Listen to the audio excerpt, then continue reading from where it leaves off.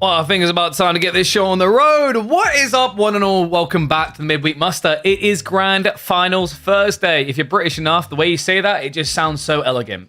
We have got no time to burn, though, because we've got Grand Finals coming up very quickly, very soon. So I thought it'd be cool to check in on what happened between Dumu and Kaiser Johan. So we'll be hopping into game number one with no time wasted at all. Let's get into it. All right, we'll even use the speed up for the beginning here. All right, semi-finals time here. Dumu versus Kaiser Johan. Ladies and gents, welcome back. 10 weeks. We've almost completed the 10th here. After this, winner of this series, we're going up against B. We open up with Dumu on the HRE in the purple. Meanwhile, Kaiser Johan taking the roof. So two very strong pro scouts-oriented civs. And admittedly, I'd say HRE have been really surprising me. You know, there's a lot of civs they've been able to take down.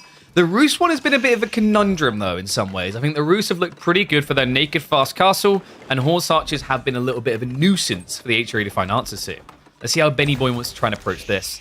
Looking at spawns, we actually have a really nice one for Johan to basically insulate himself on the forward here. Two tree lines ahead of him allows very easy layering to the base. Relics are also incredibly balanced here, but also incredibly tight. That can be a really good thing for Dumu. Typically, when you're playing Roos, the way you want Relics to spawn here against HRE is as wide as possible. Logic being, your mobility is your advantage. However, when it's this thin of a spawn on the majority of Relics, there is a way that HRE infantry can take control. Is HRE a good pro scout civ? They most definitely are. I'd say HRE is probably like top 5, top 6 pro scout civs in the game. I'd actually say they're even better than John at doing it. And that's why you're going to see him doing it here. Pro scouts already coming in. We'll keep the fast forward going because we are going to wait until we start to see some military presence here. Unlikely that's going to be from Johan. Johan already has the double hunting cabin set up. He's got the golden gate. He can realistically just rush his way to the next stage. For Dumu, he's just going to rush the scouts. So this is interesting. Instead of him just trying to contest the opening horseman, he's going to get the scouts out. Likely we're going to be seeing a Rax drop in about the next 5 seconds. This is going to allow him to get the spearmen. And the spearmen can chase around the enemy scouts while you take the real value off of the playing field, the deer themselves.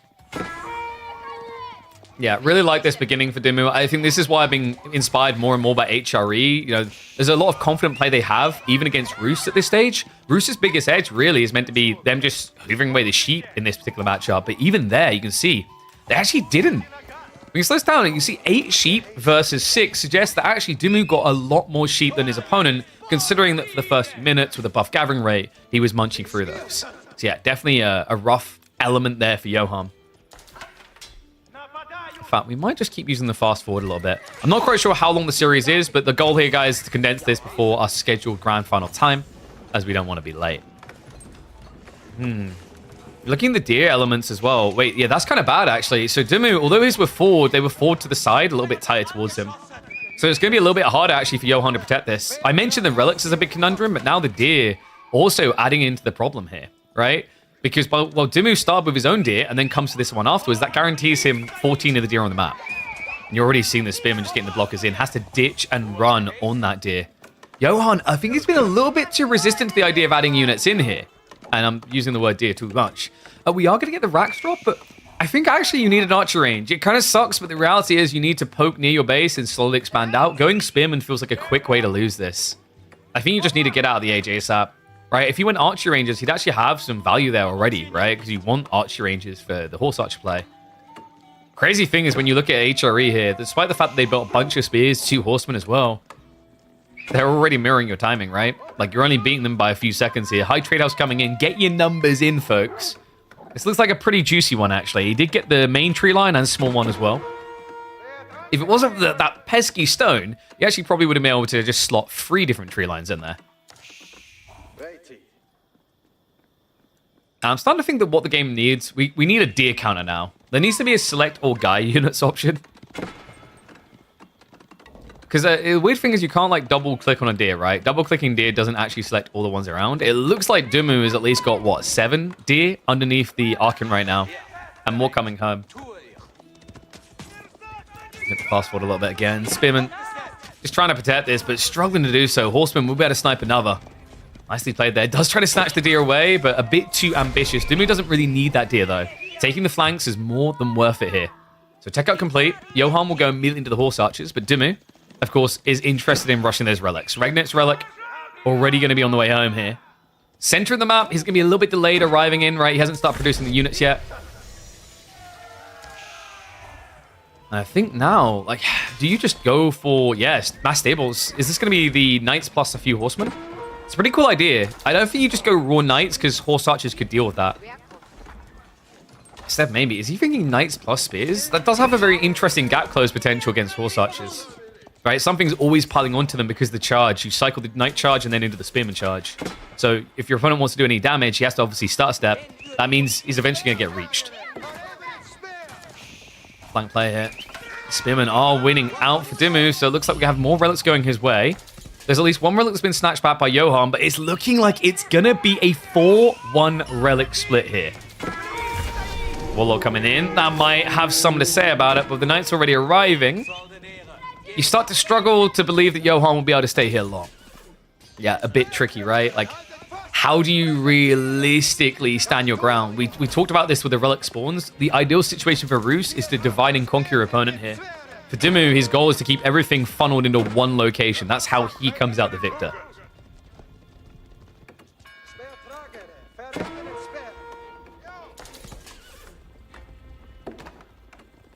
And the high trade house was 167, so a respectable amount of income there. Doesn't really hold a candle to the HRE's buff gathering rate, which right now is impacting 33 of the 39 villages.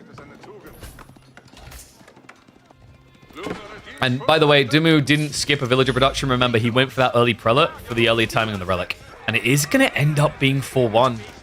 Okay, Johan needs a different play here. Bulking horse archers doesn't seem likely to work. Now that HRE has 4 relics, they can kind of hunker down. For the time being, you kind of feel somewhat confident about the comp, right? It's like enough horse archers should be able to deal with knights. But I don't think there's really much to stop Dimmu considering going into, say, crossbows next. Just a very organic play. Protects you against the Roos's next layer of men-at-arms or knights.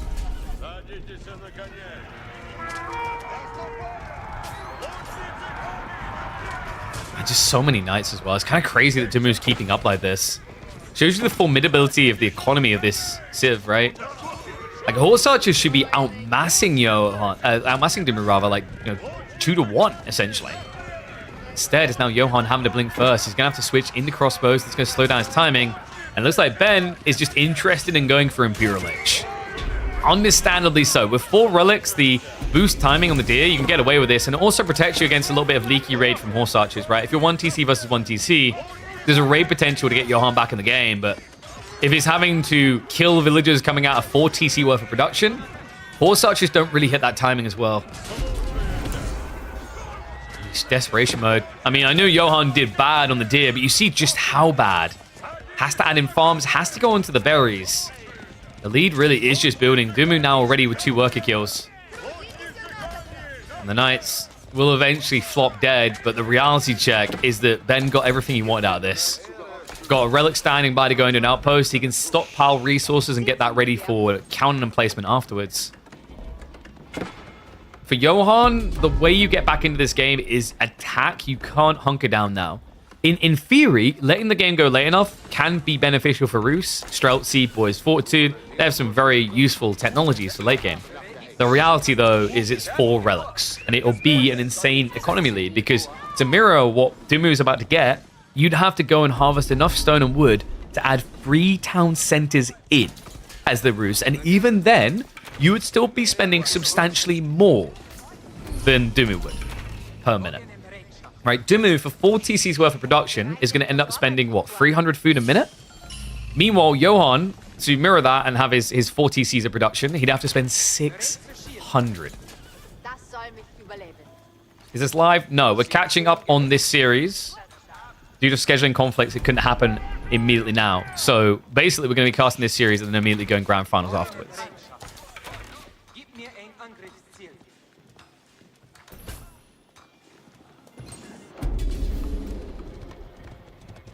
So Johan has at least postured aggressively, but he needs to get in.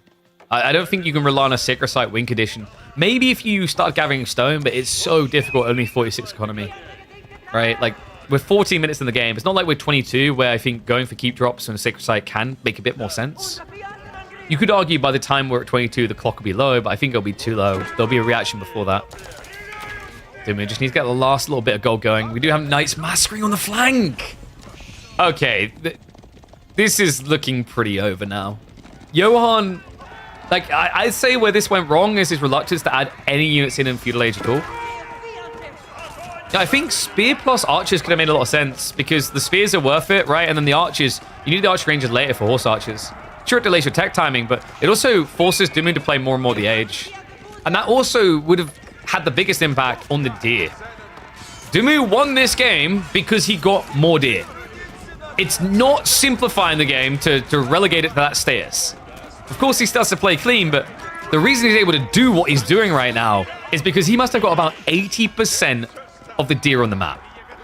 A ridiculous advantage. And Johan easily is trying to bolt crossbows, but you can already see how slow the time is going to be. Palsaswabi is coming in.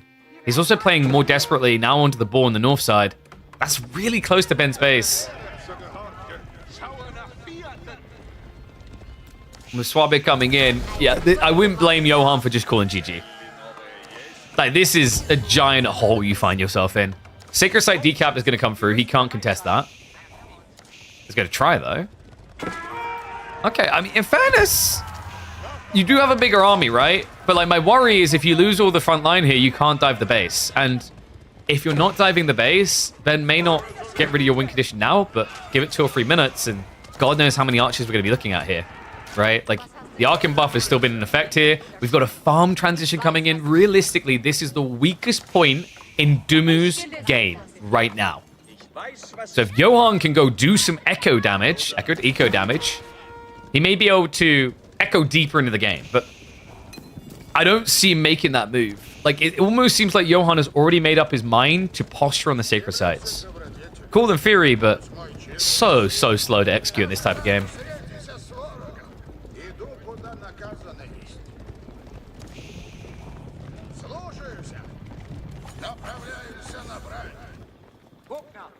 Needs more horse archers or knights? You can't. Like, the horse archers against this would just get you killed.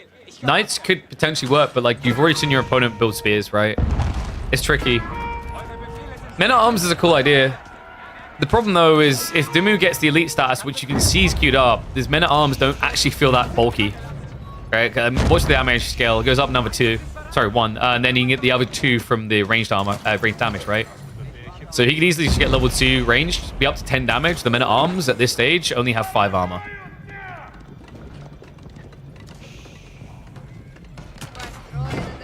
So Trebs are arriving, and this is possibly the worst Civ to try and do this against.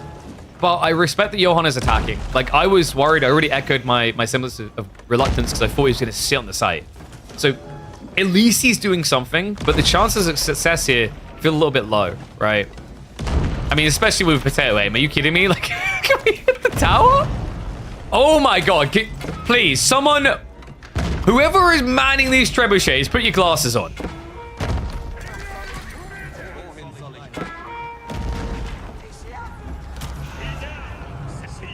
I'm just going to rename these stormtroopers. This is ridiculous.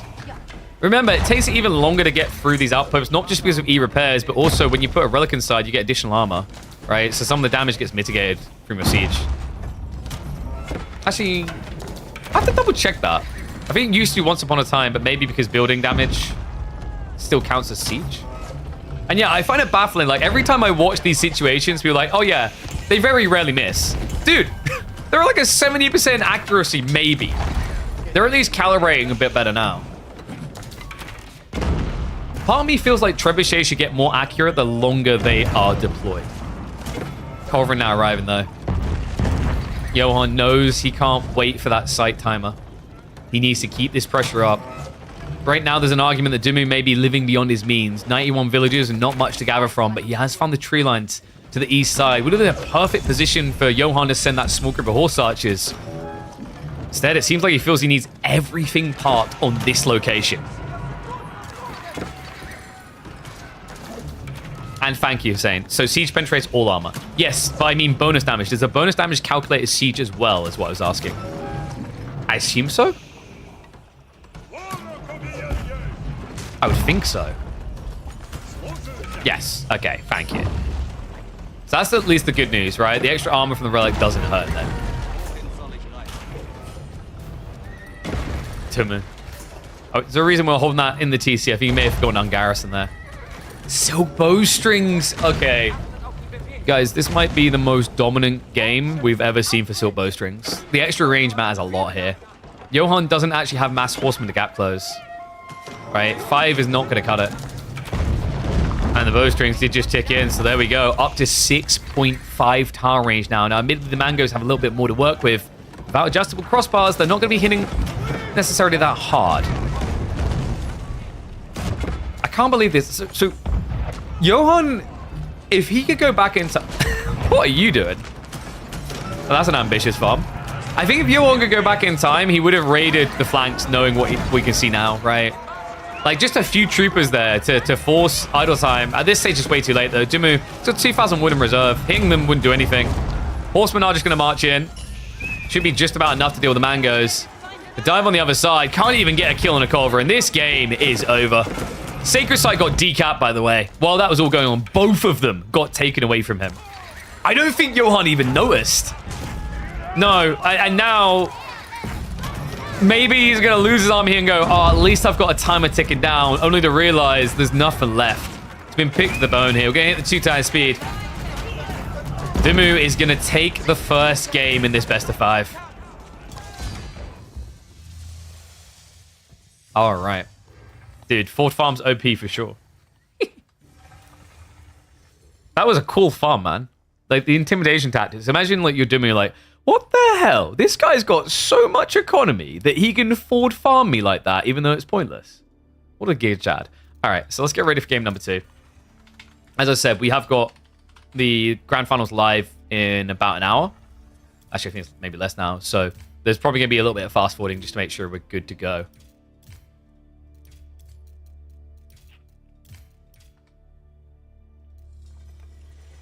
Should be a Civ with farm bonus on unit. Wait, what?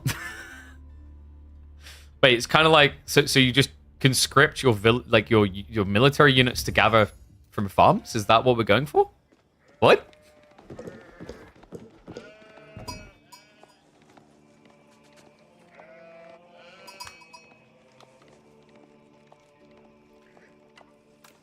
Uh-oh.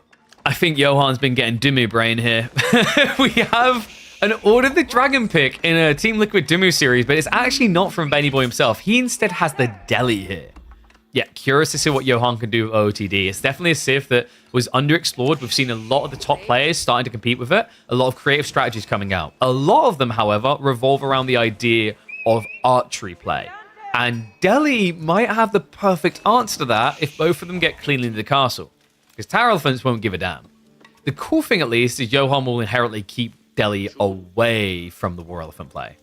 But we have to look earlier in the game than that, right? Like, usually the whole idea here is you want to try to scale a formidable army in feudal and then transition at castle, primarily around gilded archers. Tricky to do against Ghazi, right? Most likely opening we should be seeing here for OTD is probably going to be Pro Scouts, so expect the stables into Pro Scouts play. For Dimmu, he could actually cut that off at its legs if he just opens straight away with spears. I imagine, though, the Ghazi mobility feels a bit too good. Order the Dragon in non-water map? Yeah, come on, dude. Like, what are you on about? There is water. Look at this. Look at all this shoreline fish. So nothing extraordinary happening right now. Just Dome of Faith plus Ark, and we'll keep on the 2 times speed until we're in feudal with the first units coming out. 17 sheep on one side, 20 on the other. So a pretty good haul, actually, for Johan. And, oh, this is 2TC. Well, this has been a recurring theme in a lot of matchups at the moment. OTD 2TC has been looking pretty good. The Canadian brothers in particular were doing it a lot. But, I mean, I think it's 2TC, right? He's got the stone range, but like, this is my thought. Is it good against Delhi? Right, there's actually not many civs in Age of Empires 4 that can get away with 2TC versus Delhi. I'd argue at this point there's maybe no civs that can realistically get away with it. The closest I've seen semi-consistently get away with it is Japanese, but I think that's more of a skill outmatch than anything. Yeah, definitely curious. I hope he's not going for it, and it just happens to be for the tree line. It looks like it might be. That does make you kind of question why not just have the Ark in a little bit deep on this tree line. Probably would have sacrificed part of the berries, though. And we do have Pro Scouts on the way. So Johan already has the stables ready. Isn't even going to bother opening with a horseman here. Meanwhile, Dimmu, of course, cannot race you there. Remember, You're never going to mirror the Pro Scout timings of other civs because although the tech is free, it takes what feels like a lifetime here, right? Even if he starts stockpiling as many scores as possible, he's just going to be probably about 2 minutes later than his opponent. And we have the racks.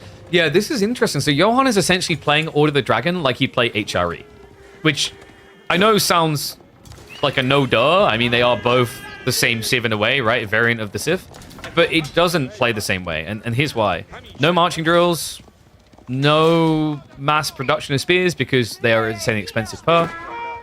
It makes it very difficult to get that same breadth, that same size to your comp that you normally see.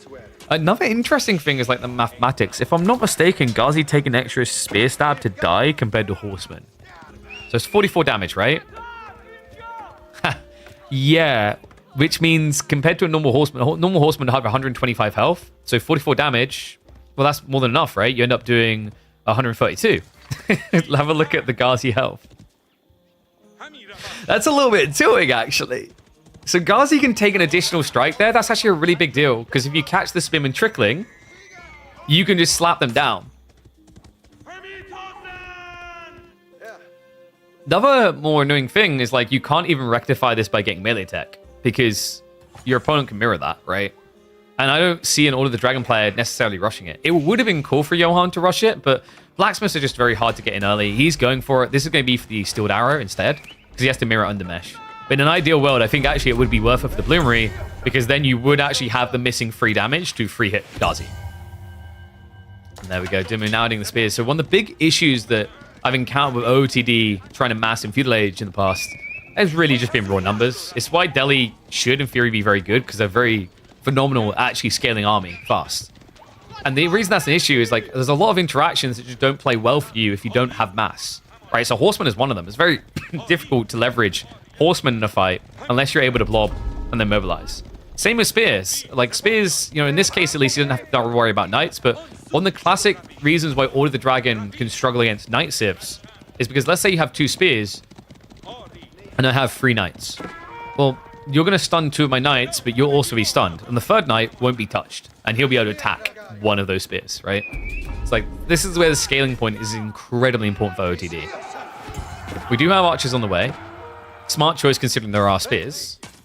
One thing that might be tricky here for Johan, it's why I'd say Delhi should be quite comfortable in this matchup, is when you have a split map like this with 3 sacred sites, this civ isn't going to be great at rotating. The only way that Johan can organically rotate and remain efficient is if he starts on one side of the map and pushes across, right?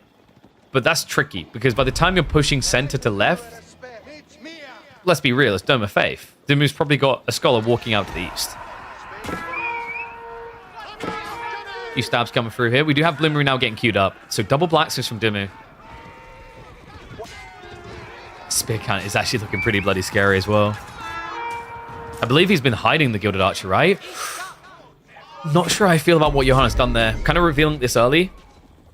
But this goes back to the Delhi, right? Like, I think if this wasn't a civ that could capture sacred sites like this, Johan would probably wait until he's got 4 Gilded Archers to show the play. Because when you show it, when you have only 1, it's the worst possible moment in the game as an Order of Dragon player.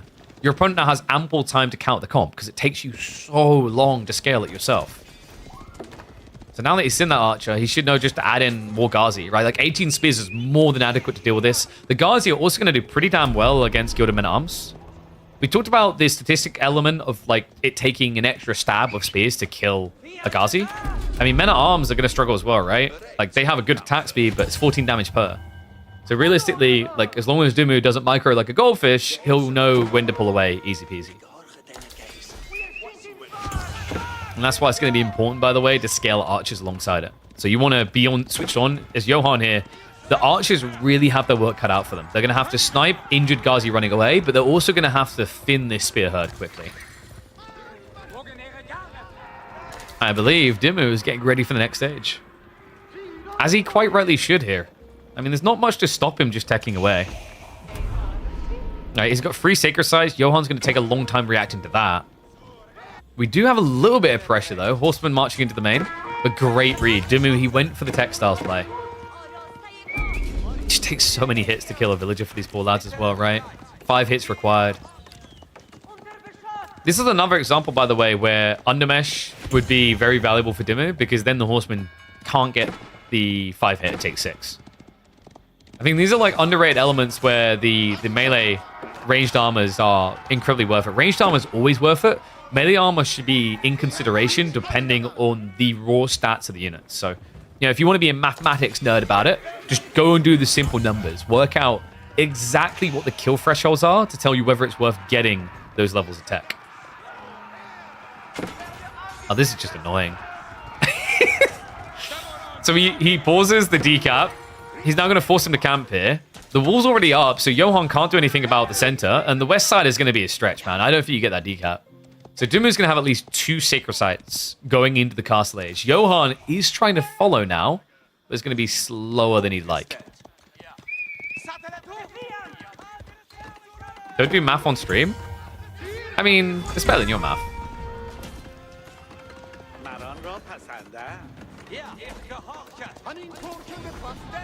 Oh. But I've got fingers. I can count to 10. And if I ever feel like my maths really isn't quite right, my son's here right now, so I can always just ask him. You know, he's a few months old. Probably pretty good at maths at this stage. He always seems to know exactly when it's due for him to be fed again. Bloody genius. And no, this is the semi-finals, guys. Grand finals is coming up right after this. So we're covering these games, and then we'll be hopping straight into B versus the winner of this. So Dimmu reaching up first. Regnitz now on the way from Johan. He has started out in the farms. I'm just not sure if that feels great, considering you've done pro scouts as well. Feels like you should have been able to delay it a little bit longer than 12 minutes.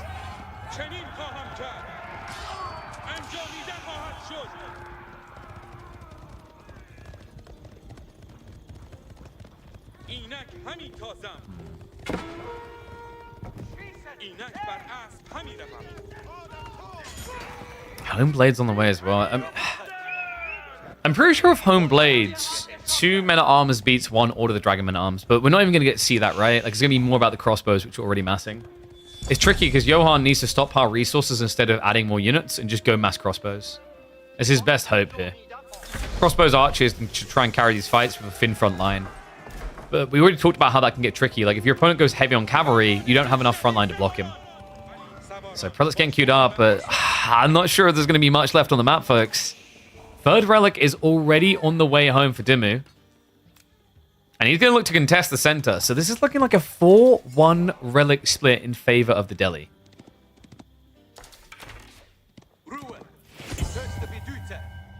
Delhi's like Protoss, just build stuff and run them over. But isn't that like OG Zergling? I mean, that's the thing. Like, it would be Zergling if they didn't, a long time ago, get given the Ghazi. Is it the fact that Scholar is not just already dead says everything it needs to about Piety. Piety is such a good tech. And you know what, guys? There might be hope for Johan. You're seeing that right. He is picking up the middle relic. So this should be a 2-3 split. Much, much better. That's going to give him the gold advantage in terms of passive income, as long as he's able to stop Dimmu from capturing those sacred sites. One sec, guys. I need to pick up my baby.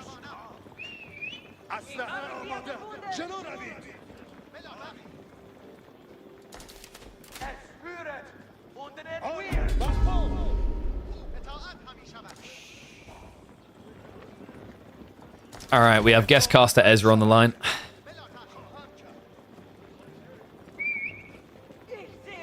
Knights are now coming. Did you just want attention? Is that what it was? You want attention? Look, guys, you just want attention. Hello. Over that way. Hello. You're going to learn this game, and you're going to be good at this game, and you're going to be a Japanese main, okay? Good.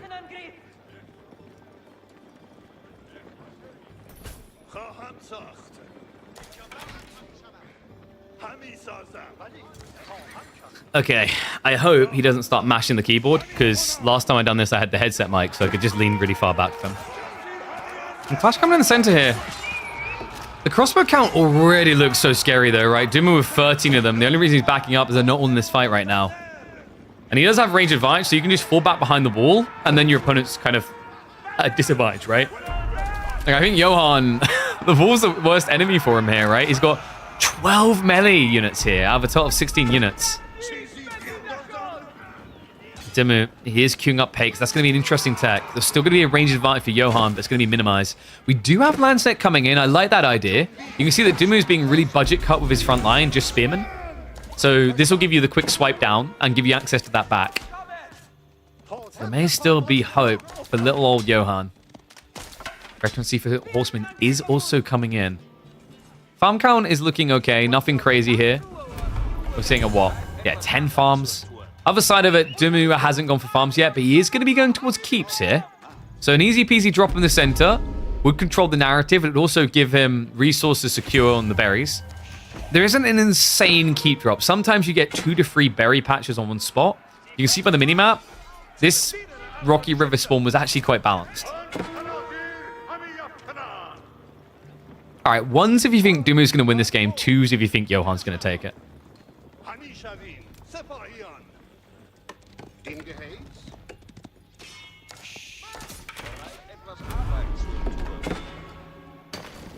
And these sacred sites just keep getting capped. I'm worried that Johan's going to have to hunker down a little bit too long. If Dimu goes really aggressive with the keep drop, say over here, secure the extra stone, and then kind of ripple into the sacred site closest to Johan's base, it's going to be pretty much hard handcuffed in this one.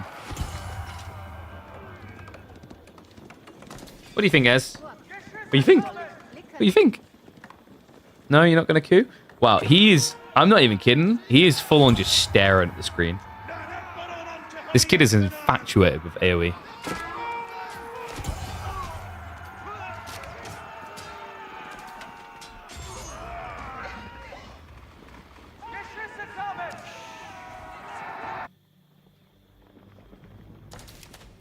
I'm trying to think where the target point here for Johan could be. I mean, realistically, Dimu does still have to make that farm transition, but am I the only one getting a feeling he might just rush Imperial Age?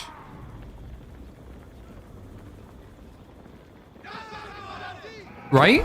Like, we've seen Dimu do this before. It's definitely the type of position you can do it in, because Johan doesn't really have a break-in and kill comp here. He's trying to get there, but it just takes so long with this civilization. Yeah, and Johan's putting everything into this attempt to push. The other worry I now have is if that keep drop does go up in the center, it changes everything, right? Like, your opponent can then just rush Imperial Age. You won't be able to pressure. Now, Dimu does have 1,200 stone. He's yet to commit it.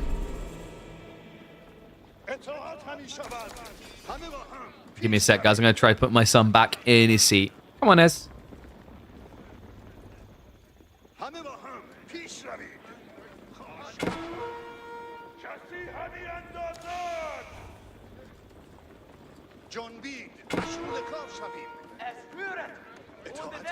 I give it 5 seconds before he starts crying.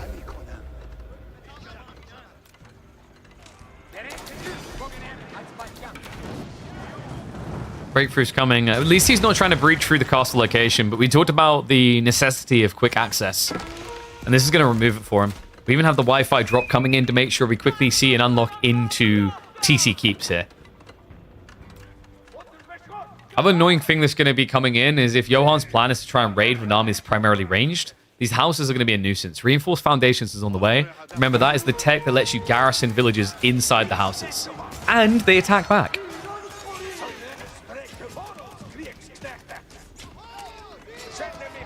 Walls are not just walls, they give vision as well.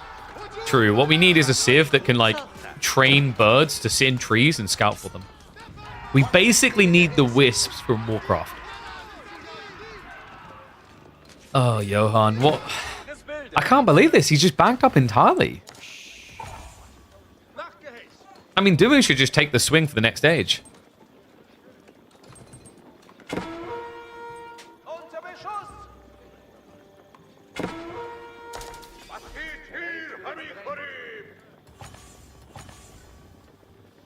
So, can Johan actually breach quick enough here? Not this way. The Imperial is definitely coming. You can even see stone walls, man. Dimu is fully aware of what's on the way. But he is going to encounter the lance next, so that's at least going to keep an opening here for Johan. And he sees the castle. Yeah, If he can stop these stone walls going up, he can try to run in, but he's going to have to run in fast. 1 second. My baby is crying again. Ezra must return to me.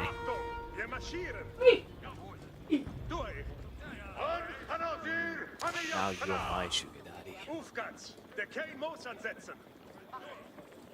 Hello, hello. Is that Iron Smithy? I haven't seen that name in a while. How you doing, buddy? Thank you for the raid. Hope you had a good stream. Say hi, Ez. Hello.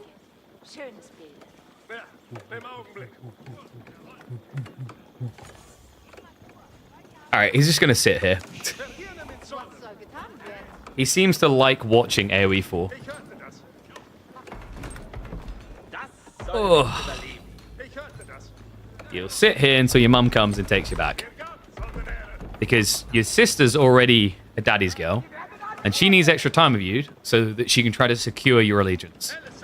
Alright, so Siege Workshop being smuggled in here by Johan. He's starting to stockpile for his own age up.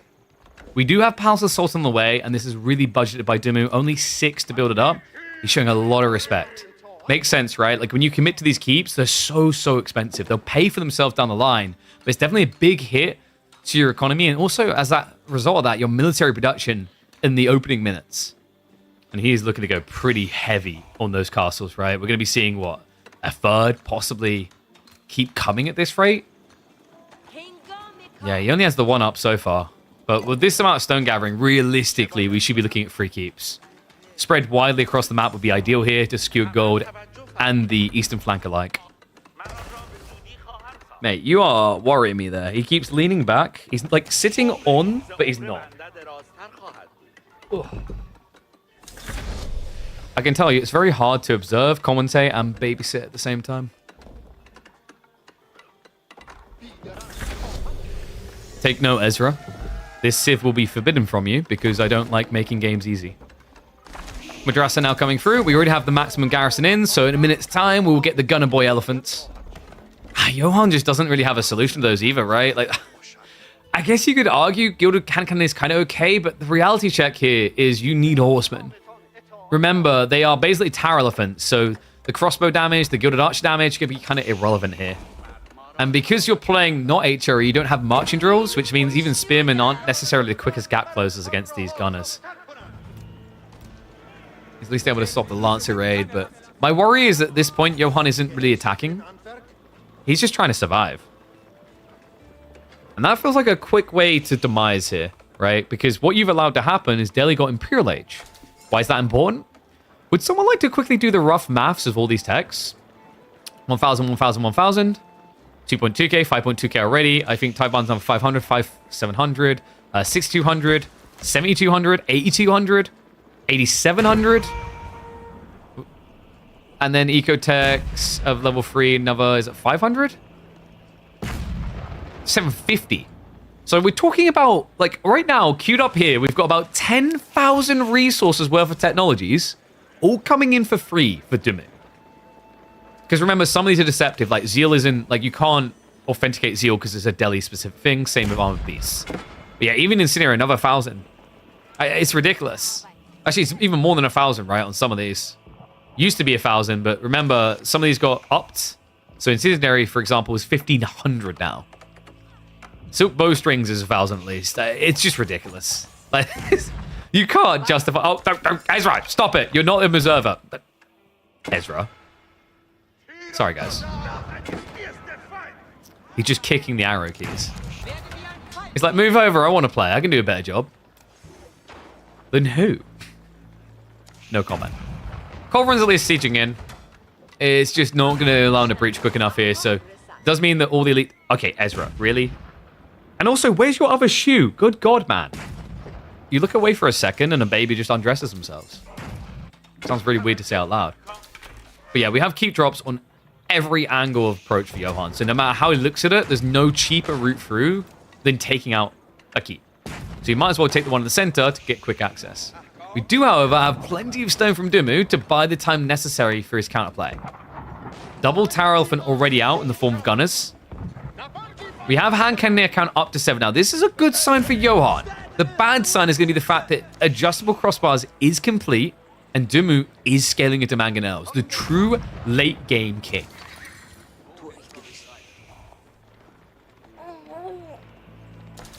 Did you guys catch that? That was Ezra's comment on the situation. He thinks that mangoes may be overturned, yeah. Is that what you're saying, buddy? Good lad. Which is funny because that it was kind of the same noise that people complaining about online make. This is a lot of scholars. Dumu doesn't really have much left to research. Okay, Ezra, come on. What are you doing to me? We're a professional production man. You're lucky you're cute. Otherwise, you'd be fired. You still might be fired, to be honest. So, Wolf's coming up. Like, Kaiser Johan has actually split his economy deeper. I'm worried, though. Like, Order of the Dragon are really, really gold dense compared to HRE. I've seen it so often. Like, the things that they benefit from building, hand cannoneers, the Gilded Crossbowmen, you know, Landsknechter, Siege, they tend to use up a lot more gold than you'll see HRE on average. Being fired would be sent to Mummy? Yeah. I mean, he's being fired, not refunded. So sent to Mummy, not... I don't think you fit in there anymore, would you, mate? You're a bit big now. I like how before, Ezra was like maybe a 51 percentile baby. But he's grown so much, I think he might be into like the 80 percentile now. Your sister's in like the 92nd percentile. She's Amazonian.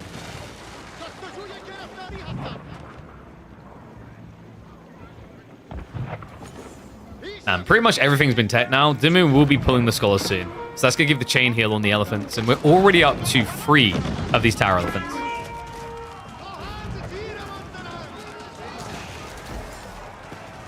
Johan is going to go in for the clash. I mean, but he doesn't have his techs, right? There's a lot of things missing here, like Elite Army Tactics isn't in. The Gilded Archers aren't upgraded even. The Mangoes are going to downgrade them to basically being compost here. And he knows he doesn't reach it. I mean, this is done. Johan, if this is how you're going to fight, this is how you're going to die. The Mangoes have not been addressed whatsoever. Johan steps up and gets put down. Yeah, and now the death push is on, right? Like, this is the stage at which the Rottweiler's grabbed onto your limb and he's not going to let go. The British Bulldog is mangling you at this stage. Johan, down to just 49 military pop. Well, he's got the 9 siege as well, but he hasn't got adjustable crossbars, right? So it doesn't really compete with his opponent here. Yeah, I think this game for Johan, his win condition probably would have been around early castle. That was his best time to play, but it looked like the feudal play didn't really set him up for success here. Going into Imperial and then playing delayed, I think is a quick way of just getting destroyed. You know, if you're playing into Imperial Age and you're not immediately punishing Delhi, they're going to reap it, right? Like, you don't benefit from being in that position, actually, as OOTD. Because of what we just highlighted, right? Over 12,000 resources worth of free techs is insanity. Especially when you consider how quickly you get it with this organic build of Dome of Faith into mass scholars. And by the way, this fight, he didn't even pull the scholars. This was without it. Right? So these units haven't been healed. In theory, Johan might be able to get a white. I just think at this stage, with 6 mangoes in play, and Johan relying entirely on Gilded Hand Cannoneers to carry this fight, things don't look good. But don't worry, guys. The classic 29-minute level 1 melee tech is going to change it all. Okay, it's really not.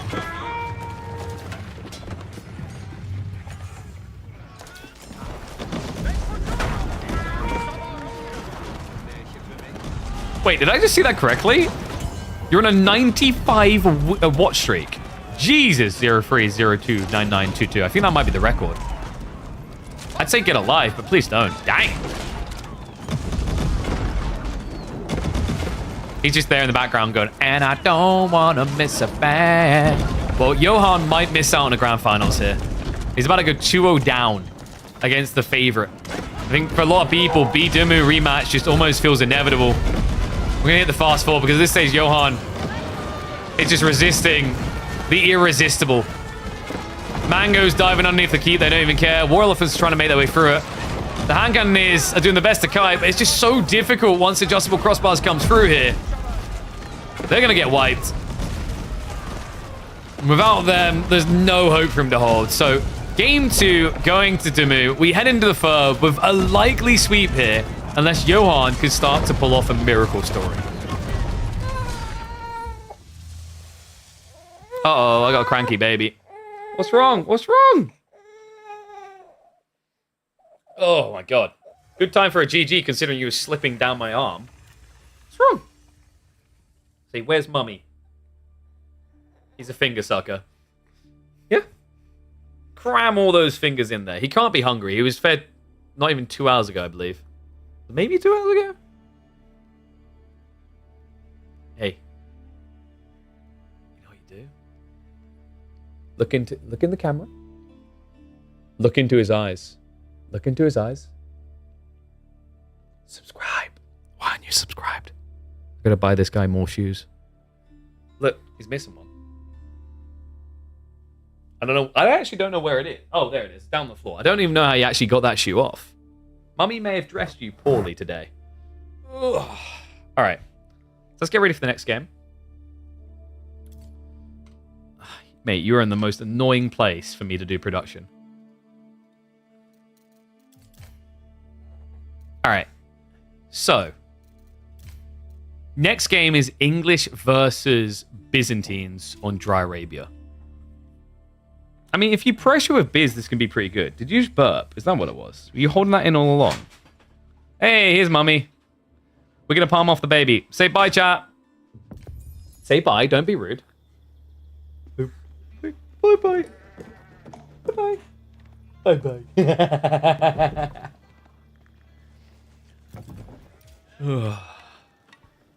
Love that kid. Oh, don't forget your shoe. You get your shoe.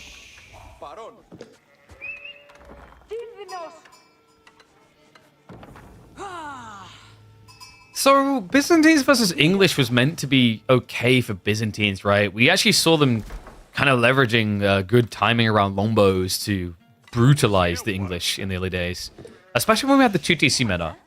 I'm curious, though. Dimu should know the 2TC meta is a death sentence, right? Like, that pretty much gives Byzantines, I want to say, like a 75-80% favorability here. They have options, fast castle, after pressure, all in. Is there a different way of approaching this? Because Dimu's done something kind of peculiar already. We have a double farm opener. This kind of fell off for quite a long time. We used to see this a lot with like the 1TC all-ins, but not so much ever since we've switched over to 2TC, because it does kind of hamper your timing, your efficiency on getting that second town center up. This has me thinking that Dimu might be up to something different here. Johan. Well, if it is aggro from Dimu, Johan has a really good spawn. Back berries. One's retracted a little bit here, and also just behind to the east. So he's definitely got flexi if his opponent does try to attack. But he needs to read it right. He has to make sure he's got the right comp going into the start of the age here. Because if this is what I think it is, which would be a council hall build, Johan can't just rely on naked mercs to defend him.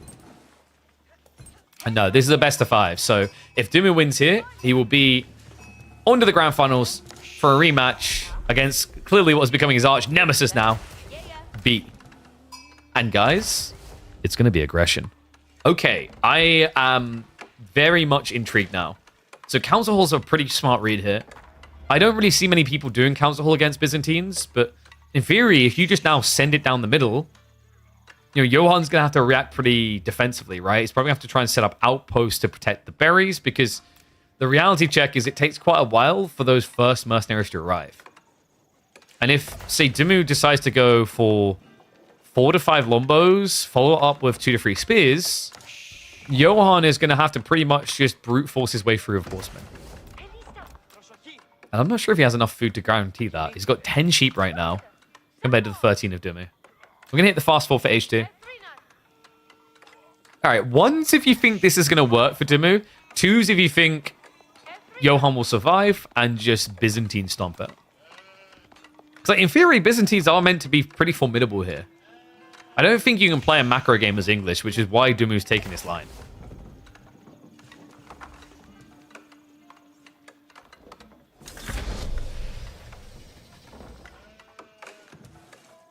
Man, it really feels like a blast from the past seeing these. Correct me if I'm wrong, chat. No, I'm pretty sure I'm right on this, right? Like, when we used to see this strategy of the farms, I'm pretty sure it was the Vortex build at the time we called it, right? It was his idea. It's a really cool one, actually. I like it. It fell off in popularity because I think people just felt like, you know, if you're going to go all in, this is a sacrifice versus just using the sheep. And then obviously we already highlighted the other issue, which is ever since the TC builds start to arrive, people just prioritize going into the second TC a bit faster.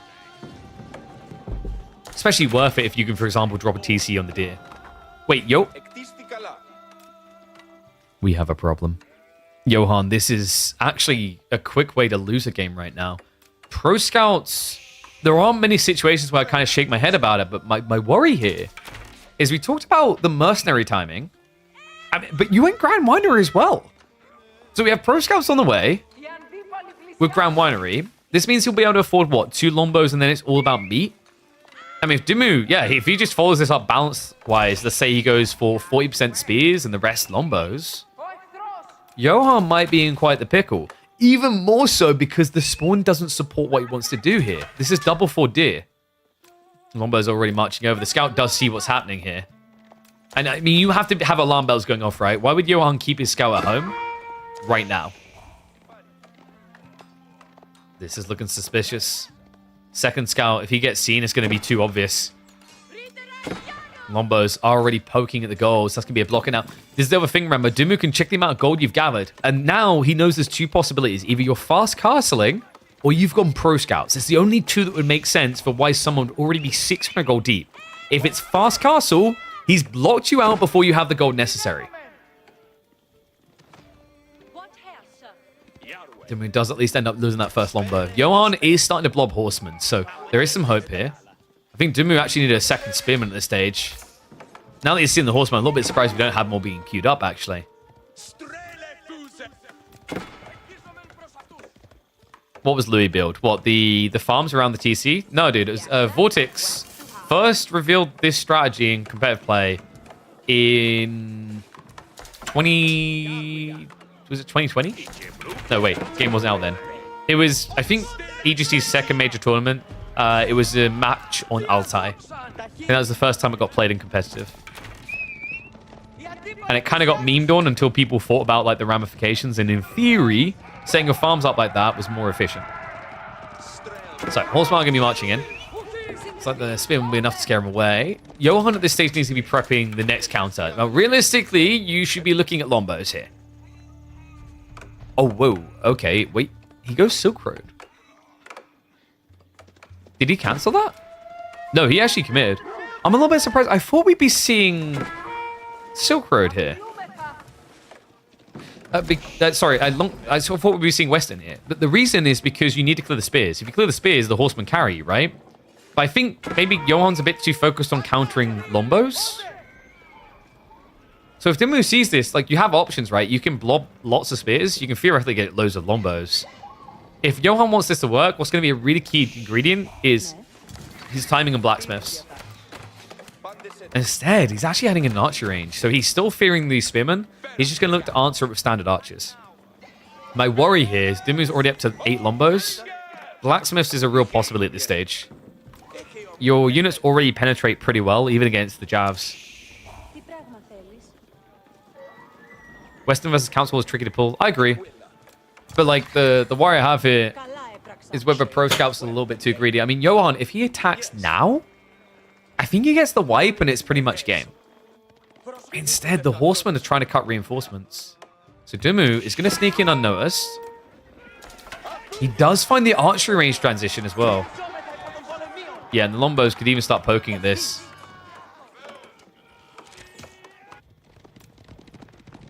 I do think Johan's maybe a little bit overscared. And he might actually need to be now because the archer range got caught like this. If it was built here, which would have still been in range, it would have blocked his olive groves, right? But he could have actually pumped archers out to deal with the spearmen quickly. So he's waiting for the jabs. Now that they've come, this should be the convergence towards home. Now marching back with the horsemen. Lombos are going to have to retreat away from this. Now, this is where the javelins can be good because they do have the speed to gap close. They are a little bit slow to arrive, though, and this might actually buy enough time for Dimu to bring the second wave in. Yeah. Dimu, if he loses this army, over. Johan wins. But Johan's being a bit greedy, guys. Look at the resources. He's not committing everything to the defense right now, which is a little bit wild because I think if he had committed everything to the defense here, and Dimu gets wiped once, like, what's your counterplay, right? Yeah, so this is why Pro Scouts is a weird choice for Byzantines, by the way. Against English, like if you want your counterplay to be Silk Road, then make it be Silk Road. But he's not really playing Silk Road. Just look at the olive oil. We're 9 minutes in. This is usually when you have your second group of mercs coming out. He hasn't even queued them yet. Doesn't have the resources. Yeah, like I think Pro Scouts, maybe you can kind of justify it to yourself, especially because he probably thought it was 2TC like English normally do. But like the weirdest part to me is, I don't think you necessarily have to rush Pro Scouts. I think the first units are more important, and the first 2 Javelin timings are more important. So it's going to sound weird, but just actually a very delayed Pro Scouts could have been more worth it here. He had to justify the investment against a Council Hall build. Kind of cool to see Council Hall working like this. It's very rare actually in competitive play that we see the 1TC all-in feudal from English anymore. But this is most definitely what it is. He, however, does need to convert damage. Golden Horn Tower is now on the way for Kazi Johan. The Lombo army is big, however. And the villagers are going to be feeling threatened. Starts to move in. Does snipe too. Johan needs a Rax. There is a critical issue with his builds right now. He lacks the way of getting Varangian. He could go Cataphract, but there's already spears, so that's kind of a no-no. I mean, there's no way you go Cataphract here.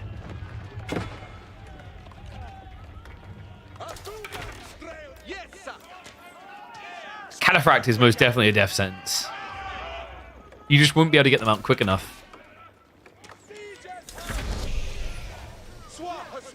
Tech out complete. We finally have a way that Johan can get more javelins. He's just going to have to wait quite a while. Almost 3 minutes to get the first pump out. Dimu.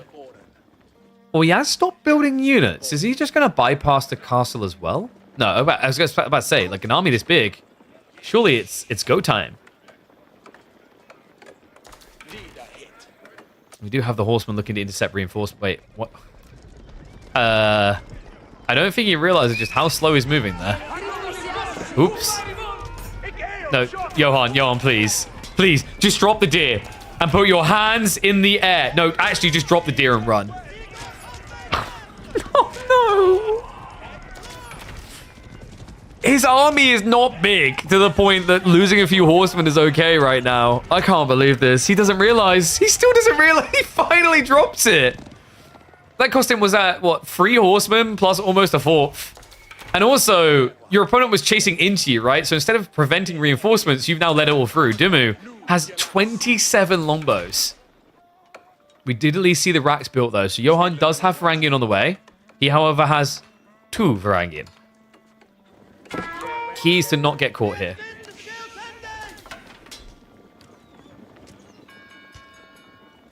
Army is marching around towards that gold location. There's already 6 worker kills so far in this game for Ben. He's looking to make it more. We'll be able to find it. The gold has at least now been blocked out, though, so no premium units extra beyond the 175 gold reserve he has.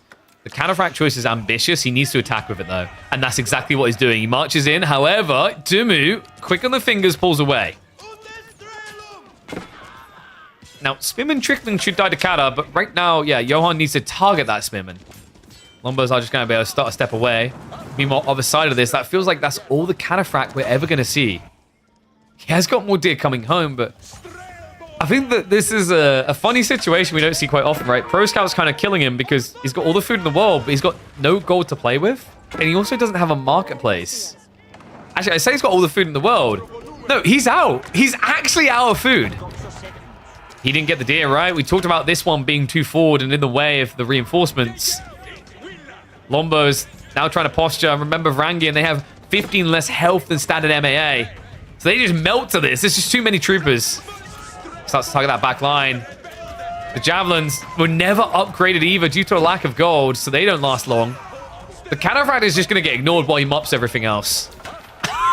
This is just brutal right now. And the Spearmen are on the way, by the way. More worker deaths. There's now up to 10 worker kills in total. And the Spearmen are able to clean house. The Cataphract just came out. He's going nowhere, though. And Dimu is on his way to castle. At which stage, I imagine we're looking at a Johan GG, because this is no longer a playable situation.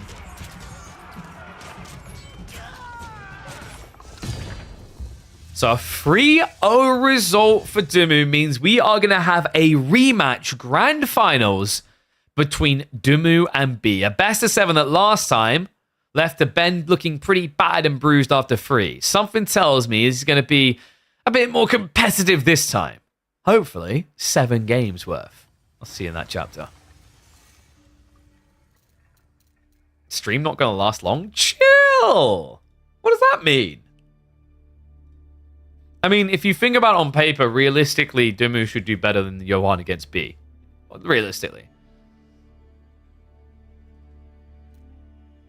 I think for Johan, the final game was just, the strategy was weird, right? But I think the first 2, the bigger issue for him was like killer instinct missing, is my feedback for him. Game 1 in particular, it just felt like he wasn't hitting a timing at all. Game 2, he just kind of plateaued and then didn't do anything, right? Like he let Imperial Age happen kind of for free for his opponent. So yeah, I think that's my big feedback, is Johan's a very talented player, but he's also a player that likes to allow for the mid-late game a lot, I'd say. And I'm not sure if it's necessarily because it's best for him versus not necessarily being 100% sure what to do, for example. So guys, that means we do have our grand finals set up. We should be getting into the draft momentarily. 1 second.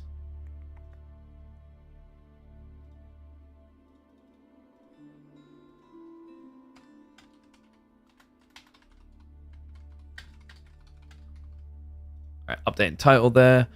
Let me see. Have we got a draft rolling? We do. Draft is underway. Now remember, because it's grand finals, every single map featuring this week is going to get used. Let me switch over so you guys can see the live draft. And now I need to remember all the drafts we have. All the maps we have this week. So it should be Bohemia. We have Rocky River. If I can type it. Dry Arabia. Hillendale. Mountain Clearing. It's finally getting played!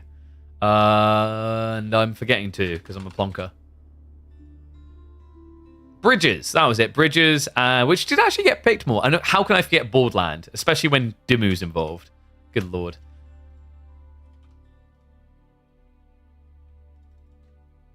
So, reminder, by the way this works, guys, is that we will have a redraft after game 4. So, if it's not done by the 4th game, if it's not a 4-0 sweep, we do get a redraft. That was the thing that looked like it was going to give some hope to Dimu last week.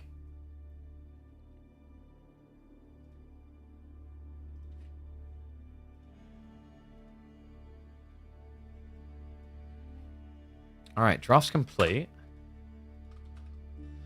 Let's switch this over and start to dissect it a little bit. So, Dimu kind of gave over a lot in the opening, right? HRE plus Delhi is a little bit peculiar. I don't think Delhi is as crazy per se, but the HRE most definitely has been looking formidable. That also gives protection for the Delhi pick, because HRE has been one of the best counters to that particular pick. Meanwhile, Dimu picked Roos, which Delhi can deal with if you get that matchup. Byzantine's English as the follow-up's kind of intriguing. Order of the Dragon being prioritized over French. I don't think that's incredibly surprising, not just because Dimu's been playing a lot of the Dragon, but it's also because B likes to play Dragon. So kind of makes sense from that POV. Japanese definitely going the way of B is an advantage for him. It's I don't want to say comfort pick, but it's definitely one of his signature picks at the moment. And then the Ottomans also something that both 3D Clan members have been utilizing quite a bit in very unorthodox ways. It's also a great protection pick for Delhi. Because if you get pigeonholed, it's obviously going to pick Delhi. Ottomans is a good counterplay. So Abba, I don't rate as highly at the moment. I think Abba's falling off a lot of these matchups. The one where they will look good if he gets it is against Malians. Tricky part is certain maps make Malians feasible against Abba. I think, for example, Malians against Abba on Boldland is something Malians might be able to actually get away with Pro Scouts Farimba versus, say, 2TC.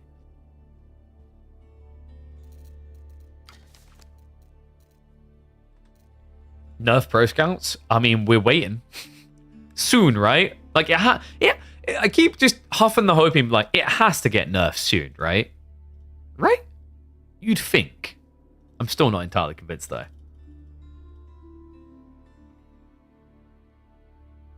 All right, 1 sec. I'm just gonna... I want to quickly make a tweet. So we got grand finals coming.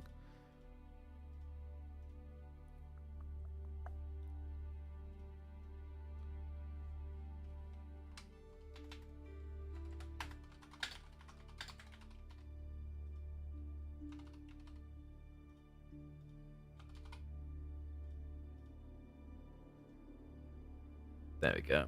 And I will use the infamous @ here on the Twitch. Actually, @ everyone. I don't know why @ here ats less people than everyone, but yeah. Discord be weird. Alright, fantastic. Buff other strats? Or food sources, please? Or rebalance pro scouts? I mean, like, just rebalance pro scouts. Because the logic here is, like, pro scouts should be feasible, but it shouldn't be feasible if someone then all-ins you without pro scouts, so you just get away with it. Does that make sense? The problem with pro scouts isn't that the idea of pro scouts is bad, it's that the counterplay doesn't really exist. It reminds me of Mongol trade, where it's like, to block Mongol trade, the investment you'd have to make is so big that they can just bypass that phase of the game. That's literally the problem. Once that's fixed, very different state of play, right?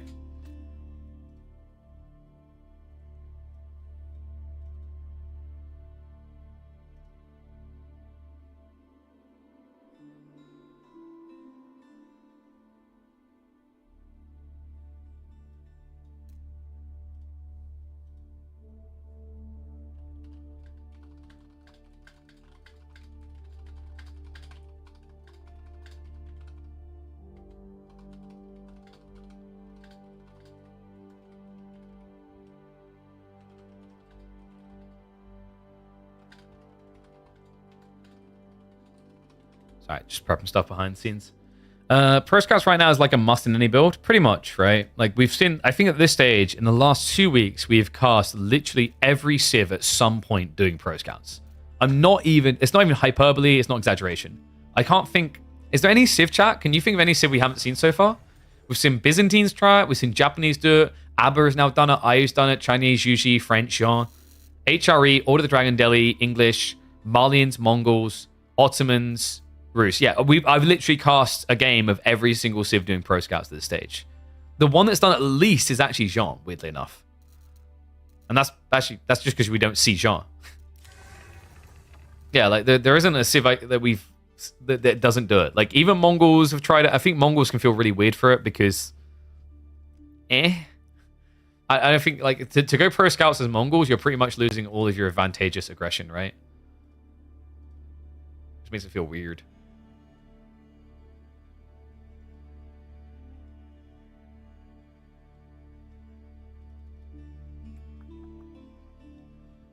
Buff Jean? I mean, dude, I'm actually up for a Jean buff. Right? Is that crazy? I hope people don't think that's crazy. I think it's kind of... We're kind of at the point where you could actually probably buff Jean a bit and it wouldn't be crazy. She does feel a little bit weak. So, just having a look. Do we have the pick for the first game? We do. We're literally now doing it. So B's picked his. We're just waiting on Dumu. I'll try fast imp Mongol Pro Scouts. Someone at Mio Maker, he'd probably do it. Mio Maker is your guy for that, for sure.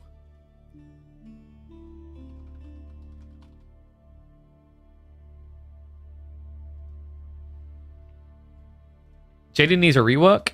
I mean, not really. I don't think rework's the wrong word. She just needs additional things, right? Like adding a unit to a Civ is like, yeah, just add additional things. I remember saying before that I thought Jean's angle would be just not being about knights. That's what I thought the big trade-off would be. Is like you don't get French knights, but you get something else, right? Like, I don't want to say give her early men-at-arms. That might be too broken. But something, you know?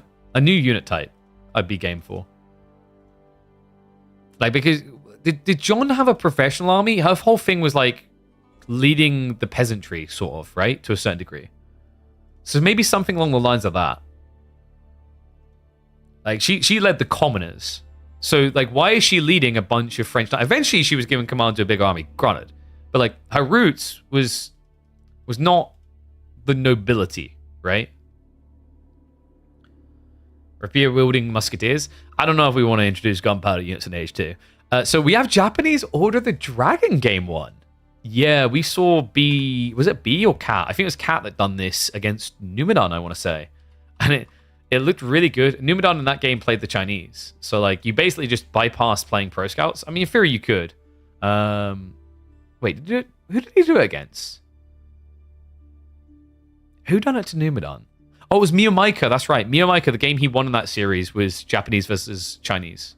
And he just done this kind of, like, classic go fast castle. You get it fast enough to punish your opponent's Pro Scouts greed. I can see that working.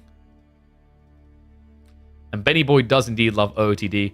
Neither of them really using a high value pick on the opening of the draft, but that kind of makes sense. It's risky to punt out that early. I remember, though, not every single civ here is going to get used, so after these two choices, 3 more civs will be leveraged before we do a redraft. But let's get ready to go. Score? The score is 0-0, sir. You can literally see it on your screen. All right, what I'm going to do, by the way, guys, I'm going to run 3 minutes ads now because we're 4 minutes from in-game because the stream delay has been set up. So we'll be in-game in 3.5 minutes, basically. The score? You want to know what the score is? Is that like a boy band group? Is that what we're talking about? Mongols not picked or banned? With this map poll, not really surprising. I mean, dude, Mongols suck in the Pro Scouts meta. It's that simple. I don't rate them highly at all. And we don't have a map here that's like insane for trade guaranteed. So yeah. Yeah,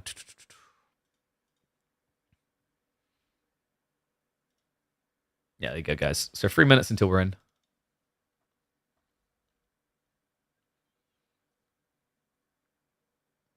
Went 3-0 the other day in the tournament. But the thing is, you got to remember, you're talking about EGC, right? So have a look at this. Oh, you guys can't see it. It's the maps that matter, right? So you're talking about, for example, the Puppy Paw Vortex series. That's because it was the end of the draft, but he had the variability of Mongols for, say, moving out potentially. But, you know, even something like, for example, Gorge for an outpost rush early could be on the agenda. Then we had like Kalauga, which is a really good map. In some of the series, Kalauga was there as a threat. It's like that matters a lot when you're trying to like weigh in why Mongols got picked there and doesn't get picked here. We don't have Mongol dominant maps like Kalauga, Kawasan, maybe Canal, right? Like this week was very, very anti-water heavy actually, and anti-hybrid.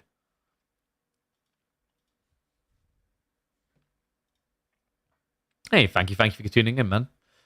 Gamba, good point. Let's get the Gamba up.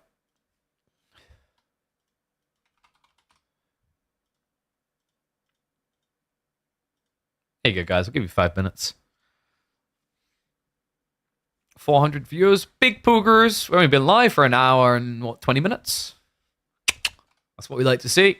Remember, guys, be sharing these around because we do have these every single Thursday for the Grand Finals, and we're basically streaming on Mondays, Tuesdays, and Fridays outside of these Thursdays. So 4 days a week. You got to let people know about this. Goal is to grow this bad boy up to 4 digits by the end of 2025. Because then I know we can do bigger and bigger things. Maybe up the prize pools, maybe bigger, deeper formats. Money also helps. Thank you very much, Jimmy Jenga. Appreciate that. Thank you for the Prime, mate. Remember, guys, Prime subs are free. And if you're watching KPMM throughout the month, basically giving your Prime subs here is like saying thanks to us for running them.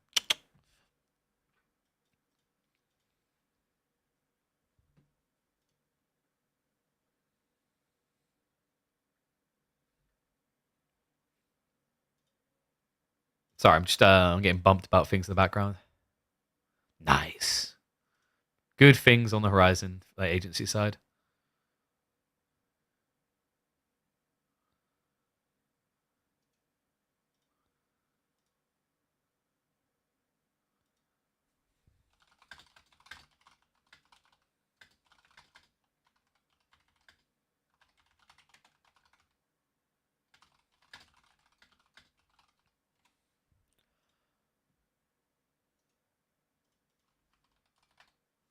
Nice. All right, I can't talk about it right now. I'll eventually tell you guys. Maybe after everything's signed and settled. Cool things happening on the agency side.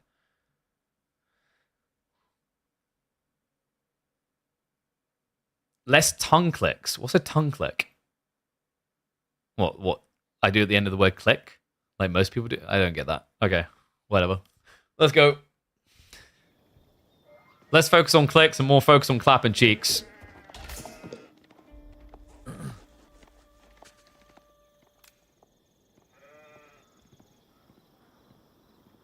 Wait, why are you guys talking about new civs? We need to be talking about new civs appearing competitive.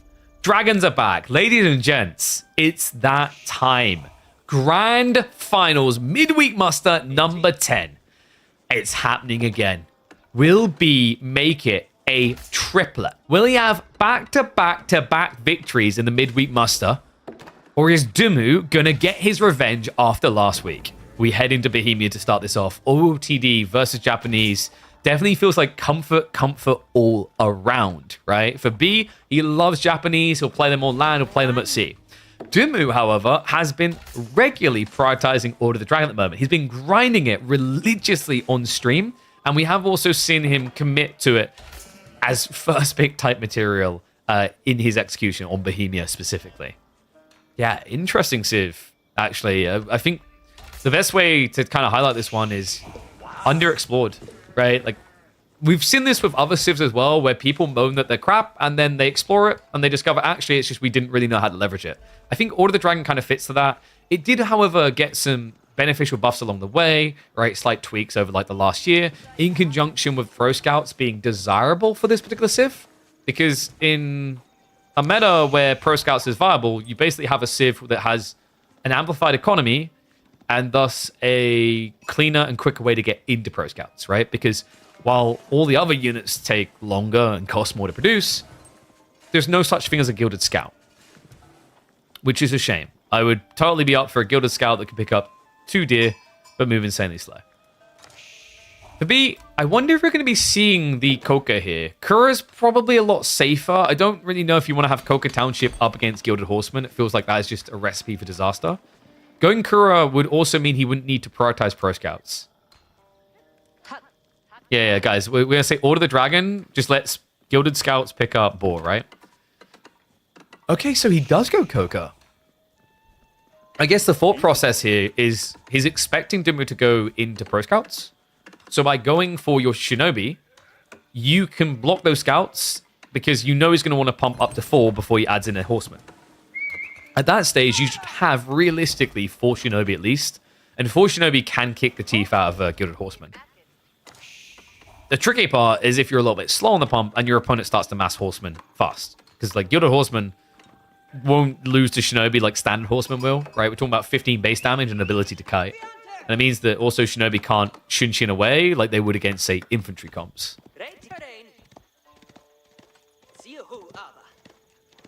Gilded Scouts who can pick up enemy scouts and then suplex drop them. So 76% predictions in favor of Dumu here. I don't know if you guys have been watching B gameplay. Like this has been the scary civ, I think. He's had some really, really impressive strategies with this particular one.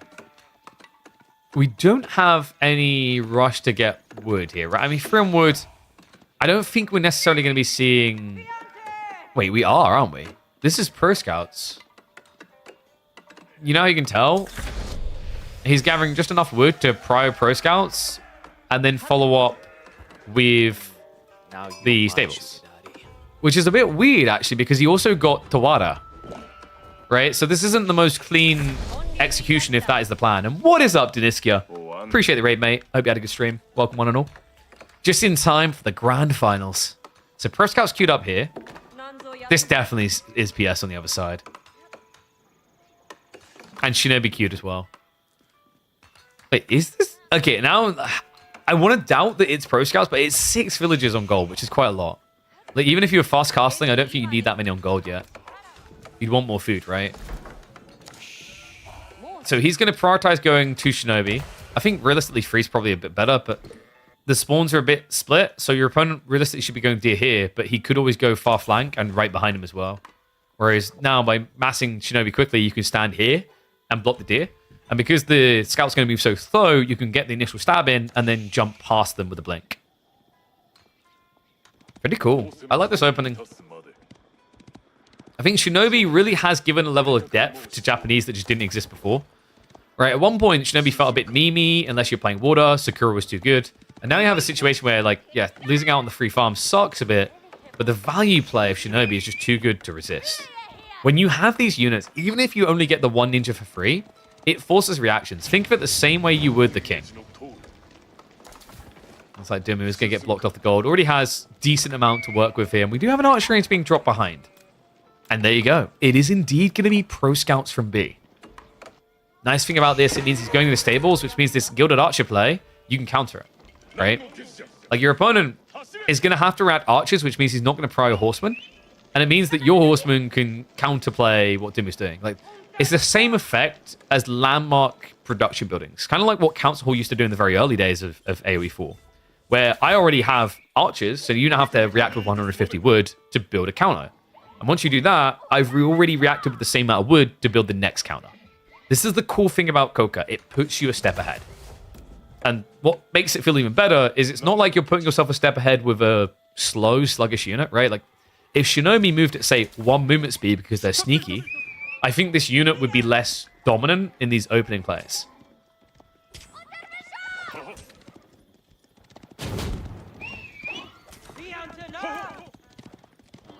It took me 6 months to catch on to Koka. That's true, I did have access to them the whole year before.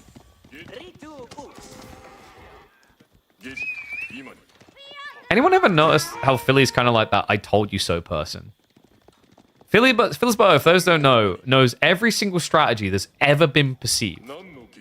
Right? When he was a kiddo and he was given a tour of the Avengers set, he stole the eye. He's seen all outcomes, knows all outcomes. So B could actually just turn around now and start hitting this, but the Gilded Archers would just attack him too quick. So he's going to run away instead. Formation shuffling could protect everyone. Oh, Dumu. Didn't pay attention. I think he actually got raided into the base. Yeah, so distraction tactics coming in. He's going for some more stabs. Like, this is already significant damage onto the horseman. Hey, what was the artifact called in Avengers? Was it the Eye of Agamotto? I think that's what it was called, right?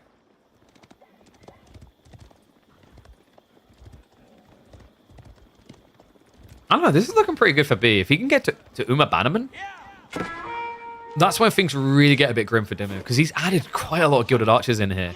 There's also the pressure play, like where it's putting him on the map. I mean, B, he's been very cost efficient about his Pro Scouts play. He didn't go for like the 4 or 5 that we normally see.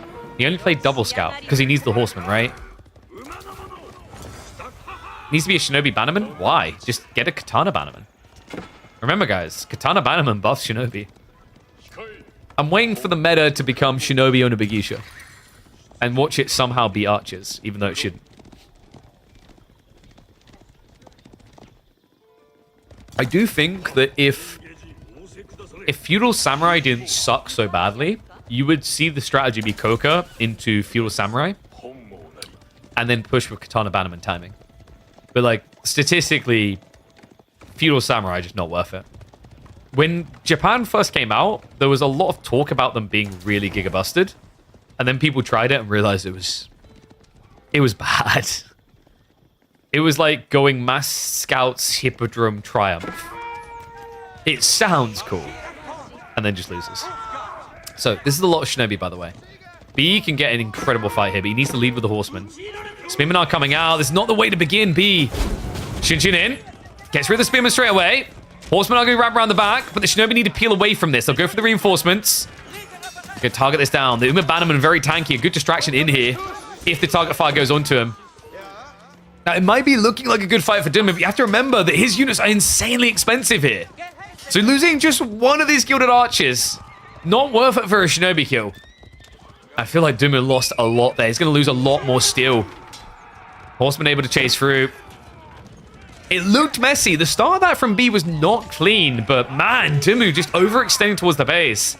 And B fully leveraging that mobility advantage. Now able to go on the offensive. Dumu, of course, isn't going to be saving up for Castle. He tries to reinvest, this time into Spears. But guys, here's the thing about this comp that makes it so good for Japan. Spears get destroyed by Shinobi. So B has options. He can either just try to go for more aggro, with Shinobi scaling, or he can play for Castle now. And it looks like our local 3D clan member is going to be heading towards Castle.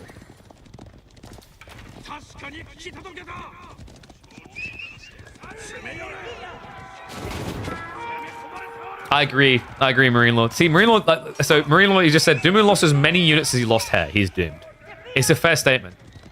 I mean, that fight made Shinobi look as broken as Marine Lord's ankle.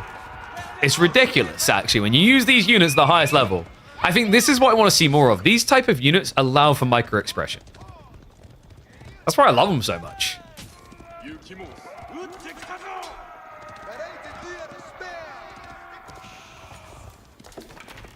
So B is just going to bait him out, because now what Dumu's doing is over-investing in the age. Right, like, this is really expensive, this remass. The good news, at least for Ben, is like the Gilded Archers can keep value. The bad news is I'm not sure they keep value against Mounted Samurai. Yeah, some matchups have them more like Mounted Samurai, but this one's going to make them very happy, right?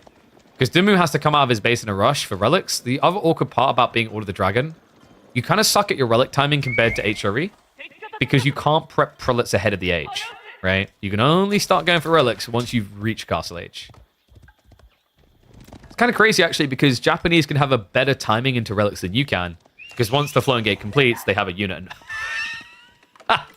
How can we forget? You don't need Floating Gate. Oh, it's been a while. Temple of Equality is actually not a meme in this matchup, guys.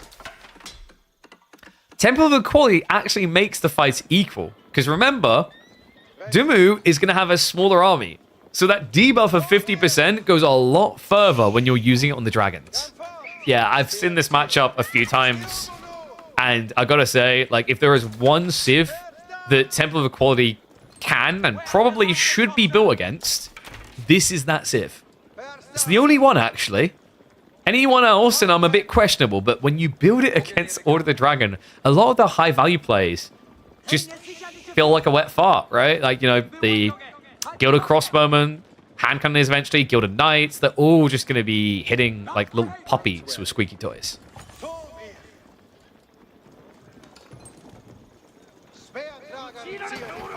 The interesting thing is we were talking about like micro-expression with Shinobi. In theory, if you had enough APM, Temple of Equality could be busted. So you guys know what I'm saying? The reason it can be busted is because if, for example, in a fight, you actually had the time, you had the APM to like, with 20 different monks, target different units to debuff, it'd be good. Hold on a second. What the hell is this? The horsemen raid in, the villager wall up, and the shiv's out here. Dumu, he doesn't lose a soul. Okay, he loses one. I can't believe that. All right. Ben just got the wipe he needed. He deletes the wall straight away with a smug git look on his face because B just threw away any type of flow he had across the map at a critical point when both of them are looking towards relics. I can't believe this. These play make sense if it's not Temple of Equality, right? Like you can't treat your army like a disposable tool in such a way when you go for the TOE build. That's a Floating Gate build. Now, Dumu has a way of playing the age after what looked like a horrible fight in Feudal. B has all of a sudden balanced this one back out again.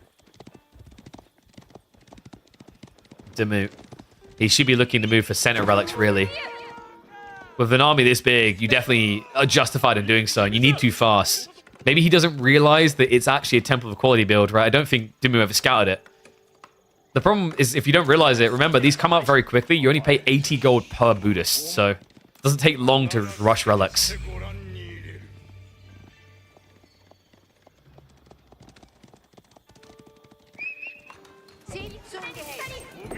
Gilded Crossbows getting queued up. I mean, Dumu... I think we had like maybe a 65-70% odds for Japanese, and in the last minute, it's gone back to about a 50-50. If he can get at least 2, it could be even higher. There are still mounted samurai out there. Remember, Dumu's using a slow comp, so it might be a bit tricky to just ride blind here. And because the Buddhist monk choice, B should end up with 4 of the 5 relics. Also do have the berry back gathering as well. Remember, he did play Pro Scout, so he has had that extra lifeline of the deer to work with, but I think he's getting low in that regard. All on the flank. And that's going to confirm it to Dumu, so he now knows that it's Buddha's play. He might have noticed the baldness. I think someone who lives the life of a bald should be able to identify the bald straight away. Like the beard hunter from Doom Patrol. Shinobi. Oh, that was so close to being good enough. Remember, the attack speed low on these, but Horseman does get the kill. And this is looking like 2 relics for Dimmu. Okay, wow. It actually... Is this going to be free? By God, he might be getting free here. B's trying to scale into Yuumi. It's not the worst idea. I think Gilded Archers counters you hard, though. And Doom already has 10 of those. Right? Like, he needs to do something. And I think one of the big problems is because B went for Coca. The weakness of going Coca is at this stage in the game, you don't have food. Right? Like, he doesn't have the Kura storehouse to make the farm transition smooth. No, instead, he's taking risks out into the map. Farmhouse in the center. Yuumi are going to reveal themselves. Those Gilded Archers are upgraded. And after seeing this, this is where Dimmu should be queuing up scale armor. Spearmen are getting up, maybe sacrifice themselves to say that, but B... Where's the micro? She's not even microing away from the spears. Yeah, this fight has gone a lot better for Dimmu than it probably should have done there. B realizes a little bit too late. That's tricky, right? He didn't want to move away because the Gilded Archers would have had more range, so you can't really kite them, but it's all about kiting the spears. The high base damage does matter here. He's going to follow this up by recommitting. No scale armor on the way from Dimmu, which is interesting considering he is actually adding in more of these archers. Alright, 1s if you think Dimmu is going to win this, 2s if you think B is going to take it. Because this is looking grim in a few different areas to B. He can't pick up enough relics, right? It's looking like it's actually going to be 3 relics in favor of OOTD. He hasn't got farm transition coming, which means he's having to play out into the center of the map. Meanwhile, Dimmu is already several farms deep. He won't be coming out. However, the Mountain Samurai are going to go in.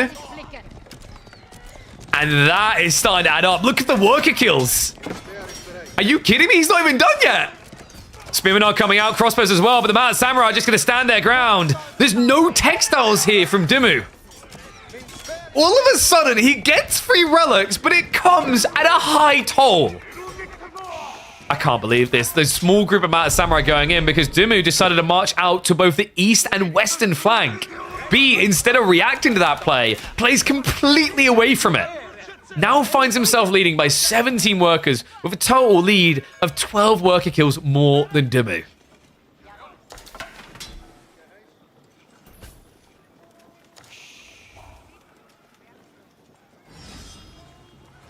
Now he's going to have to get creative himself. I mean, the worry I have here is his army is all about a direct engagement, so he needs to rush towards the enemy base. The good news, B threw away a lot of Yuumi. The bad news is this should be the predictable play.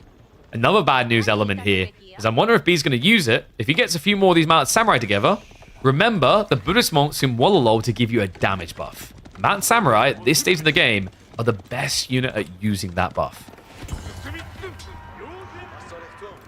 He's going to be marching into the eco line. Slight bit of hesitation there. Textiles, a good choice there by B. We do have the farms now coming in. This is the fragile point for him. If he can swat this away, we have a very rough game ahead for Dimmu. He's got Veterancy for Horseman coming. He has got the farms to enable that. Outpost is on the way, but not really being built quick enough here. Dimmu is going to start aggroing. Gotta be careful with the spears, though. The Yuumi, the pristine counter in this engagement. Exactly what he needs to try and clear his way through. The Mountain Samurai maybe a little bit overzealous, though. Yeah, patience not really there from B. Dimmu now can counter dive. Sohai Sutra is going to be coming out, but where are the monks? You've only got 1. And the other issue is he's not debuffing the backline. The Gilded Crossbowman is the thing you have to remove here. Dimmu is going to find enough, and that is going to be it. B, a remarkable dive, but just as good of one in return. Benny Boy finds the timing, finds the entry, and finds a way of reminding us exactly why no one should be building Temple of Equality. Even in the matchup where it looks good.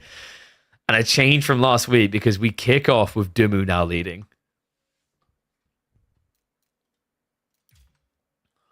Oi, oi, oi.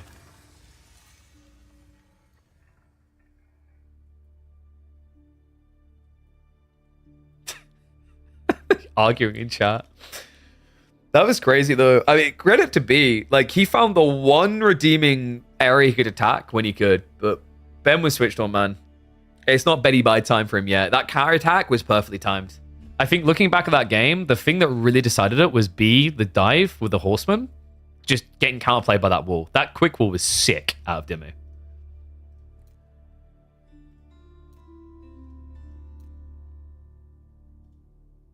One sec. Let me have a look here.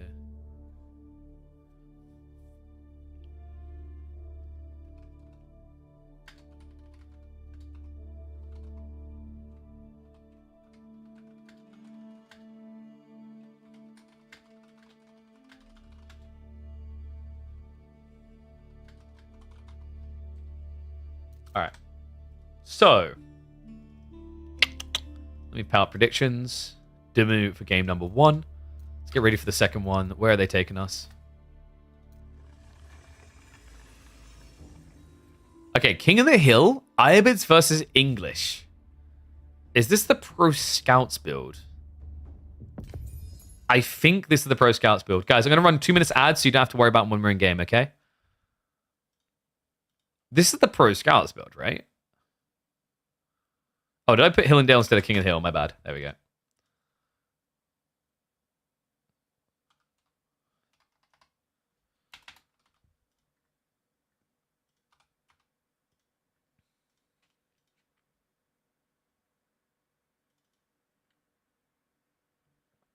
Would Japan Feudal be better if you could make Shinobi from the racks? Japan Feudal would be broken if you could make Shinobi from the racks. You can't make that change.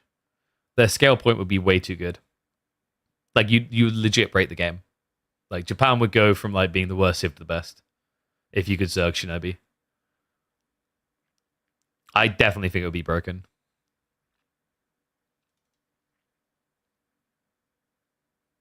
If you think about the statistics of Shinobi, it's not hard to realize why they're so good. Right? Like their stats are crazy. They have to be landmark limited.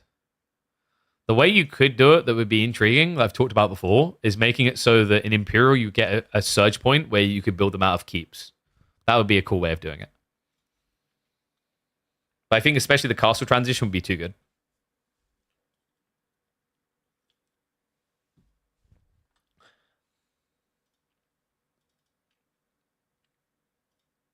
They don't scale. They do scale. From late feudal to early castle, they scale really freaking well. They have 0 upgrades. Are you high? Holy shit, Philosbo. I know they're making like weed legal in more and more states, but you may need to pull away from the bong for a bit. They automatically get their stats and damage padded. Melee tech affects them. Katana bannerman affects them. What are you on about? Dude, you're only playing Japan, only playing Mongol side is kind of showing a little there.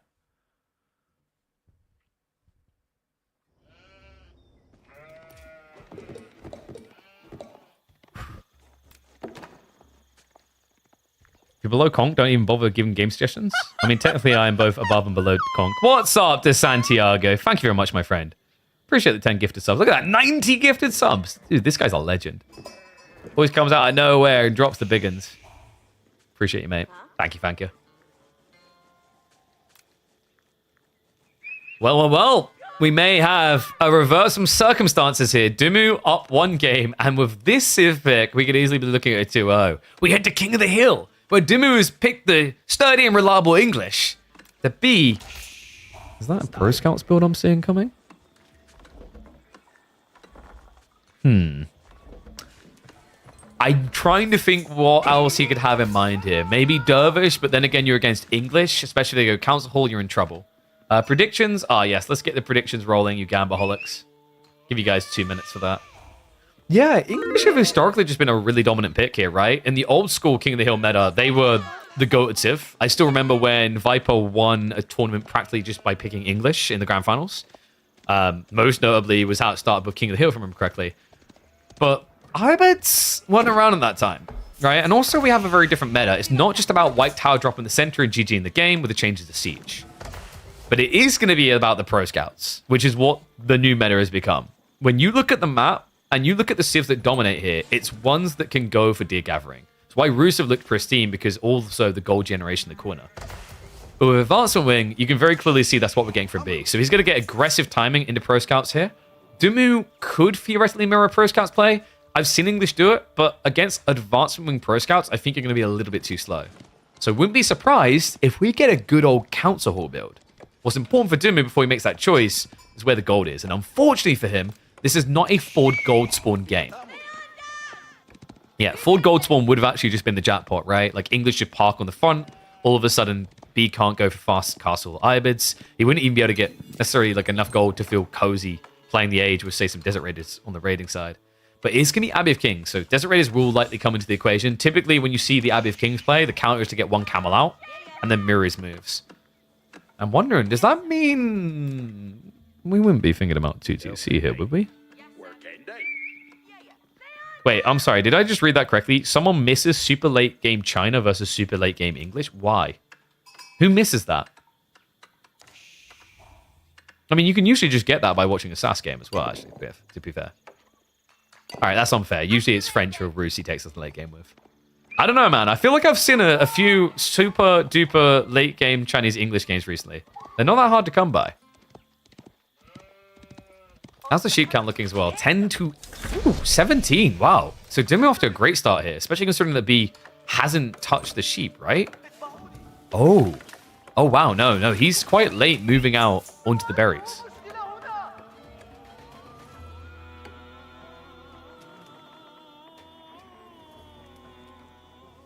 Viper started the open with one farm. Thought that was cool with English. Yeah, well, they expanded into two. We were talking about a little bit earlier in the previous series about how like Vortex really innovated when you had that weird kind of formation around the TC, right? I still remember when he introduced that into pro play and it took over. Kind of glad that farming has taken a back stopper here. I think like once Pro Scouts gets nerfed, we'll have a healthy dose of like situations where you do see the deer play. From Pro Scouts, do you see people go out deer? Do you see people go out and ball? Farms, I don't really ever want farms to be like truly the go-to meta. I think farms is way too safe. Like my notion when it comes to balance is like risk-reward association, right? And that's why we see Pro Scouts all the time right now, because it's low risk, high reward. Which makes it quite a no-brainer. But this is going to be very different. It is indeed going to be the 2TC. So Dumu, I wonder if he's going to shove these deer in. If he can get the deer to say here, he can actually wall it off and TC drop, which would make it worthwhile. The alternative choice is here. Because if you shove these deer inwards, you can drop the TC here. You get them beyond, and you have gold, berries, everything in the area.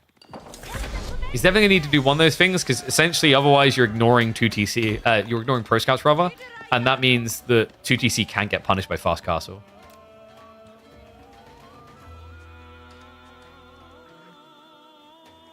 Vortex was king of animation cancelling? Ah, dude, don't get me started. I mean, we have Marine Lord in chat. I'm sure he still remembers the... well, was it Marine Lord? Was it the... I think the most infamous one was the Boulder Bay game. It was you versus Vortex, right? And it was like a 4-minute GG because he burnt your dock with scouts. Good God. That was a nightmare fuel time. Wait, was it you who beat him? I remember one of you GG'd out at like 4 minutes. That stuff was dirty.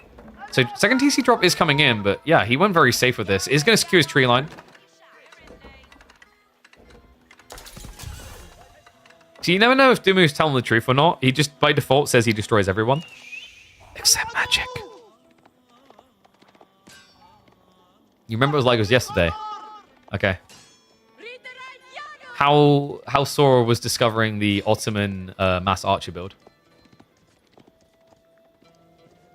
Mr. asking you to gentleman agreement. Okay, so we've got a few pros in the chat. What is your take on gentleman agreements? Because we've got the early game. It's going to be Pro Scouts, right? Plus versus 2TC. There's not going to be too much aggro immediately. What's your take on gentleman agreements? Because my take is like, it's dumb if a gentleman agreement is ever required in a scene. But like, there are some scenes that fundamentally refuse to exist without it. So like, this has been a really controversial thing in Call of Duty at the moment, right? It's like, used to have gentleman agreements, and because one of the teams broke the gentleman agreements, they're now being like exodized from the scrims. Need to make it a rule or not? Agreed. It's like, it should be on the tournament organizers to say this is dumb or this is not allowed. That's the thing I think people misunderstand. It's like, you know, all these scenes have the rules. Yeah, but like the whole point is that the TO should be making the rule, not the players, right? Because a gentleman's agreement, like you can't get mad when someone breaks a gentleman's agreement. And by the way, it's crazy that people are able to trust each other in any scene with that. Like if there's 100k on the line, how many people do you think are going to honor a gentleman's agreement versus breaking it? So we do have the double Desert Raider, by the way. We mentioned this is the way you just count the king. He can't do anything once this comes out. So Dumu's just going to have to avoid as best he can. And it looks like it is now just going to be a naked Castle Age play. B, probably going to be going up with the Growth Wing here. There's not really anything else that's more enticing. You could gamble with the Trade Wing, but really, why would you here? Against 2TC, I don't think it necessarily hits quick enough.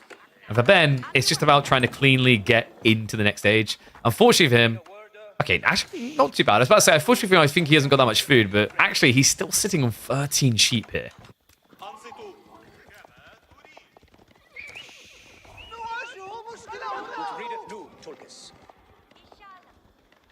It's a street fight, no such thing. Smash Melees has a bunch of gentleman's agreements.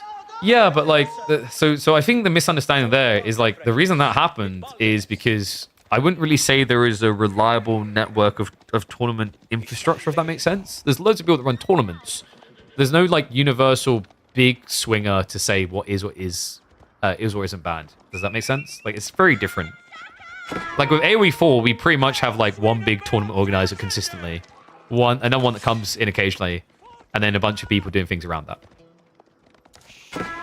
It's like if the big one says no to something, it's pretty much going to become, or likely become, regular ruling. The other weird thing is like you have to realize that some scenes don't want to do gentleman agreements because, don't want to do rules rather. Have to do gentleman's agreements because basically, if a dev says something's banned, they're kind of saying that like they've done a bad job designing it. Does that make sense? Right? Like, if Microsoft came in and went, you cannot do pro scouts.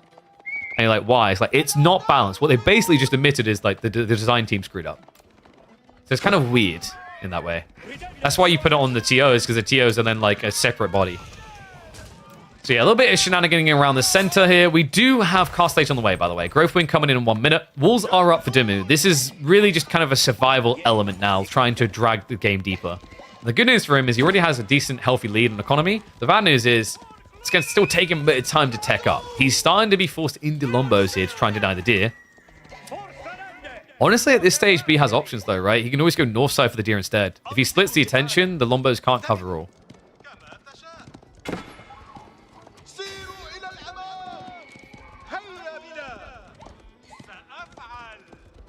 Yeah, but Stonewalls were banned from Feudal Age. In fact, are they still banned? Because even if they're not, the players aren't doing it. So if you're a gold entering a tournament and want to get a win against one of the top players, go Stonewall the base.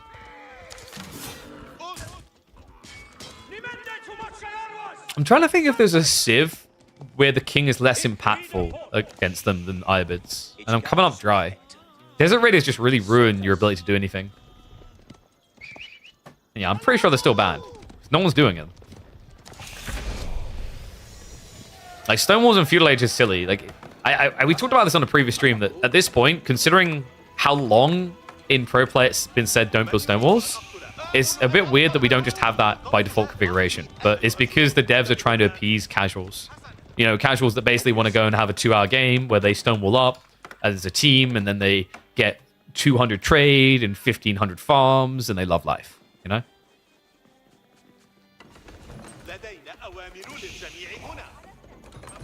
So Lancers are on the way. B is going to have to switch into Rack soon, which kind of sets B... Doom is going to have to switch into Rack, which sets B up nicely for the next step, which is your opponent goes Spearman, you're already going Camelot. So for Doom to kind of bypass that, you could just start prepping Crossbow Spear. I don't mind that. Or I want to say kind of like Men at Arms because they're tanky enough. Like for Dumu, the goal should be to turn this into a little bit of a meat grinder.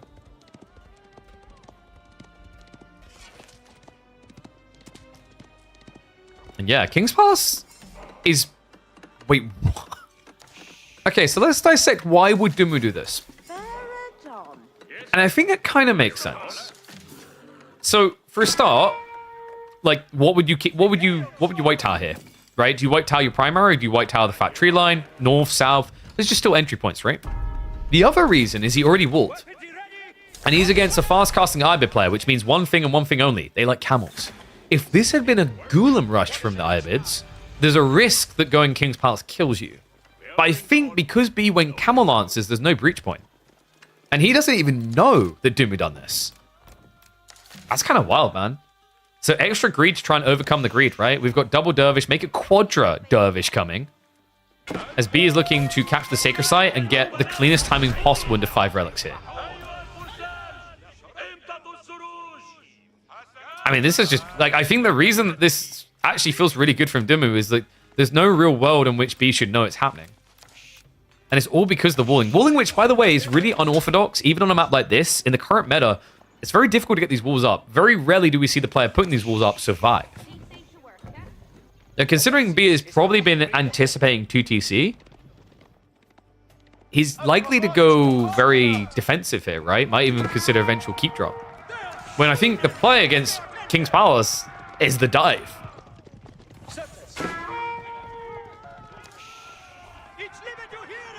Hopefully Dumu doesn't take a long time to contest the map. I mean, you have to wait, right? Like, I think the most mistake you can make is contesting it 4 different times and then just draining yourself.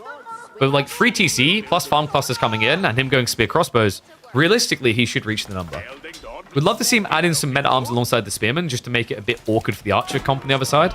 That's, I think, the chef kiss. That's the winning play. And once he has like 4 farm clusters, it's fairly sustainable as well. All right, 1s if you think B's going to win this game, 2s if you think Dumu is. Because I think we're seeing the clear picture here. Outposts are coming up, so B, is he going to take the Springwood approach? There's usually 2 approaches when you try to protect the Sacred Site. You can either keep drop, or you just mass loads of small outpost emplacements. Outpost emplacements is quite nice if you don't want to put your villagers in the front line. But if you want to use these big stockpile resources, the keep drops can feel a little bit better usually.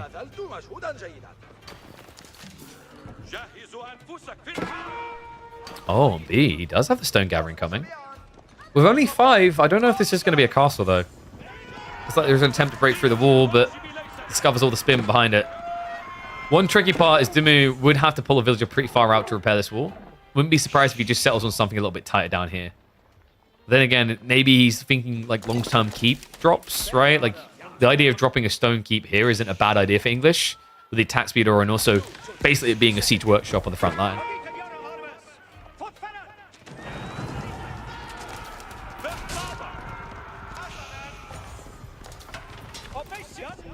I wonder if Dumu considers... No, I don't think you go archers here. Don't go mangoes here, rather, against the archers, right? He definitely needs to respect the Camel Lancer threat. And you can see B is scaling it pretty crazily here. So the push point for Dumu should be probably about 4 minutes. Maybe 4.5. You don't want to leave it too close to give yourself no time, because otherwise you end up having to trickle troops to their death. But if you go too soon, like the quality of Camel Lancers will just kill you. He also needs to guarantee he's got the outpost aura. The attack speed is going to be crucial here. Rewall is going to be coming in, so Dumu protects his flank again. B. Oh, no. I mean, is this oh no? Yeah. So we've been a big fan of B Springwell plays. He's been getting better and better, right? He's been suffering and losing games to get to a point where he can prove, actually, this is good. However, here's the conundrum. He's got so many archers. I kind of feel like he already counters the spearman. So this maybe feels a little bit overkill. We've talked before about like the theory crafting of it. Is like obviously they're meant to counter melee, but the interesting thing is they're fairly decent against crossbows as well. Because they're 18 base damage at this stage because you've got +2. Crossbows only have enough health to take 5 hits, right? They're 80 HP units. It's like from that POV, it's not the worst idea I've ever seen. And it's about to get a lot better because Dumu is adding in those men at arms we mentioned earlier. Yeah, B is just reading his mind here. And the other interesting thing is, like, usually if you're in an open battlefield area, Springwells are pretty rough to use. But because you're playing into choke points on King of the Hill, and there's only one real choke point Dumu's likely to contest here, right here, you can essentially do things like putting tiny walls so that he funnels. I'd love to see that from B, because he's already got a villager here. So if you've got a small wall here, a full wall here, your opponent just has to clump together, and it gives you maximum value from this. Yeah, the way that I think I've described Springles recently is you kind of have to think of them as a big archer. That's what they are now. They're just a big... They're a gilded archer, right? Like, they have 8 tile range.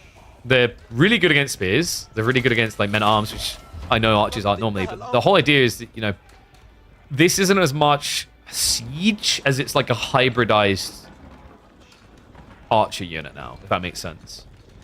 Right? Don't think of them the same way you would mangoes, necessarily. Of course, the trade-off usually with them is they are slow. And I think this may be the best map to actually pick them on.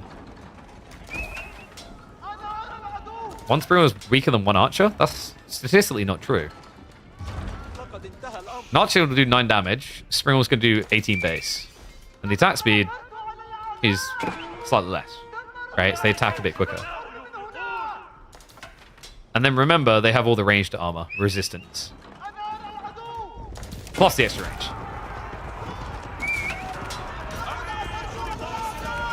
Dimmu now with the stone walls. The camel lancers B. Is this really the commitment? Can he actually get through here? There's only 2 spearmen left over. This wall needs to be built, and it means that Dimmu's going to have to lock out his army here. Oh my god, B is refusing to back away. He wants in. And it looks like he's going to make it. Dimmu, he needs to time this perfectly for the wall. Can he get it? The torches? It's only 1 villager. He's pulling more now. This is going to be tight. It looks like Ben will have just enough build speed there. That was uncomfortably close. And Dimmu has put himself also in an uncomfortable position here. He lost way too many units with that attack. Look at the count now. He's going to start marching up, but he may be marching up too late here. We have 2 more mangoes in queue to make it 5. 7 Springles meanwhile for B, and still a healthy 24 Camel Lancers to party with. Remember, he still also has those dervishes in the center, so does have the ability to heal. He's gone for the poor man's logistics wing here, right? He's going to be able to chain heal everyone, 1 by 1 with these dervishes. 3 minutes to go on the clock. Dimmu may have a substantial eco lead, but the problem is he doesn't have a military lead. Outpost is getting rushed up. We do have stone being gathered, so the possibility of a keep drop is real here. And it needs to be real fast. 2.5 minutes to go. Sprint placements are definitely proving a nuisance, as are the Springles themselves. More outposts coming up. B, he actually could target these villages right now. Isn't going for them. Spearmen are getting baited out of position, though. And remember, the Sacred Site is also another funnel point, right? Because you have to group up to go around it. And the Lancers, they dive in! Dimmu, the villagers aren't even working! He blocked his own foundation, and the Lancers guaranteed it wasn't going to happen. Alright, that looks to be it, surely. The mangoes haven't been addressed just yet, but they're about to be. Wallops come in, 2 go down. And it looks like B is going to even us up in game number 2. 2 minutes away now. And it's hard to see a world in which Dimmu can remass quick enough here. Nah, he's just getting pushed all the way back home. B needs to be careful not to overextend. In some ways, you want to keep pressure going because if you back up, your opponent can maybe remass. With 2 minutes left on the clock, this should be his time to shine. More siege workshops being added in by Dimmu. The meat grinder has to be real here. He still hasn't cancelled the blueprint. I think he's going to do or die by this keep. And that was crazy. What a fight. How did he have 24 Camel Lancers this deep in, man? I mean, that really does kind of tip the hat to Pro Scouts, right? Like, I don't think without that much deer from the map, could you afford to keep massing Lancers the way that B has. In some ways, and it's going to sound weird, but King of the Hill might be the perfect Pro Scout map. Because of the Sacred Site timer, right? Like, Pro Scouts, the whole idea is it gives you a much stronger first 20 minutes of play, but then if you don't win, you need farms. Well, the whole concept in King of the Hill is you're looking to win between, like, what, 20 to 25 minutes? It amplifies that power timing. Ringing the bell here. Dimmu is going to try for that keep drop again, but the villagers, remember, could get hit easily. Oh, no, the incinerating damage! He doesn't have the stone. He's got another buy, another drop-off opportunity here. But the Manganiques, with the burn damage coming in clutch, and the villagers could still be targeted. No hope, no way. Spears are also penetrating here. He's got the line formation. It's going to be a win for B. And a longer series. No route and stomp repeat of week number 9 to be seen here. I've got a feeling that this series could end up going all the way.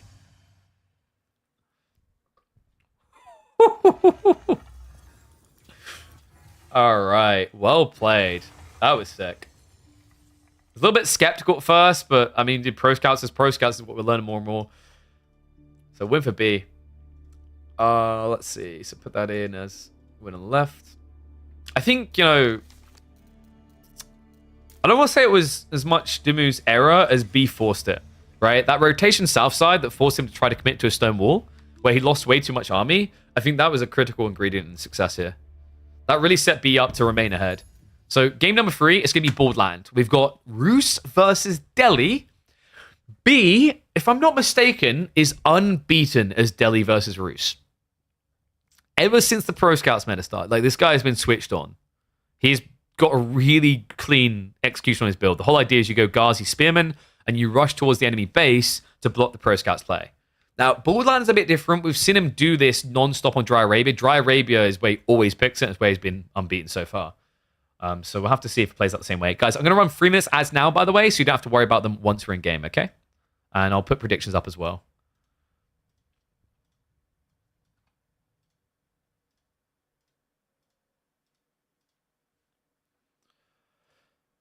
Whew. I'm trying to think what I'm going to call this week's video on YouTube. It has to be something to do with that quick wall in game number 1.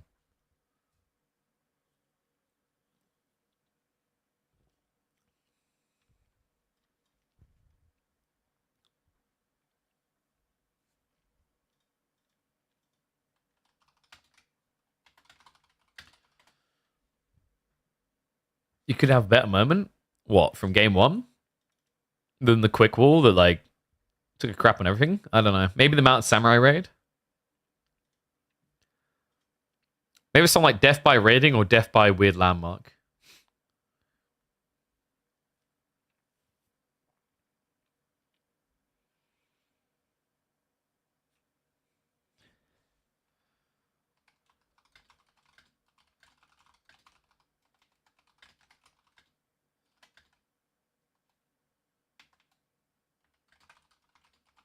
It's like one dies by raids, the other to cursed landmarks. I don't know. I have to think on that one.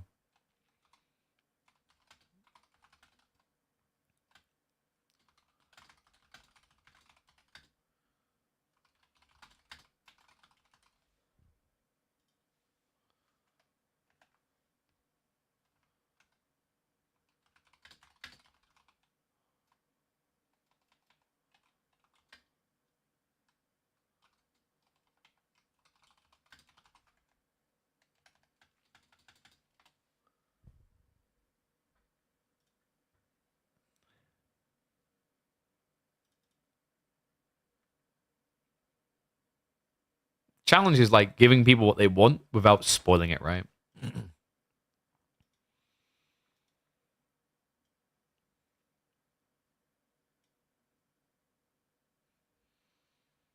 Imagine how KB looks without a subathon, without a bid link for that subathon. Hey, it's not a guaranteed thing yet. Like, you know, I'd have to put an obnoxiously high number on that, like, shave the beard thing as well, right? Like, we'd be talking thousands of subs. Just simply unrealistic.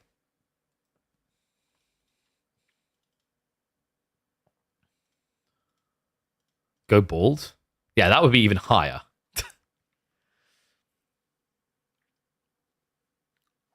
Randy says, we made basic units from Rack's archery range stable available in Dark Age to every Civ. Would it count Pro Scouts? Yeah, but then the meta literally would just become like Dark Age archers every single game, right? Like either that or Dark Age archers would be too bad and you try to do it and then you still get countered by Pro Scouts because Stables offers Horsemen as well. I don't know. I don't know if you... It's weird because I want to say I don't know if you mess with Dark Age, but it's like I do think that Dark Age in 90% plus of games just sucks and is pointless. He's had his son on stream. Chill.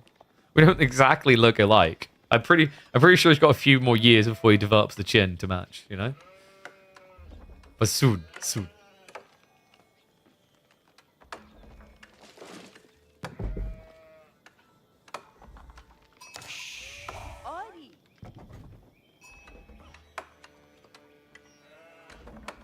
sec. Sorry, I got bumped on something. Okay. We got predictions up, right? Yeah, I think you're all just a little bit too obsessed about me losing my beard. We need to see if this series is going to make B lose his hair on his head. Dumu versus B. This is a matchup, Delhi versus Roos, in which B is unbeaten. He has not lost to the Delhi against the Roos once since we've been seeing Pro Scouts meta. Is Dumu the one with the master plan? We head into Borderland, a map where technically, based on the name alone, he should have an advantage. Make no mistake about it, folks. With the way I've been seeing B play the Delhi, in this matchup, it should be an overwhelming advantage for the 3D Clan member. But Dumu is getting creative. Okay, what up? We talk about it all the time on Borderland and never see it. Dumu has ran out into the center of the map for the high-value hunting cabins. Get your numbers in, folks. How good are these going to be? Because this little normie one back here is only worth 16 gold. He found the slot in. Yeah, these type of spawns have been pretty consistent. You might not always get the jackpot like there, but you'll at least get something quite workable, like, you know, a 90-degree angle in these tree lines somewhere. You could even have actually just shuffled around and found another one here. Actually, the best play might have been to build like a hunting cabin over here for the berries as well. Just stay gathering in the area. Instead, he's going to walk all the way home. The problem with going like 3 hunting cabins, as sick as that would be, it would be way too much gold and not enough of other things. Other cool thing about that placement, I would be really shocked if B scouts it, right? Because the deer aren't in a position where you'd actually see it, and then the deeper ones, like it just feels like the type of thing where your scout would run here, you get vision just shy and would never see it. And it looks like that is going to be 34 gold. So 16 on this one over here. 34, 61 trees in range.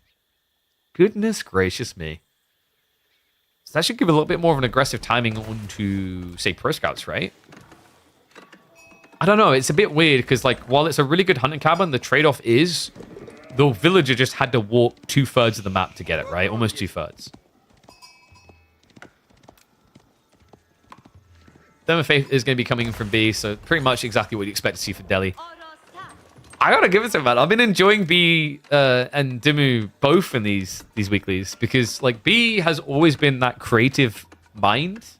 We give it a lot of praise. We hype it up. I think it's why he's got a lot of fans, is he's known for these really unorthodox, funky, weird strategies. But then, like, on the flip side, Dimu has really been leveling up in that department recently, right? I think we can agree on that. Like, the Dimu we've been seeing in the last few weeklies has gotten drastically more creative, whereas before, I always described him as like the orderly lad. He definitely want to bulk to 200 more than most top pros would, but he's still playing like a very metaized game, shall we say. Not as many of these weird twists and turns. So, Scout, as we said, is never going to see that one. B should be opening with Ghazi as the normal player here. Usually, actually, I think we sometimes see him do racks first, then Ghazi follow-up, and then you just pump and dump in the center of the map. Cool thing as well is running towards your opponent's base here runs you towards the sacred sites. You're in position for an optimal cap timing. Actually, in some ways, I kind of feel like this map's even better for Delhi than Dry Arabia. Because you start the sacred site timer quicker than Dry Arabia, theoretically, right?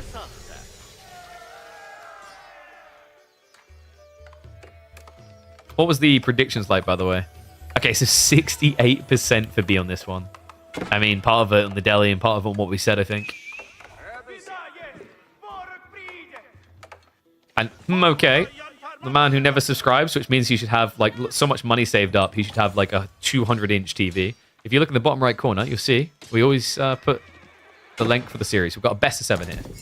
So, because we went 1-1, we are guaranteed a redraft after game number 4. So you might see Delhi again. You might see Roos again.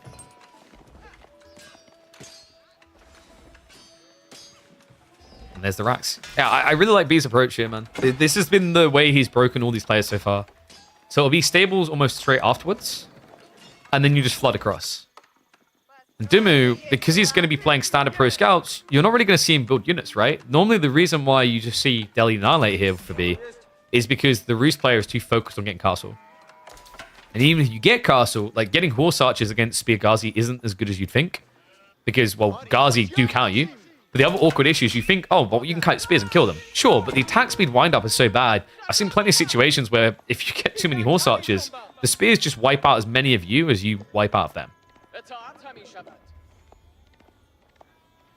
You want to see China? I have a feeling China is not going to make it through the ban phase. I'm pretty confident to say Zhuji and China will not make it through the ban phase. I'd actually say Zhuji is even less likely to make it through the ban phase with these two players. Right? Dumu looks way too comfortable in Zhuji, and B has some really creative builds as well.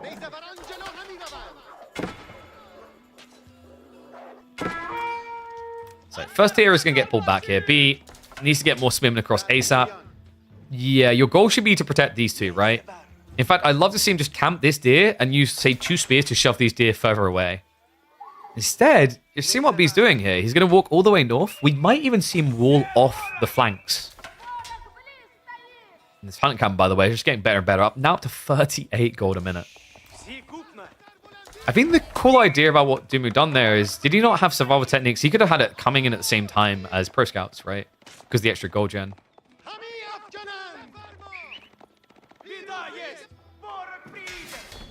The veterancy, the hardened status rather for the spears coming through fast. Dumu is going into spears himself. B's done something quite genius here. Usually, B by now switches in the stables. Okay, he is going to be going for it, but he's been delaying it so long that although Dumu started adding spears, he might not suspect the Ghazi element. In fact, you can see Dumu is taking the bait. So mirrored timings here going into archers and Ghazi. And it looks like Dumu tried to get very creative with his rotation. Unfortunately for him, B has been camping. Yeah, so some of this deer should make it out. Not all of it, though. In fact, the spear should have just saw that. He might be a little bit distracted considering the amount of different locations B is looking at on the map. Chase is now on. Is he gonna... He does. Okay, so B does see the scouts. He's going to need to bring more over if he wants to counter this out. Scholars are going to be capping the central sacred sites in the meantime. It looks like Dumu has secured the south side, but I'd be shocked if all the deer get back from north. Yeah, in fact, he has to start dropping them. And also, on top of that, look at that. B's timing to go into stables isn't about the Ghazi as much as it is about now utilizing his own Pro Scouts timing. Really sick build, actually. I've seen a lot of players on Delhi struggle with this Pro Scouts timing to actually counterplay their opponent. The mass spears seems to be delaying things enough. And the difference on Delhi versus other civs, the reason it can be justified here, right, is like you're saving 350 resources. So if you think about the mathematical element of that, you know, that's a Rax plus 2 spearmen already that you've saved on tech that you can put into those units. And I think the cherry on top for Delhi with this build is the fact that you can double the production speed of that one building. If it wasn't for that, I don't think this works for Delhi. 2 sacred sites now locked in, so gold trickle begins. Dumu has been dragged along in this age a little bit, but now he's looking to move beyond it. High trade house coming in. Oh my god. What is that? The hunting cabin's got better gold than that. Get your numbers in. I mean, this thing's up to 43 gold now. Oh, wow. B actually went archers. That's new. I think he doesn't do... He sometimes does this, but, like, usually the goal is still to reach castle. So I'm wondering if he's going to continue production or if that is just kind of a baited play to slow things down. We should be seeing him mirror castle now, and the whole goal is the first elephant, right? The first tower elephant or war elephant breaks everything here.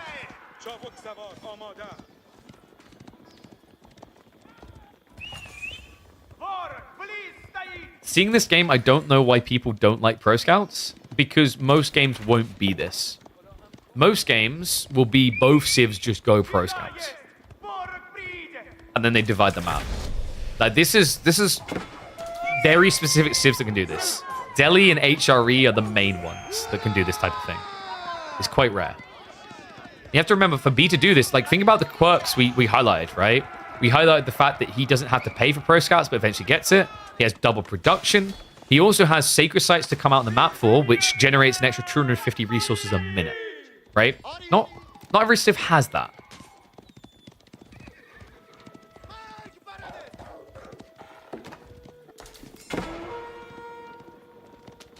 I think the big issue I take with Pro Scouts is without playing a specific civ, it almost feels like you could remove the first 7 minutes of the game, if that makes sense, to get to the point. Because the whole idea is, like, because you get so much deer home inherently, you're going to see that later phase, that mid phase of the game. Like, Pro Scouts in some matchups has pretty much just reintroduced the irrelevance of Dark Age that we talked about before, right? It feels like that's now extended to Feudal. And players are at least getting a little bit more creative. Like I said, people like B are really working their ass off to find solutions here. And this one's looked pretty good so far. Men-at-Arms are on the way for Dimmu. House of Learning's queued up for B, but it's got a way to go. Dimmu could easily be up to 10 plus Men-at-Arms by the time B is aged up here. Sacred Sights definitely aren't going to be holdable, right? No, if B wanted to counterplay this, he would have been prepping Ghazi the whole time. In some ways, you can play the age behind longer as Deli. It's just, I don't think B sees it as a worthwhile exchange, right? Because while you're trading inefficiently into Men-at-Arms to hold the Sacred Sites, you know your opponent's going to be going for Relics. So B, he's already in position guarding some of these Relics. He should be moving the Scholars out soon. The goal here is to drag 3 of these Relics straight back home. Other element I love about the Spear play on this map, you're seeing it. He'd never done it on the north side, but he's already walled the south. There's still more deer for him to drag home. And the High Trade House brought in a grand 91 gold. Oh god, that's bad. It's not easy to get a sub 100 gold a minute High Trade House, but he's done it. Almost burnt the hunting cabin. Yeah, that hunting cabin is actually worth almost half of the High Trade House. The funny part is, like, you know, you could have deleted this. And nah, there's no way you could come out of your base against Delhi. That would have been the dream, but there's no way you'd be allowed to. So Homeblades is on the way. 2 minutes to go for that. We have got Lancer play. Makes sense, right? Like, you don't want to follow into Men-at-Arms at a slower speed. The Horse Archers will also do too much damage. So instead, his goal is going to be to raid. And while you're raiding, you just want to bulk troops behind this to survive. Archers is a peculiar choice, but it's about the Horse Archers, right? The reason it's peculiar is if Dimmu just ignores the raise as much as he can and goes in with the Men-at-Arms, your defensive comp does nothing. Scholar Shuffle Out wasn't there, by the way. You guys noticed this? I'm a bit surprised B wasn't marching out for those relics a bit sooner. Has got them on the south side coming. North side's going to be grabbed but spotted. This could very easily be a 4-relic game for Dimmu. B does still have guards on this one, but 2 spears against Warrior Monk isn't going to be as impactful if he's full HP. And not just that, Dimmu is snuck 2 TC. Yeah, I'm actually confused why B wasn't already out on relics when he had mid-map control. Like, typically, you're walking Scholars out, at least by the time you're halfway through House of Learning. He didn't really start doing it until after he completed it.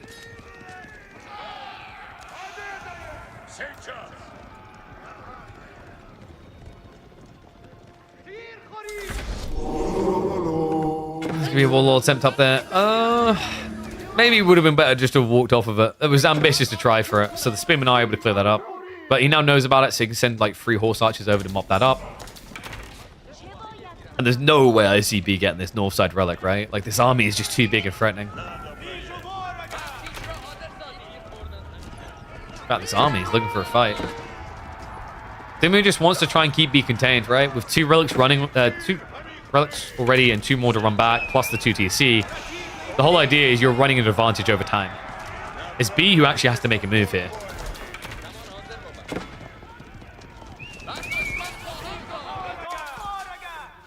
Do have the last of the deer being yoinked from the south side. Or, of course, not on the menu for him in this game. Is going to maybe make this a bit problematic. Dimmu. Now going to be committing in with the Horse Archers, just trying to mop up the Archers. A few Men-at-Arms are going to break in, but the Lancers are being ignored, and that might prove problematic here. B now up to 11 Lancers. Dimmu lacks the answers to it. Like, this is looking a bit rough. The Men-at-Arms aren't going to be able to hold long enough. And the Horse Archers, because there's so many Archers left over, can't assist. Backstab coming in as well. B going in for the surround. A phenomenal fight for him. And an opportunity now to lash back at the Roost side of the map. Wow. Okay, that was impressive. Multi-angled assault in the end from B. Also the way he just kind of laid the cake. He let the Men-at-Arms overextend a little bit before wrapping with the Lancers. I don't think Dimmu was really expecting that many heavy cavalry units. And now the efficiency follow-up, B, just leveraging those scholars to make sure he can keep winning back-to-back fights.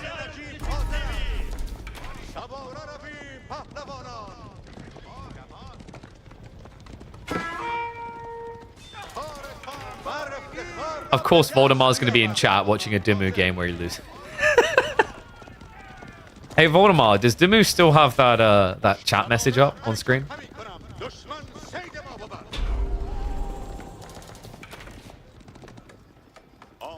Of course he does.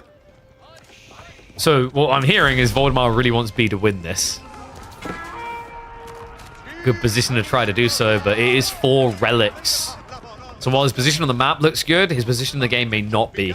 Dimu's issues are going to be more around longevity in this corner. He has got the untouched berries, so food isn't going to drop straight away. Wood is the biggest challenge. What Dimu probably benefits most from doing is actually playing and shuffling towards this tree line here, which he's doing. Right? So then you can extend onto the berries, and then you can also look to secure the gold.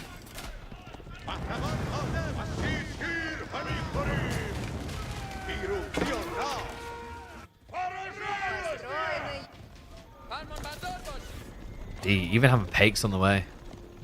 You still have horse archers being played into by Dimu. I don't mind it, but if you're not raiding with it, it feels a little bit weak. It's a unit that definitely needs to actually be getting on the enemy side, so maybe we see him sneak in, but that timing hasn't arrived yet, right? He's still heavily outnumbered in these fights.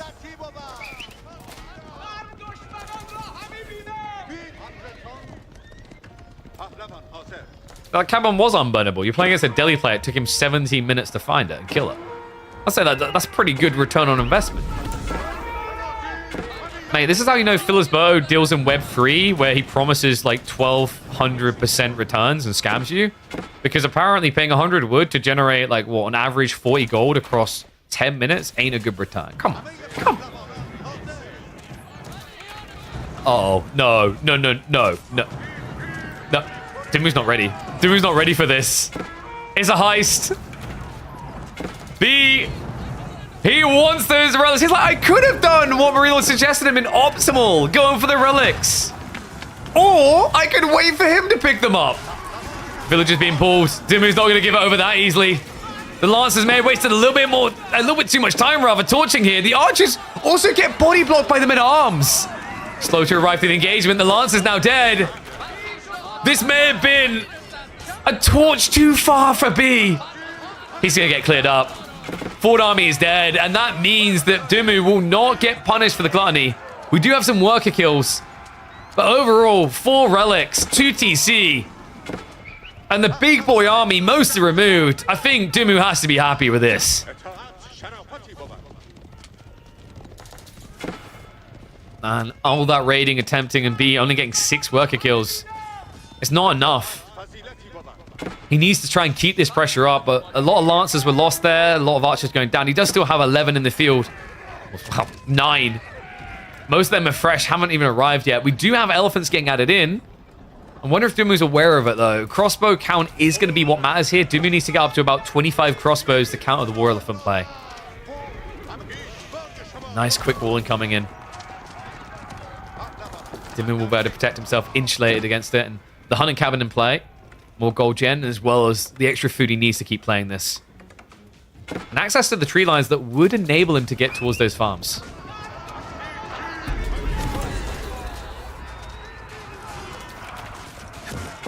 Horse Archers, a little bit of overextension here. Always able to quickly back away, right? but the Springwall counters these. How are they winning? How are the Men-at-Arms beating this? Oh, that's right. The War Elephant isn't here yet. All right, hear me out, guys. Mass Springles, mass War Elephants. It is the strategy that will get Delhi a win, if he can scale it. This is a good start on the first one, though. Yeah, just double-checking the TCs are both producing here, because, yeah, I agree. I think Dimu should probably be a little bit further ahead. But currently neck and neck on village account. Now remember, B having 2 sacred sites rebalances things. You can see it by the gold gen here. It's about 330 gold gen versus 320. We do, of course, have the passive gold on top for Roos. But it's fair to say B is keeping up for the time being. And looks like he's trading better and better. War Elephant's now starting to arrive towards the economy. This is where Dumu has to hold. I like the way he's doing this, though. He's frontlining with the horse archers because he's running out of men-at-arms. It means the crossbows survive, and that really is what decides this game. Springles are trying to pen through. Are you kidding me? It's actually happening again, isn't it? This is ridiculous, man. We highlighted this about Cat doing this against Numadon, I think it was last week. Elephant, Springleton, and All-In in a matchup which should have been lost actually re-scooped the game, and I think it's doing it here. Dumu has a big predicament ahead of him. These fights, these trades, they're not optimal. You don't have the long-term food to get away with it. He has 0 farms set up right now. And if crossbows is meant to be the answer to War Elephant play, you need a lot more of them. And each 10 is going to cost you 800 food.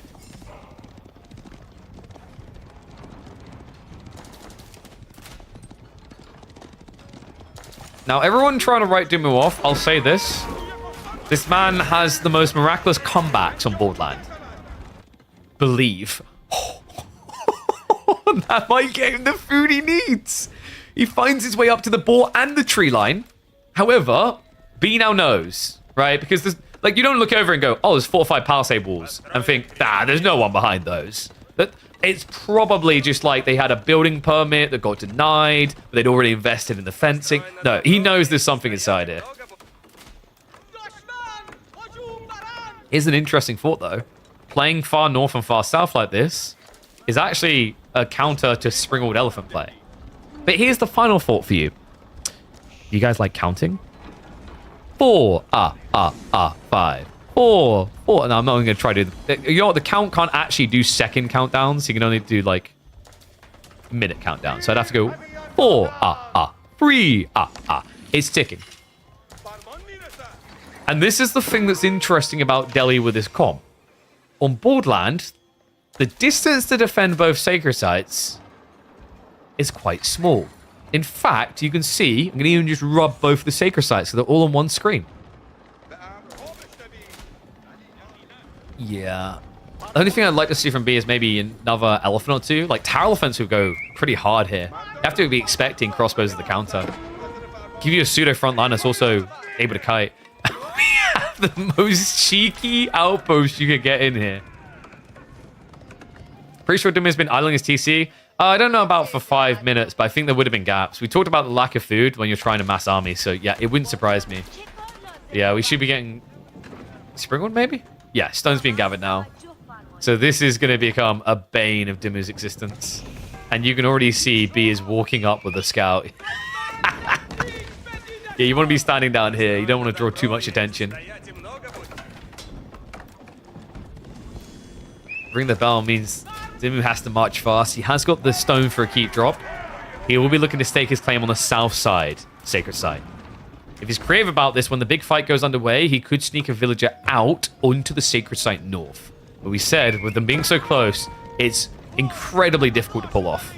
Right? B would have to be completely ignorant of a decap for the entire duration. Bar maybe 5 seconds, right? So I think from here, cav unit can, yeah, walk up in 5. Dumu needs a miracle. We've seen him pull off miracles on this map multiple times. Guys, remember, earlier this week against Numadon, previously against Voldemar. If there is any map where Benny Boy can run a miracle, it is Borderland. A map made for him.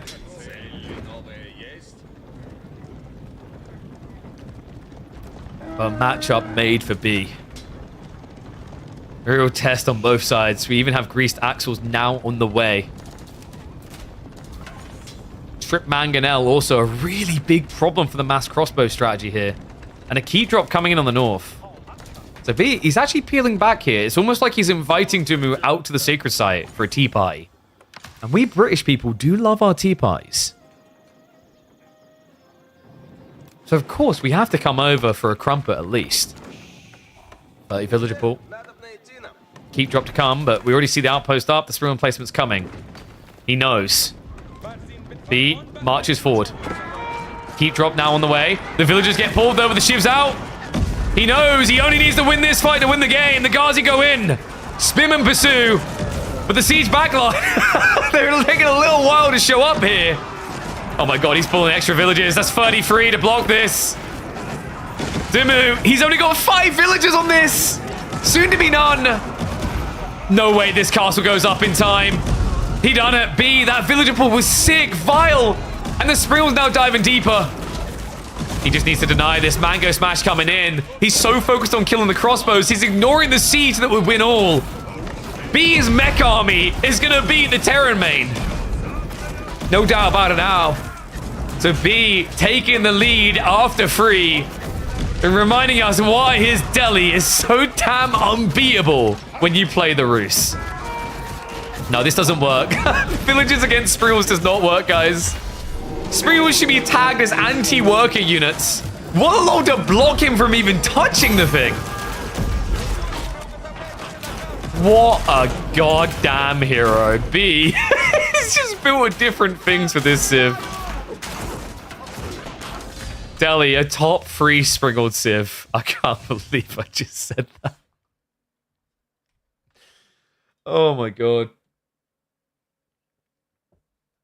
Yeah, Dimu got tunnel visioned on that key. That was sick by B though. Like it was basically won by. So the weird thing is like, you know, you have to get rid of the crossbows, but B just he understands because of the win condition. He doesn't need to outright overly win the fight. He just needs to stop his opponent going any further. So like actually mango smashing the backside is more value than like using your mangoes on the enemy crossbows first. Yeah, just sick fight. All right, let's mark it up. Another point on the board for Busy B. And it means we're heading to Rocky River for Abbasid versus HRE. All right, one sec. Let me get Baldland. So Delhi versus Rouge. Blimey. Dude, I still got a dry cough from my daughter getting me ill. My throat's been feeling really rough when I've been waking up the last 3 days, actually. Like, I was worried I was going to lose my voice. So we're 3 minutes from in-game. I'm going to run ads now so you guys don't have to worry about them when we're in-game, okay? So I'll smash out the 3 minutes now. Go get yourself a snack because we're literally in 3 minutes. And that means I'll also start the predictions. You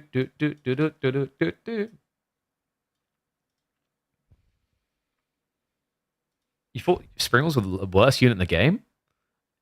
No. See, this is you know that scene in Star Wars: The Old Republic where it's like, we were deceived. We trusted the tier list of certain individuals. It was wrong.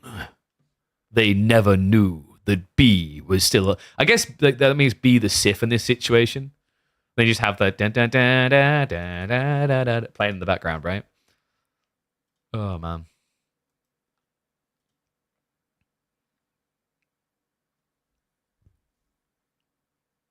Just checking on YouTube. Hopefully you guys are doing well over there.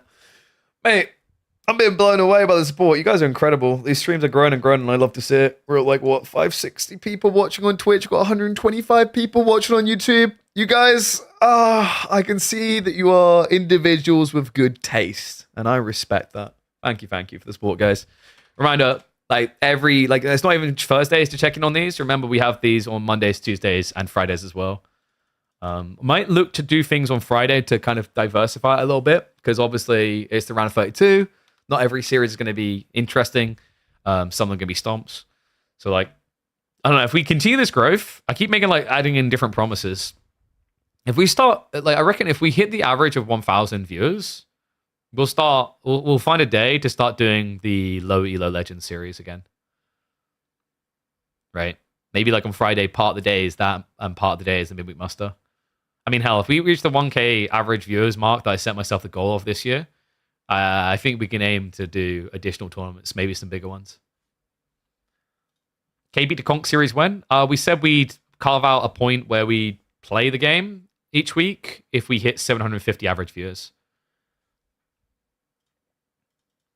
And we'll maybe do we'll do like one Civ grinding all the way up. Time to become a Nippon main. Who knows? It might be the perfect time when they actually get buffed.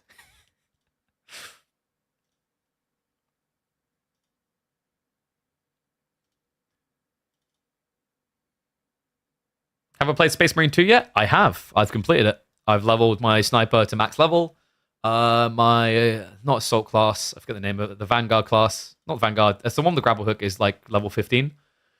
The game lacks true replayability is the unfortunate reality. Is the game definitely worth getting, but I think like after 16 to 20 hours, you start to feel the repetition. That's Vanguard? It's definitely Vanguard, right? I know Assault's won the melee, and then the tank one, I've forgotten the name they gave it. But yeah, the Vanguard's kind of peculiar. You have 600 hours. I think like for me, it's just, I'd like to have more mutators, right? Like I'm waiting for them to do the Horde mode, and hopefully I have random, if they get the random mutators right for Space Marines 2, you basically have the next Helldivers 2 experience fully.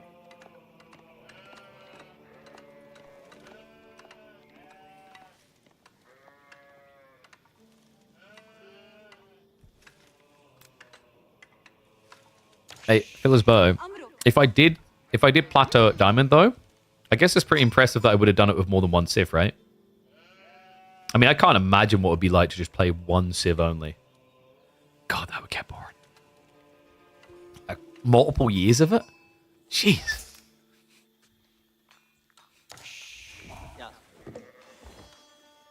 Well, you know it's not a good sign when Marine Law's in chat with the Monka-esque the ABBA pick. But that's where we're at. Ladies and gents, welcome back to the Midweek Muster. Game number 4. After this, we go into a bracket recess in this grand finals. And in KPMM 10, B is on track to make it a 3-time win streak. Dumu definitely looking a lot more formidable than he did last week, though. Got to give that to him. Got to give him the appropriate praise here. He's been stepping it up. But he's going to have to bleach that last game from his mind. B's obsession with Springles reached an all-time peaker. Let's see if we get there this time around. H3 definitely not one of the civs he typically goes to Pro Scouts with, but one that he might consider going into mine work with. What rank am I? I don't have a rank, mate. You'll literally check my profile. We haven't bothered. We've only done some quick match games occasionally. I think it's like 1,300 elo, maybe. So Scout Hole looking pretty bloody good to kick off, actually, for Dimu. Up to 18 already. B's only sitting at 12. However, yeah, if he scours the entire side of Dimu's side of the map, he should be able to equal it out. The issue is going to be you'll run out of sheep, right? Like, at this stage, I think he has to come back after touching the right corner.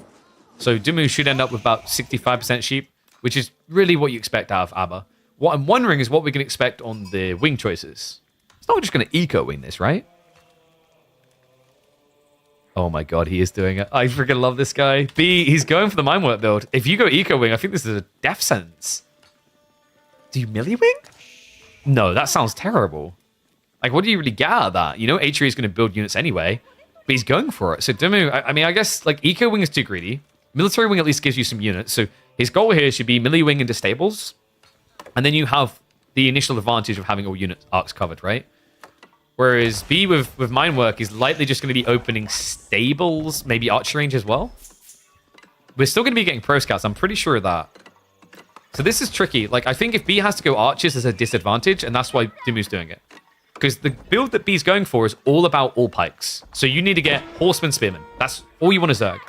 If you go archers, it's not as great. Like, you can get value by getting Steeled Arrow and just maxing them out. But the optimal route is just Rax, Horseman, Blob.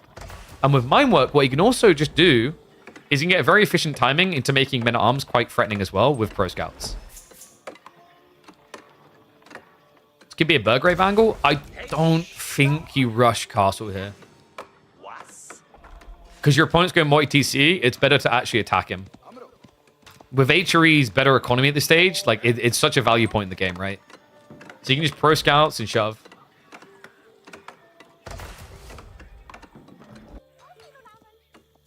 So let's talk about TC placements here, because Dimu doesn't really have any high value safe play. This berry is way too far away. He's likely going to be just dropping a TC on the gold in the trees. But this also means you've got a frontal TC, right? So the tricky part about doing these type of town centers against Minework is your opponent now has a really efficient timing into siege engineering. Remember, it only takes him 20 seconds to get them 50% faster, right? And you get them 50% cheaper. What does that mean? That means he can have undermesh and siege engineering complete at a time where someone's probably just almost complete undermesh on its own. And it's going to be the archer range beginning. So this is the thing, right? Like I said, B optimally wanted to be Spears Horseman. Because it just, the whole idea is once you scale up to a value point, Bloomery into all pikes is busted. It's such a powerful timing. But because it's military wing, he can't. That's why Ben done this, right? I didn't feel like any of the options were great for him, but this was the best for that reason. And it also means that he's not going to get harassed when he's going for the TC build, right? Because the pressure point is now going to be on B side of the map. It's also nice if your opponent happens to be doing pro scouts because it will slow him off his initial pump while you're going for your own greed. Yeah, I'd say like opening-wise, ways this could have gone, this is probably the best that Dumu could have hoped for. So it's a start that maybe leans some hope. It's quite funny, right? Because like you go back just a few months, well, even 2 months, I'd say, definitely 3, people were harping on about how broken Abbas's were on repeat, right? Like it was the busted Civ. However, as soon as the Pro Scouts meta came in, Abba went from like, even after the nerfs, they were maybe like solid, strong B, low A in some people's eyes. So I'd say like a C tier Civ. And no one has Pro Scouts. But that should change in a moment. You can already see B stockpiling the gold. If he was going to spend it on Blacksmith techs, he already would have spent it because they're so cheap. Second TC is going to be insanely safe from Dimmu. Yeah, we talked about the threat of the RAM timing, right? If he went for the 4 TC, Siege Engineering into double RAM is very doable for HRE. But now the trade-off is Dimmu's stuck in the age, he's going to have to contest. So if B plays long feudal, there's no threading of the needle here into castle because both golds are way too far away. There's the stables as well.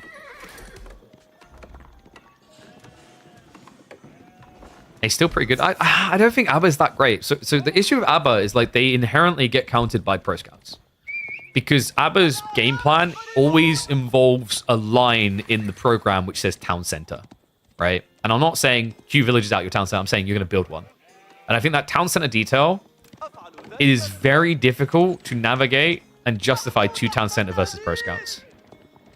Because what you're saying to me is while I have like infinite loads of food, you're going to now be burning for your safe food quicker and have to come out to me where I'll be able to outblob you. Cheaper Pro Scouts, it's the build that I theory crafted, right? Is that you would go Culture Wing into POC, and then the whole idea is like you've saved 100, you spent 100 resources to save 75, or 70 rather, but after that, you then save 280 on a tech up. So it makes it kind of justifiable for Fast Castle. But like, it still doesn't feel great. I'd say you have to be extra greedy and just do 2 TC Pro Scouts as Abba.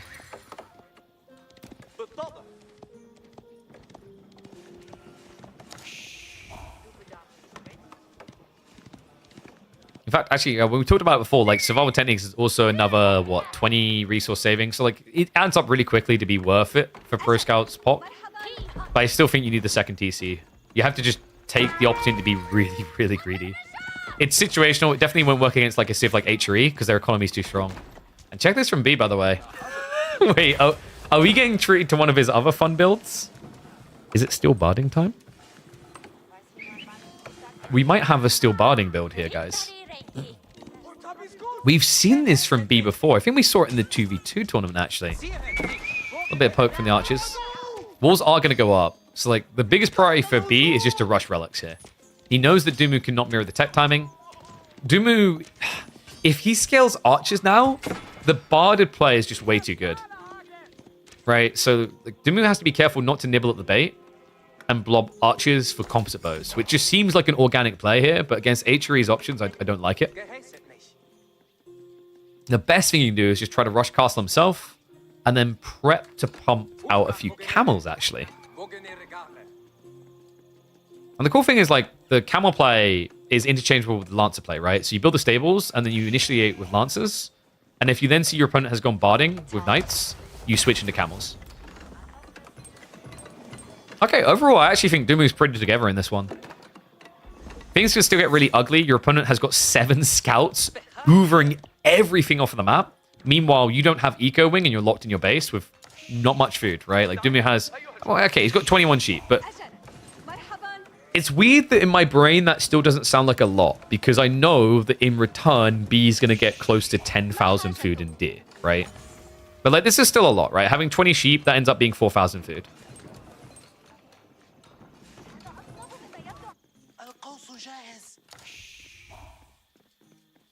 No, I think Dimu wasn't going free TC. He was maybe contemplating getting like an emplacement here. Love this. Really efficient walling. Okay, so this is kind of cool. It's something that stopped happening ever since the TC meta disappeared, and also since the wall nerfs. But if you guys remember, the classic counter to fast castle HRE was to build walls. In fact, Roost used to be the ultimate counter to HRE because you, in the 2TC meta, you would just peel a few villages and get fortified walls around these things. And by the time you arrive in the age up, maybe 3 minutes later, the walls are still standing. So you just get all the relics. Looks like we actually do have the perfect guard location. Dimu, he only has 2 units that can realistically do damage. And they're both parked here, so D will have to walk away. Good quick reaction there, that's important. Not losing the prelate means he can just shuffle back quickly. And he's already got his units coming across. Love the culture wing choice. Eco wing would be way too greedy here. He needs efficient tech timings to push out. Because right now it's a relic race, and the race is truly on here. B has got 5 prelates flooding out. First relic already walking home, second and third to be grabbed in a second here.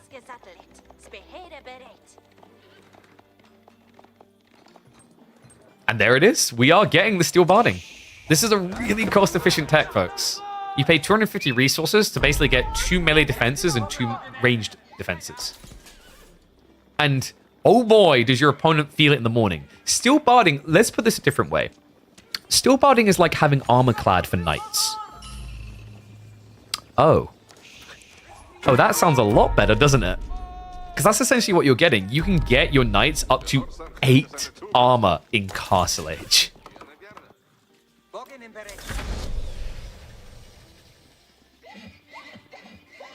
Tech up complete for Dimu. He does immediately counter with Camel Riders. So this is the correct call. You're definitely going to need some camels in there.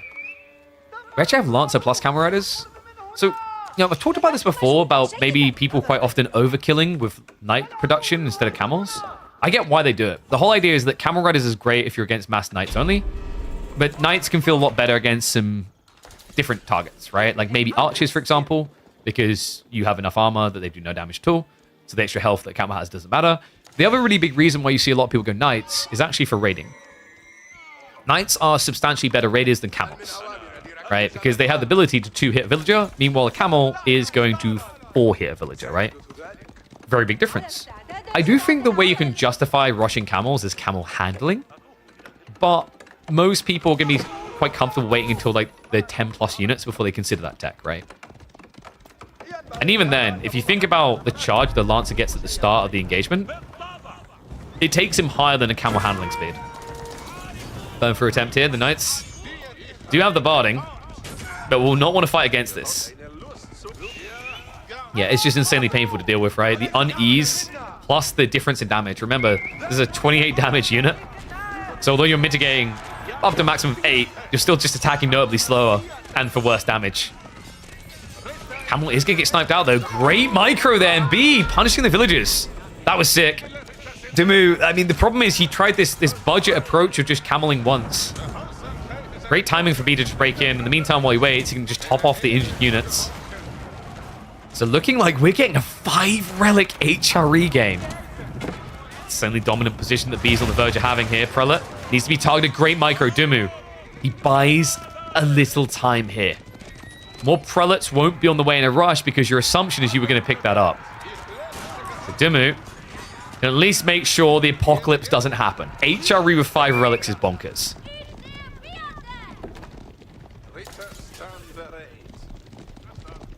Now, the one thing that will eventually bite him in the arse, if the game goes late enough, like this is HRE without Archon, so you don't have the efficiency, but I don't think it's as bad as people think. Pause that, folks. We do have a fight coming in. The Knights versus the Lancers. The extra armor surely should be making the difference here, though. Dimu, he just didn't have the production pacing to come on the front line. So even with more Lancers, it ends up being a fairly even exchange. I think Dimu's going to be left with, what, maybe 2 left alive? Okay, no, better than that. Well, this Knight took a coffee break at the worst possible time. So actually, Dimu ends up with 4 still alive. And I think that's because, yeah, B was too fixated on trying to intercept. Archers are going to trade out against the Camel Rider. And there is an Imam now queued up, so Dimu might still be able to prevent this relic from being grabbed. However, new Lancers are arriving.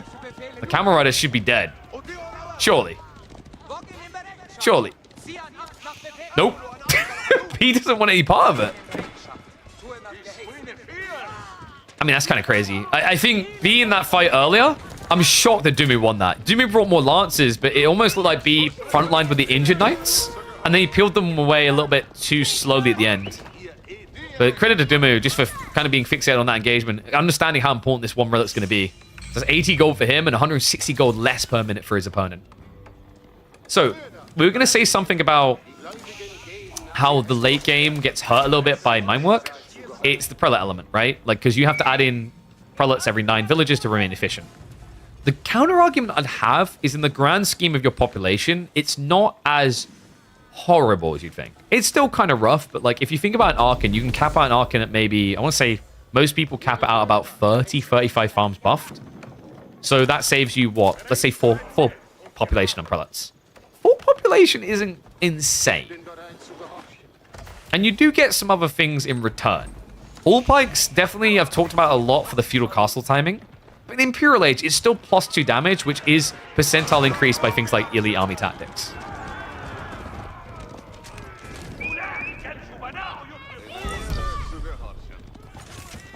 And thank you, yeah. 4 minus 1 in Archon. So like the realistic difference in population's efficiency is about 4. Swabia now coming, which is going to lead to a recovery arc on the economy here. Dimu does have the eco lead for the time being by being 30 ahead. But remember, these farms are not cheap, which he's building. He doesn't get the discount. There wasn't an ecoing. B has avoided that farm transition. Instead, he's going to set up the Swabia first. Might even be able to start taking risks out on the berries instead of just switching over to farms. Look at that. I like how you guys love seeing Palace of Swabia so much. Don't you just love the unique diversity of choices the HRE make in the late game? You know, like we pick up relics and then we pick Imperial Age. And then when we pick Imperial Age, as we know, everyone is definitely going for the L's back, right? No. This thing rarely ever sees the time of day. Why does it cost less again? Math is hard.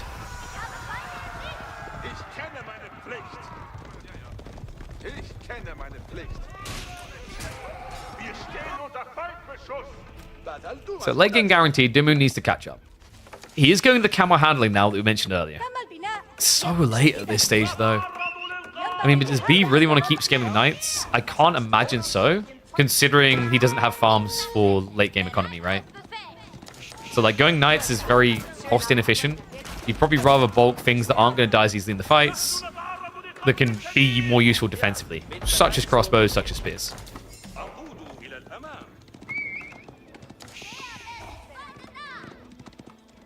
That's fair, actually. Like, this is a balanced game. Palace of Swabia may have made the tech cheaper, but preservation of knowledge. Look at that. Look at he literally has the same thing. Now, I did hover on Trade Wing. I don't think this is a Trade Wing game. It could be.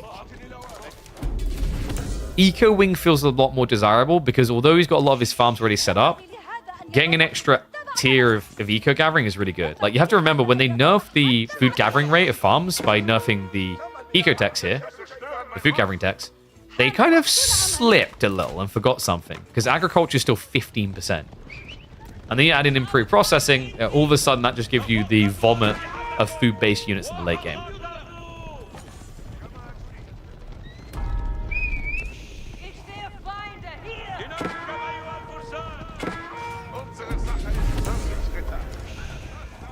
Oh no, I'm not saying that Palace of Swabia like makes HRE the only civ with a singular landmark choice in age. I am saying that HRE has had one of the longest singular landmark choices in AoE4. Like, using Japanese as a comparison, we've had Japan for just a bit over a year, right? Whereas we had HRE for how many years?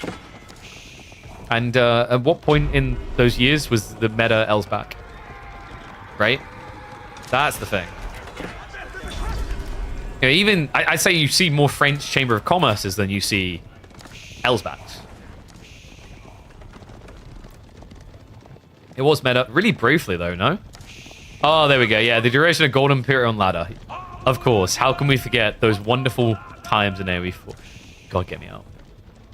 Mountain Pass Spring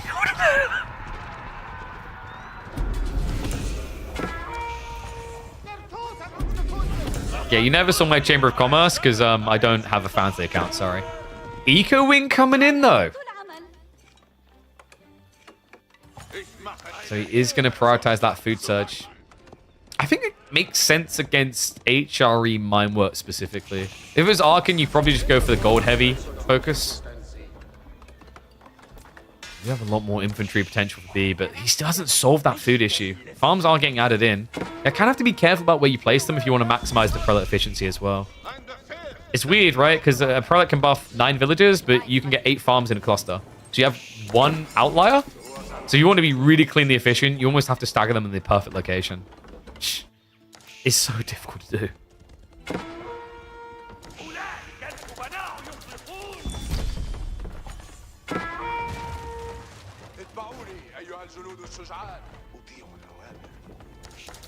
Alright, one's if you think B's going to win this. Two's if you think Dumu's going to take it. Because it feels like we're diving into the deep game. Guaranteed here. This isn't a trade wing play yet. Theoretically, it could be down the line. B also has a pretty good spawn in the way he's played it for the gold vein. Like, the 8k in the corner is more than enough with Regnits to get you into your late game phase, right? With Imperial Techs and Universities. Dumu, he's also played to his 8k, so we'll see his as well. But, like, realistically, if you think about the things you're more like to produce here, I mean, even things like Gulums, right? Gulums have a bit of a higher splash to them in terms of cost and gold compared to MAA spam. So there is a risk that Dumu runs out of gold quicker here. He has such a long time to run with. Oh, true. We do have a gold covered in the south. Army should be able to mop that up, right? Wait, is Dumu just... I was about to say, we should probably start spending here. He has 4,000 food in reserve, and he's immediately going into agriculture. Which, remember, gives you even more food. Huh?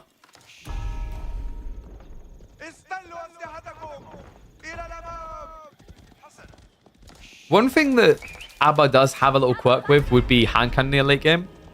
It's tricky though. H3 get movement speed, you get health, right? And not just that, love that from B. So, Inspired Warriors, kind of low-key. This tech is sick. It's a lot better for Order the Dragon. I feel like most OTD games, if you're in the late game, don't have it. You've skimped. You've screwed yourself. It's a bit hard to justify HRE. The reason it's harder to justify the HRE, by the way, is like, if I'm Order the Dragon, 100 military pop is 50 units. My HRE, 100 military pop is 100 units, right?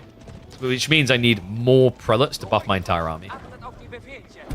It's also weird because with the prelate buff, it's a pre-fight buff, not an in-fight buff. And what I mean by that is the renewal. Realistically, because of the way that prelates prioritize healing, you're not just going to keep buffing units with Inspired. They're going to start healing a unit instead. So if a fight goes too long and it turns into a lot of regular poking, I think that's where Inspired Warrior Tech starts to look really bad. It's almost like the best way to use Inspired Warrior Tech would be, let's say all your military is coming here, stick 2 or 3 prelates here, so they pretty much give all the champs a pat on the back as they send them to war. Like, yeah, buddy, you got it. Literally just be the guy at the door in the plane that pats the paratroopers on the back to push them out.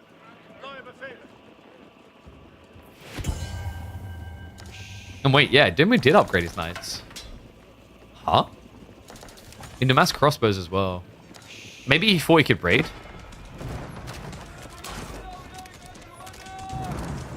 Healing applies the Inspired Warrior buff.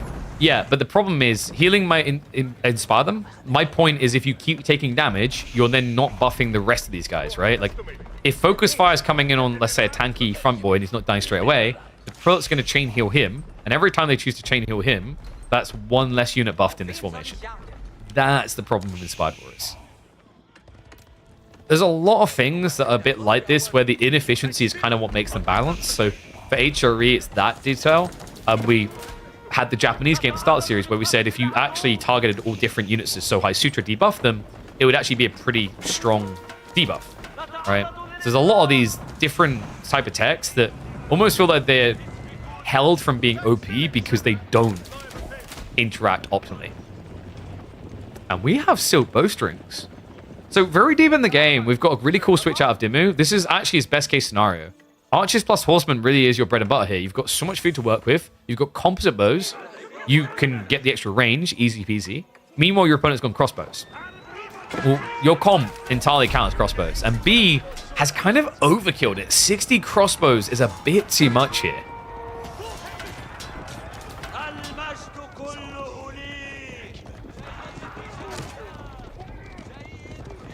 And yes, actually, that's a fair point coming out from Berliner. The quality of life change to Pro Scouts really just amped it up to be everywhere, right? So, like, yeah, with a lot of these type of monk buffs, if they were a quality of life change that made them efficient, I think they'd break the game. Like, I legit think if they made it so that when you spam Buddhist monks, they debuff different targets instead of all targeting the same one, I think that unit goes from F tier to, like, probably A tier straight away. It won't win you every game straight away, but if you survive the opening and get into the late phase, it's going to look really good.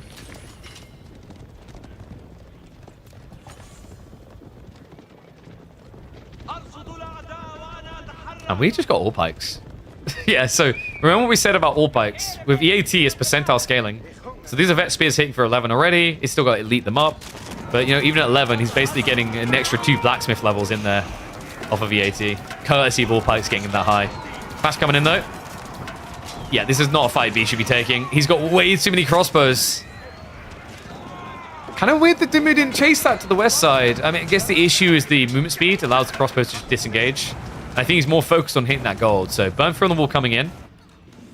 He has got all his active gold gathering happening up here right now. Actually, that's a lie. He's split himself pretty wide here.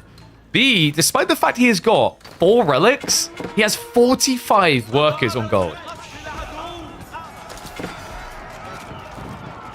I wonder, do we maybe see camel support soon?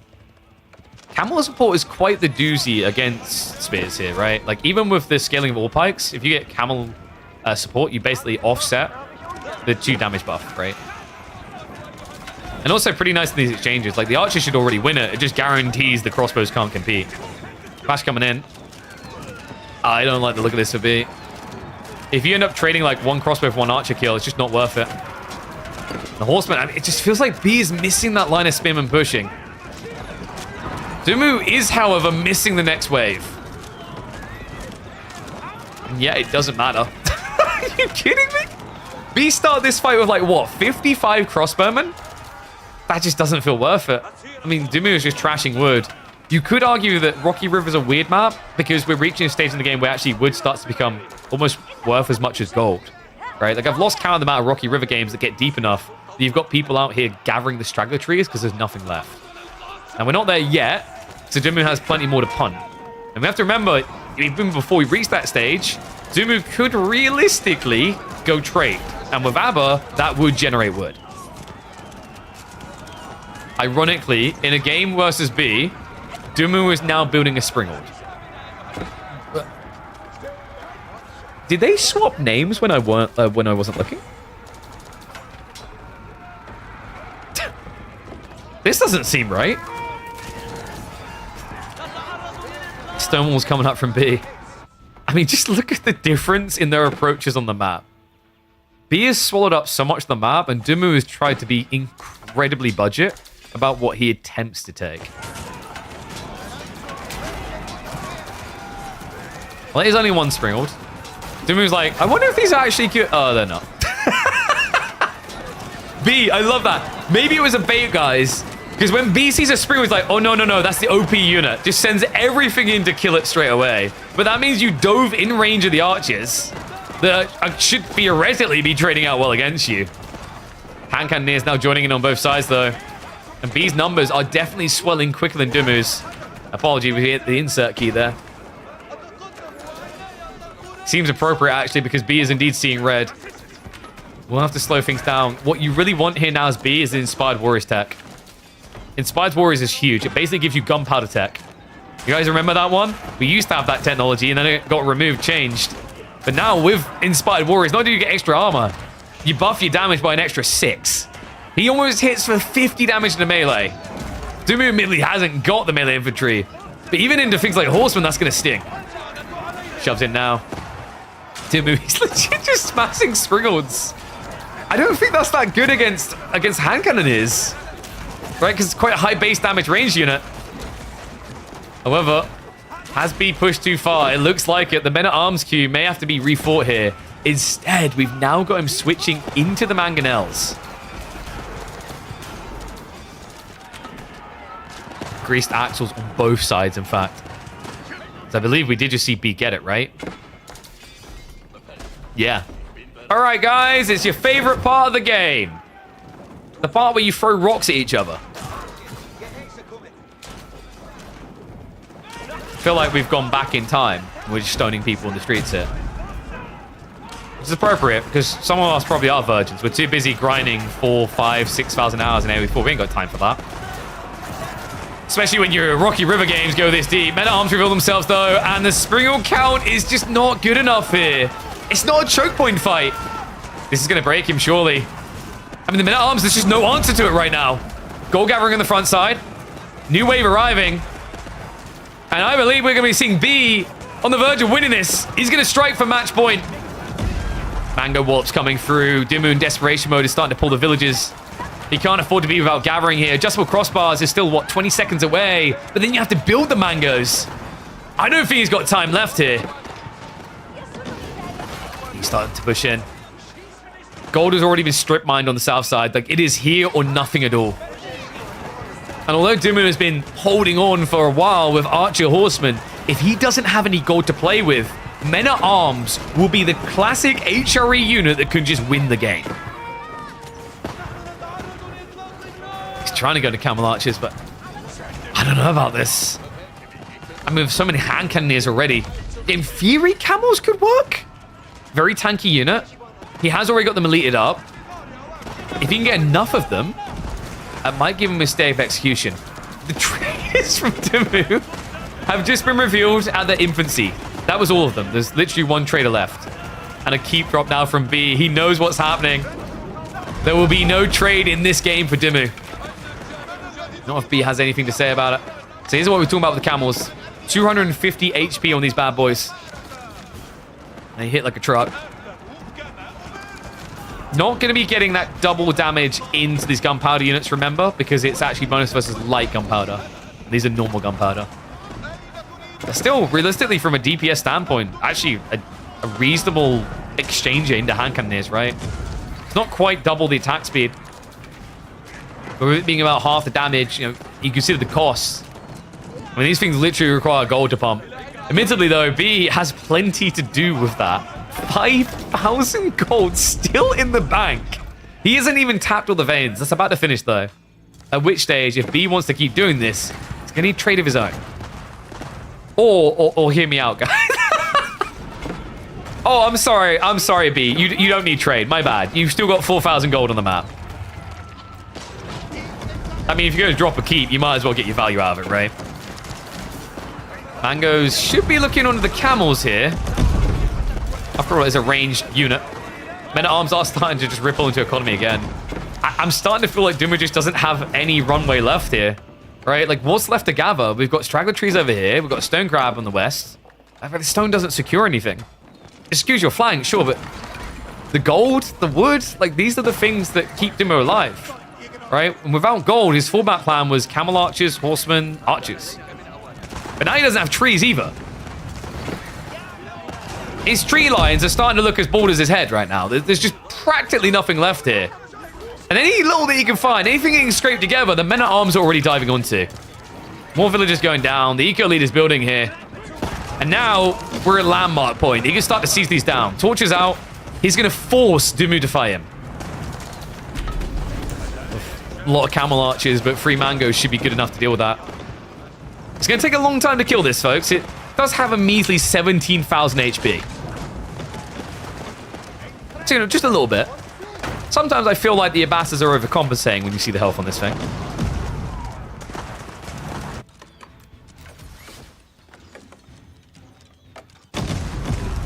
So much resource for B.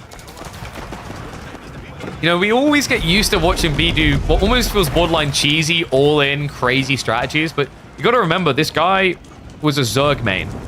And that brings with it a level of stick the straw into the map and suck it all up. If you want to be an efficient Zerg player, you had to be good at scaling beyond your opponent's base count and taking more of the map. And AoE4, when you get in that late game, it's exactly what it becomes. It's exactly what B has done to Rocky River here.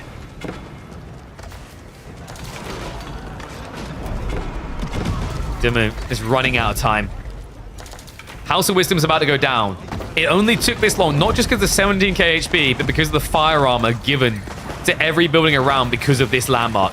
With that gone, the TC can be rushed. He's going to march in. Ben now officially out of time. He's trying to wrap around for the backstab here. But I think with just torches alone, you can end this. Dimu needs to pull villagers. A little bit of hesitation sets in there. He backs up to protect the siege. Gets in just in time. The Mango Warps can come through. He just can't reach around, right? He's got the perfect blockage here. Camel Archers aren't going to start diving, but the Mango's going to keep focus firing, and another castle is on the way. Dimu, a valiant attempt to try and stand his ground here, but it's just becoming too difficult. He just doesn't have a quick enough answer to men-at-arms. This unit with 12 melee armor doesn't care about the horsemen. The Camel Archers just don't seem to be clearing quick enough. Yeah, Rams now coming through from B as well.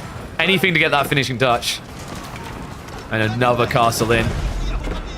It's crazy to think that Dimu can't afford units. He has 4,000 food income a minute.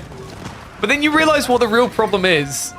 200 wood a minute and 80 gold a minute means even if he survives this dive, he now lacks the resources to replace. This is over. B is gonna be leading 3-1. Apparently, although this series didn't start the same way, it now feels like it's on a collision course to end the same way as week number 9, where B took the win 4-1. I mean, I've got to give it to... I think Ben's looked better this week than the last. I think B... I'd say outdrafted him last week, right? I don't know. I wouldn't say this one is as much of an outdraft. I do feel that B got an edge, especially with his H3 Delhi opening. But there's been times of life. It's just this one looked rough. I mean, props to Dimu for getting as deep as he did. But what a sick play. The Knight Sparding just kind of shorting the Ambassador timing. Like, imagine that fight that happened over here on the ball if Dimu didn't have to deal with the extra +2 armor. How many more Knights he would have had? How much more push power he would have had? Can't fault him, man. B, he's a creative thinker. I mean, he's the guy really leading the way with this mine work idea. Even initiating it in matchups that it would be seen as overkilling. March in now. Dimu, it's just a handful of troopers left to defend. It's like leaving a chicken to guard the hen house against a pack full of foxes here. Oh, now that story's going to end. Feast more than famine. GG comes out. B. This man is looking unstoppable in 2025. Woo-wee! Now, you might be unstoppable in this series. We are going to get a redraft now, remember. So let me mark that up. That's going to be a Holy Roman Empire win over the Abbasids. Actually, wrong map. I just chose Dry Arabia by mistake.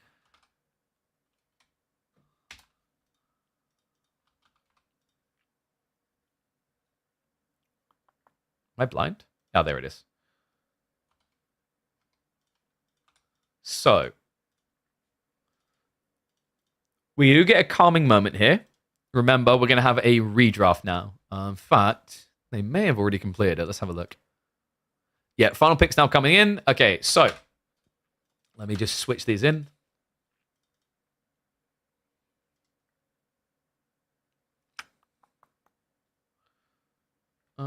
Why is that draft not working?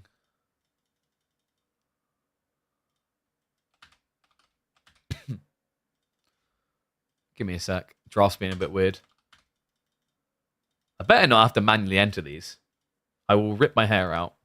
So we do have an HRE opening for Dimu on the draft this time. I like that. Roos Delhi went the other way to B, but when you think about the maps we got left, I don't think Roos is as crazy. We still have Mountain Clearing, by the way. Dimu does have first pick. Probably not going to be going there straight away with English Malians in the mixer. Why is... Okay, my draft overlay is not working. Am I going to have to manually enter these? Cow, your system sucks. What's going on? Mr. Moo Man. Okay, we're going to have Roos HRE next. Yeah, the draft has just disappeared for me as well. Well, that's very weird. Okay. I guess I'll have to manually enter these? Oops. Bear with me a sec, guys. All right, yeah, we got a little bit of time. So I'm going to run 3 minutes ads now because they're only getting to lobby, so we definitely got a few minutes. I'm going to run 3 minutes ads, and then like after that, we should have the draft fully entered and be getting into the next game, okay? All right, so I don't know why the draft doesn't even... There we go. Okay, so the draft's showing up there. Yeah, I'm going to have to manually enter these. I might just skip bans because I'm lazy. Okay. So we have... Oh, wait, no, they used the wrong draft. Wait, did they use the wrong draft? Let me check. They might use the wrong draft. Now you're my sugar daddy. Yo, what's up, Jean Doe? Thank you very much, mate. Appreciate the raid. Welcome, welcome, French viewers. Hopefully you're having fun watching the games. Now you're basically going to have to mute me, I guess. Or you know English. Either one works. Yeah, I'm checking, just making sure they use the right draft. Because I think it's best of 5 into a best of 3 draft, right? Duh. I can check the rules, but I'm pretty sure it's... I usually just trust the players to get it right. But I'm pretty sure... So the way it works is like you have the 6 draft, and then on the redraft you do 4 draft. I'm pretty sure they used the wrong draft. No problem, John Doe. Thank you for covering it in French though, mate. I appreciate you. Let me double check. It should be... I think they used the wrong draft.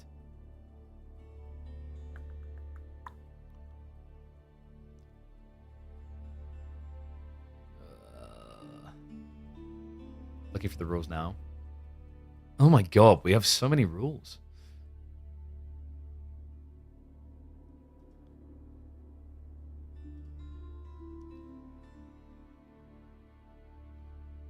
All right.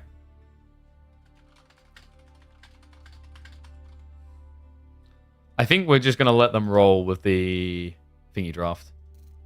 Because basically, like, it's meant to be 4 civs draft each. They've drafted 6. So I'm going to manually enter those civs. I don't know why Cal's crap stopped working, but it has stopped working. So,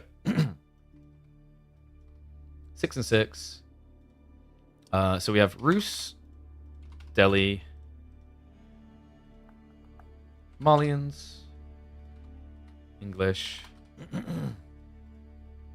French, and Japanese. And then on the other side, HRE, Byzantines, IU, Order of the Dragon, Ottomans, Timu picking Ottomans this time, and then Jean, in honor of Jean Doe's raid. And then ban-wise, China on both sides, Juji on both sides. We called it, man. Like, dude, it's... if in the Pro Scouts meta, you're just not seeing those civs getting through. They're just way too good. And then Delhi, Abba. Meanwhile, other side was Biz, Abba. Okay, there we go. So, manually entered. Sorry about that, guys.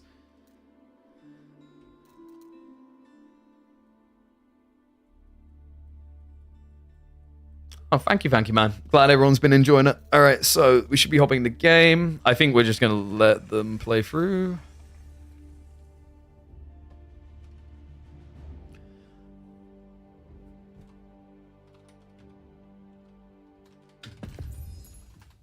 I'll have to bump them next time ahead of the finals if it's them again. Because they may have done it last time as well. I just didn't notice. It's meant to be... A best of 5 draft is 6 long, right? But then after game 4, because there's only a maximum of 3 games left, you then switch to the best of 3 draft, which is you pick 4 civs. So like giving 6, you could argue it has more like flexibility. I guess you could say you could argue it has less like outdraft potential, but I think part of the reason we do it is you don't want to enable like RNG elements. If that makes sense. Where it's like now you have to guess from 6 civs what's likely coming out. You get where I'm going from?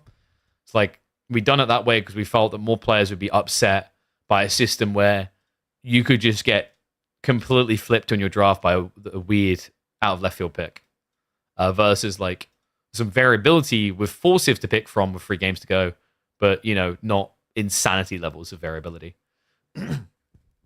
Unrelated to the games done with Protein Works. So we've been struggling to actually get in contact. There seemed to be a bit of a mess up with the tracking codes. So like they didn't see good performance in their eyes. And I was like, I'm pretty sure these tracking codes are wrong. But like the agency that we're working with them through didn't, like, I don't think they're going to get renew.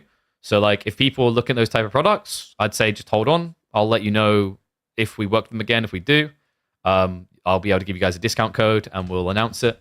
If not, there is another similar but different brand I'm talking to that I'm looking to try the products of. That might be a great alternative for you guys. So yeah, stay tuned.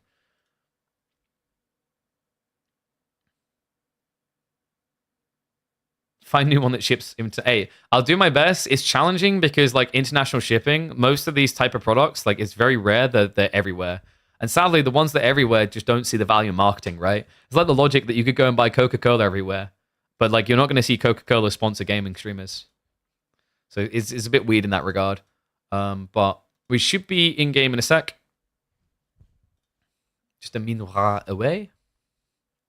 Sounds like a you problem. Ah, yes. I should set up my own international, globally wide provider. What a scrub I am. What a golden bloody pleb. Okay, so HRE Roos. We've seen how HRE can cook in this matchup. I wonder if Benny Boy's going to be able to do it here. Right? Because that was our game 1 matchup, no? Oh, sorry, no, it was Deli versus Roos. Where did we see HRE versus Roos? It was Ben's series against Johan, I think. Oh, and let's do predictions.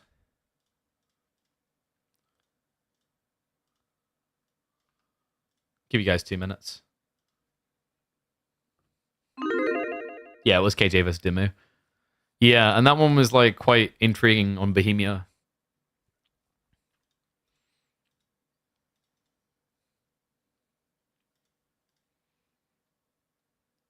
But like, I'm sure Johan won't mind me saying, like B compared to Johan, very different level of play right now.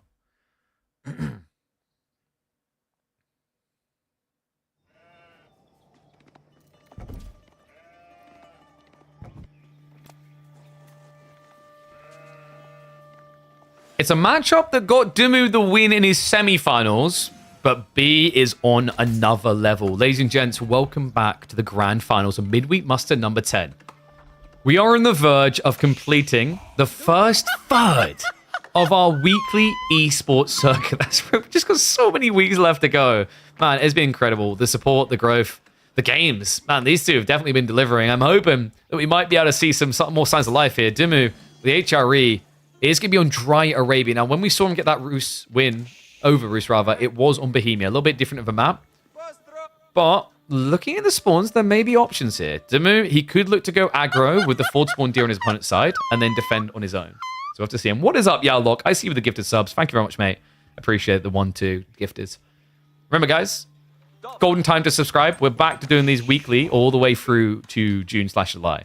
So I think we're going to be averaging probably 110 hours of content at least.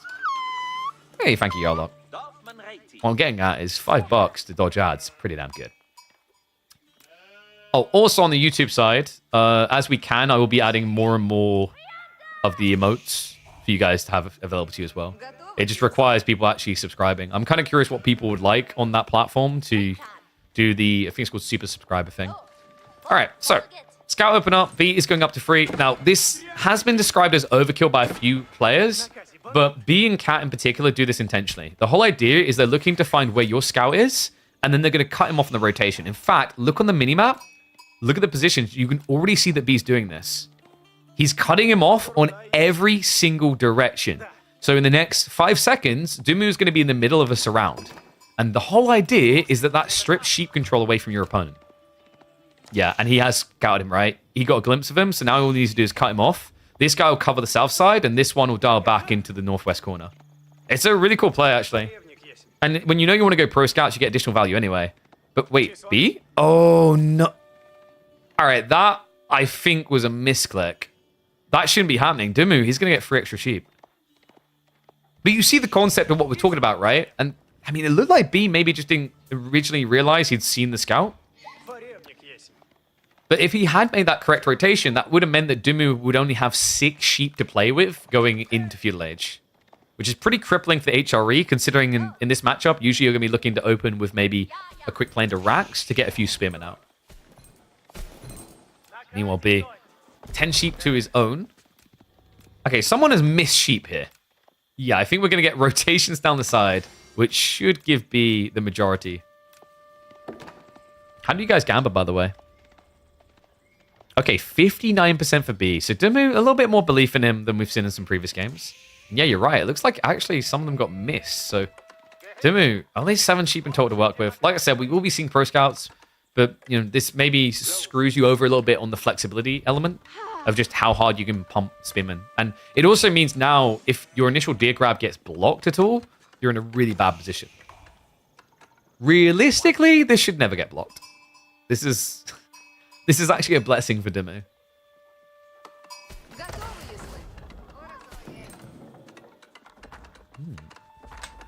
You know what the scariest part is? I just realized we're getting Dry Arabia out of the way now. Okay, that sounds like that's pretty orderly, right? That's normal stuff. You guys have seen that plenty before. Yeah, but we still have bridges and mountain clearing. And mountain clearing in particular is the type of map where wild crap can happen if you don't have a very clear plan draft-wise. And yeah, this Archon is just gigged up, right? He's got the golden range. The stone, you probably won't touch it. But he's already on the wood. Pro Scouts is on the way. Tech up complete on the other side. B, already on his own Pro Scouts. Remember, the edge for him is he's already going to have Scouts in a pressure point position. But the reality is, because it takes like an extra 45 seconds still left, Dumu should be able to kind of catch up. He'll be slightly behind B because B already has essentially 2 stables producing here. Or potentially, right? Like, he's got to get through the Pro Scouts first. But that's meant to be the edge. Like, 25 seconds wait per scout can be pretty rough if you're not beginning with the stables. Because the reality is, if you build the stables afterwards, like, let's say 30 seconds into pro scouts, you can get a maximum of 2 extra scouts out by the time you're gathering. And the final sheep count is going to be 14 to 5. Yeah, lofty edge for B. And they like doing this. We've seen this from Cat and B most frequently. The Canadian bros, the other ones that do it a lot. You know, while you're waiting for pro scouts, make the best of it. Use these guys to shove in. Because then that minimizes your time on getting to the next tier stack. So if everyone out there is like, I've figured out the meta. Oh, God, pro scouts, build 8 of them, do this. There's more to it. You know, there's a little bit more elegance to the strats.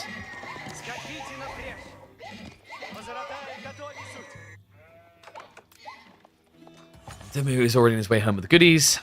So here's an interesting caveat now for Dimmu with this spawn. We talked about this being an exposure point. It's because B's first deer pack is forward. Dimmu could pressure it. But because of the build order and the timing, the spearman won't be there in time.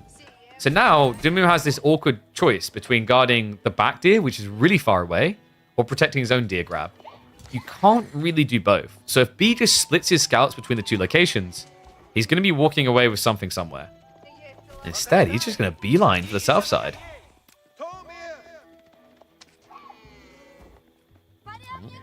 I think you get this one home, right?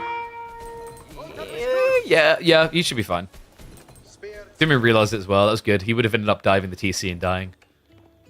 So he might be able to at least stop one of the scouts down here. It's tough, man. Like, B going up to 7 scouts just makes him so quick on the clear. We don't have any move by Dimmu, so he's just protecting his own. This is going to be a 50-50 split. Okay, I think that's pretty good for Ben given the situation. The sheep is going to hurt him down the line, though. However, because of that Archon placement, he can always just consider starting to layer in a few farms.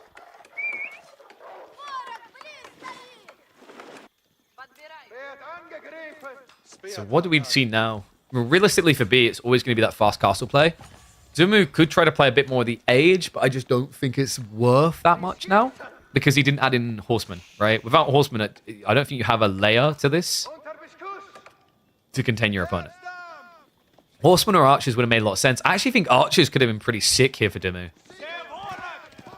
Especially when you consider the state of B's base. Like, he's got one tree line in range, the other one is pretty far out there. Gold is on the forward side as well, so you wouldn't have that pivot. The only thing that really B has safely behind his TC is the berries. Like, everything else is just forward spawn.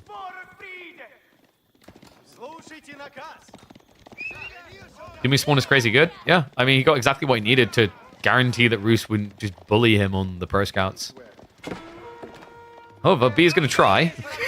There is still free deer up for grabs, but with 2 spears here, realistically, you shouldn't get away with this. No, there's 2 more spears coming. So B's going to have to bail with the goodies. He's trying to use formation shuffling to get out of range, but this should be enough spears to block him. Okay. So keeps the scouts alive for the most. He did lose another one there, but basically having 5 gives you full vision on what your opponent does. Next step for B, he knows that Dumu's going for a castle age. You can tell by the count with spears. So you want to basically spread your scouts out to see where he moves for first with his prelate. Because what B could do right now is if he goes for stables, he could actually open with a knight. Instead, though, he's just going archer ranges. Interesting. I think one knight might have been worth it. Like, just scaling a few knights in isn't the worst idea. But I guess he just wants to get that critical mass of horse archers up.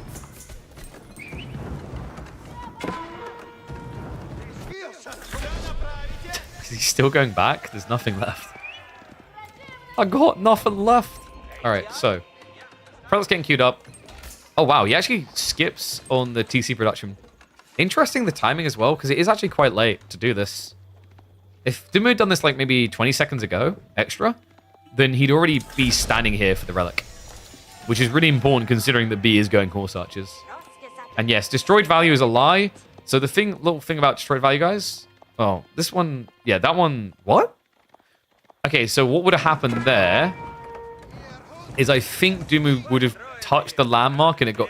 Oh, wait, no, sorry, that's right. When you cancel a landmark currently and place it again, it adds the cost of the landmark. It's really, really weird. Even if you don't lose any resources.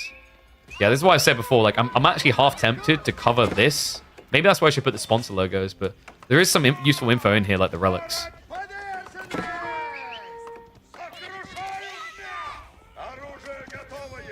Explain what critical mass is on a nuclear reactor.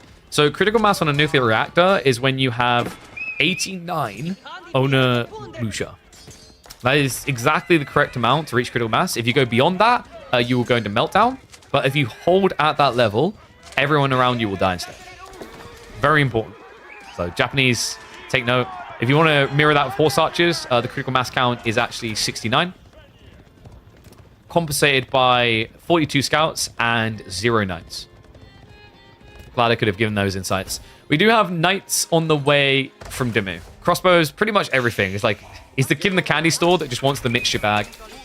2 relics already home is a great start. The third one is safely behind him. The warrior monk is trying to contest that. I mean, he should be able to, right? There's no way Dumu gets there quicker. So he's going to have to pull troops. Unfortunately for him, with horse archers already patrolling around here, I don't think you can stop this warrior monk. Can you refund your sub after that? No subs. No, wait, no subs, no refund. If you refund, I retire from streaming and become... I don't know, what's the cringe thing that no one does anymore? Was it vinyl? I'm trying to remember the platform. A vinyl content creator or something. Okay, Knight has at least found the warrior monk, but I don't know about this. And there's horse archers in range. Yeah, so you are going to end up losing your boy. High trade house, by the way, 112 gold. Pretty underwhelming.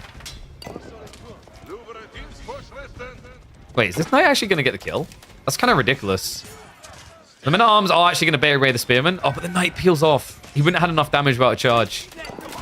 Archers are now here with crossbows, so B needs to run home fast. But with another knight coming, Dimu just needs to run straight past them. Unfortunately, unable to do so, so it looks like it is indeed going to be a 3-2 split for B. There is still one more relic on the north side, but he's got a second warrior monk to go for it with.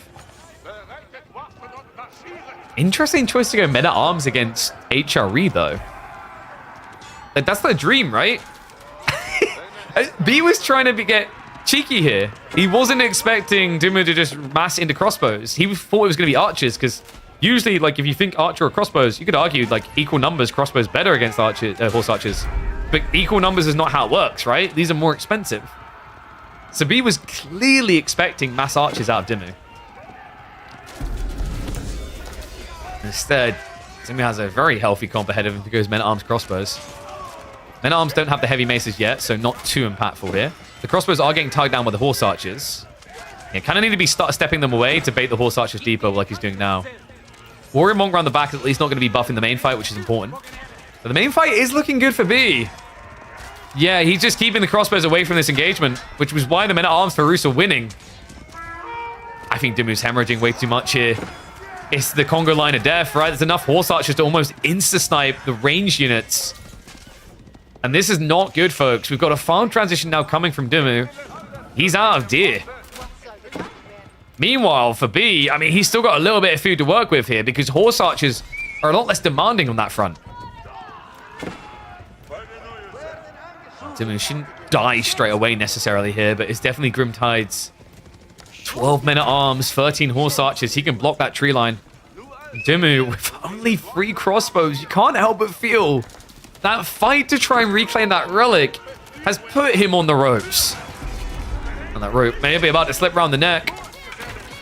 Farm area now going to get idled out. He can end up losing a few villages in the process. The knights are at least a sturdy front line for the time being. But as you back up like this, notice what happens. The only reason you're not going to lose this fight is because your villagers are going to die instead. Great micro as well. Be intentionally targeting them down now. I mean, this looks over. Dimu is in such a painful position here. The farm transition is half complete, but not fully there. B has still got some work to do, which is why I said this looks mostly over. He doesn't have a resolution to a long-term food supply. That's why he's now taking risks out into the boar. This is what Dimu needs to identify. It's what he needs to snipe. But if wooden fortresses go up, one knight is not going to do it.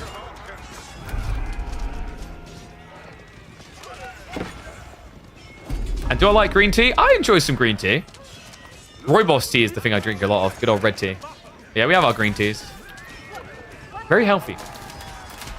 But I also have my Red Bull. Oof. And B, apparently, the thing that sustains him week to week is midweek muster. I'm pretty much paying for this guy's rent at this rate. Dive on in. I mean, the crossbows are just getting focus fired every time, so the men-at-arms last longer. Dimu just doesn't have a way of gathering anything. And that means we're going to be kicking off 2025 with a month that's going to look completely dominated by B. If he wins next week as well, I think that puts him on a collision course for the highest win streak in midweek muster. In fact, I'm double checking the results now. I think Puppy Paw had a win streak record of 5. Yeah, he took 1 week off, but Puppy Paw won week 2, 3, 4, 6, and 7. B's starting the year off in style. Remember, he got 2nd place in the All-Stars over Christmas. He's now going to be on a 3 win streak. Villagers being pulled. I mean, Dimu. At this stage, we are in full desperation mode. And yeah, Anatan, time to sign up, mate. B ain't needing to hide any strategies. No, no, no. None of this. Oh, I need to hold on to this secret. Nah, just get in there. Use it in an experimentation zone. I feel like that's what B's done in a way. A lot of creativity coming out of this lad. Dimu, once again, is going to be pipped at the post. Always the bridesmaid, never the bride. Damn. I'm impressed, man. And look at that. There's a reason for people to be tuning in next week. Anatan apparently is coming back. Looking forward to having you, my friend. B versus Anatan is historically someone that's always been entertaining. We've seen Cat versus B entertaining, and Dumu versus B, definitely series that can deliver, but so far, unfortunately for Ben, it's been unable to deliver him an outright victory. 4-1 storyline, I still think there's an improvement here in that Dumu, I don't think he got outdrafted hard like last time, but man, just can't fault B. Even when you look at his performance in the EGC tournaments, it's not like he's pulling punches here. It's not like this is a misrepresentation of his talent, right? Like we saw in his series, for example, up against Vortex. This guy is looking to reach a new all-high, I'd say, going into 2025. And with what we've been seeing in these weeklies, he's off to a bloody brilliant start.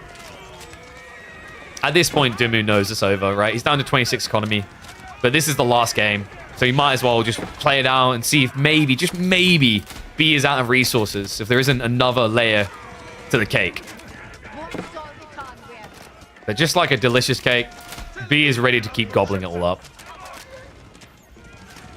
I mean, this is kind of painful. You're like, yes, I've pushed him away. There's no way he's got any... Oh, there's more. There's always more Pew Pew ponies. And what is up, Yalok? Thank you very much for the gifted sub, mate. Also, keep in mind, like, even if Dumu somehow stays alive, it's now not enough because of Sacred Sites.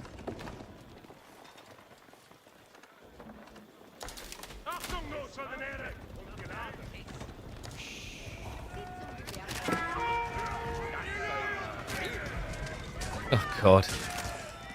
Kind of brutal, because we said Dumu's spawn was good, but that's actually one area it sucks in. He didn't have any, like, back-safe food beyond the deer. And in a Pro Scouts meta, like, that doesn't feel like an upside, if you know what I mean. Like, you'd rather have some berries or a boar back there or something. Like, these berries on the front side have just revealed how weak he really is.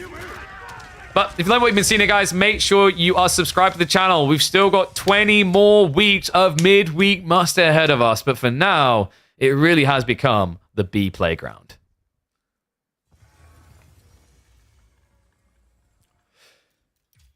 GG, Mr. B. Look at that. Look at that. Another week of success for the 3D Clan member. Good lord. I am a bit sad, though. We didn't get to see mountain clearing interviews. No, we haven't been doing interviews for these. Maybe in the future. I just don't like to burden the players extra at the moment. But maybe in the future we'll do interviews. If I give you interviews now, the problem is you're going to want them every week. And then it's like, you'll be upset when we can't do it every week, you know?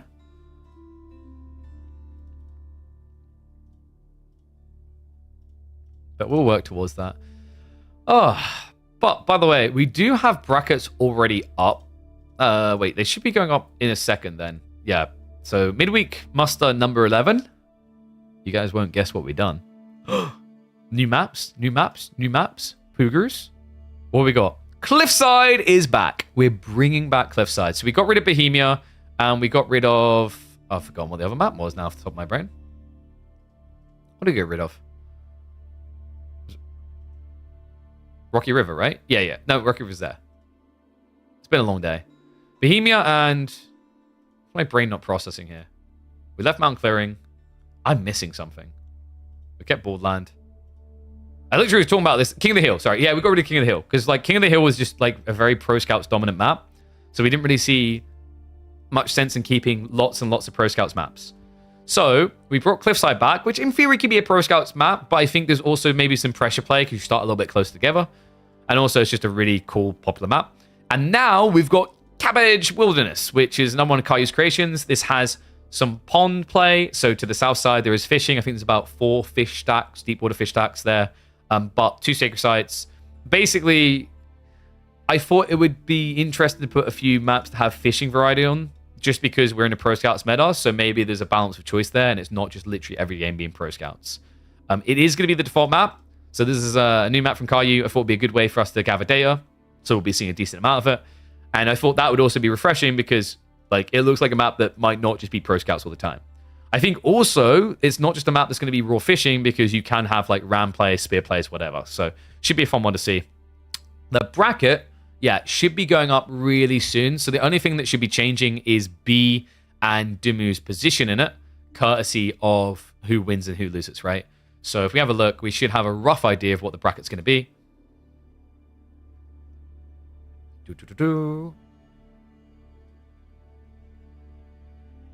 Overview? Is my bracket going to show? Boo! Show projected. Wait. Does the projected not work? Alright. Let me know if we have that in time, team. But yeah, we should hopefully have the details on that up shortly. A reminder, by the way, if you want to be participating in these, you should be signing up ahead of time because we do have them available for sign up at least week 12 as well. We usually on average have 2 to 3 weeks ahead of time available for you guys to sign up. So definitely take advantage of it. Every bracket run starts on Friday, C15 GMT. So we will be live tomorrow to cover those opening games because although, you might think round of 32 is stompy, you have to remember due to seeding, sometimes we get some really tight matchups on day number 1. So make sure you guys are tuning in for that. And outside that, we'll be back on Monday, Tuesday for quarterfinals, semifinals, and then, of course, we run it back on Thursday again. We just loop-de-loop and we keep going. But yeah, I'm impressed. I think we're doing well. I mean, look at this. Look at these guys on YouTube. Giga Chads. So I think we hit up to 140 in the end. So 100 average people there. I think the stream's probably going to be like 450-ish to 500, which is phenomenal. We're getting up to the numbers I want to see. Like, my hopes is to grow this towards... I said 1,000 by the end of the year, but, like, I think we could be at 750 by week 20, 25-ish. I'd see that as a success. I'd love to be going a little bit higher.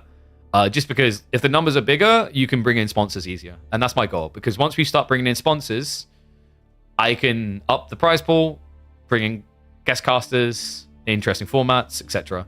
I have been working my arse off to try and sort some details around what comes next with Midweek Muster. It's a little bit tricky, but I'm hoping by the end of next week, we should, fingers crossed, have something to announce about what is next.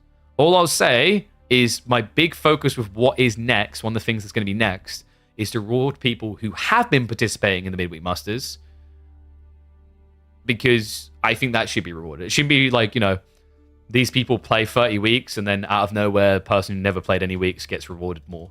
So yeah, that's a big focus on me, is like giving back to the people who've definitely been supporting is big to me. But I don't think we're going to have brackets loaded up in time. I don't know if Tume's literally releasing them right now. He's probably sweating right now, fumbling on his keyboard like, which button? But we'll see it tomorrow either way. Zane signed up, we should reward him. I mean, yeah, there'll be like, when I say rewarded, I mean you have an opportunity, right? That's the whole idea.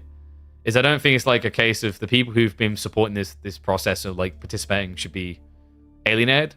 It's like, dude, imagine you like sweating your ass off grinding for 30 weeks and then the guy who didn't even play qualifies and you can't, something like that, right? So it's like, maybe what I've got in mind will have a very small amount of qualification slots, but there is a focus on what comes next, really rewarding people who were participating and of course succeeding. Sanich is playing too much Marvel Rivals. Oh, okay. Thank you, Jim. Yeah. Dude, I mean, I've said it before. I think ATR is like ATR is not an advantageous system. My advice to TOs, and I've said it before, like, yeah, it benefits me, but it makes sense. I think people should be using things like Midweek Muster to qualify players through to the bigger events. That also encourages people to participate, which they should.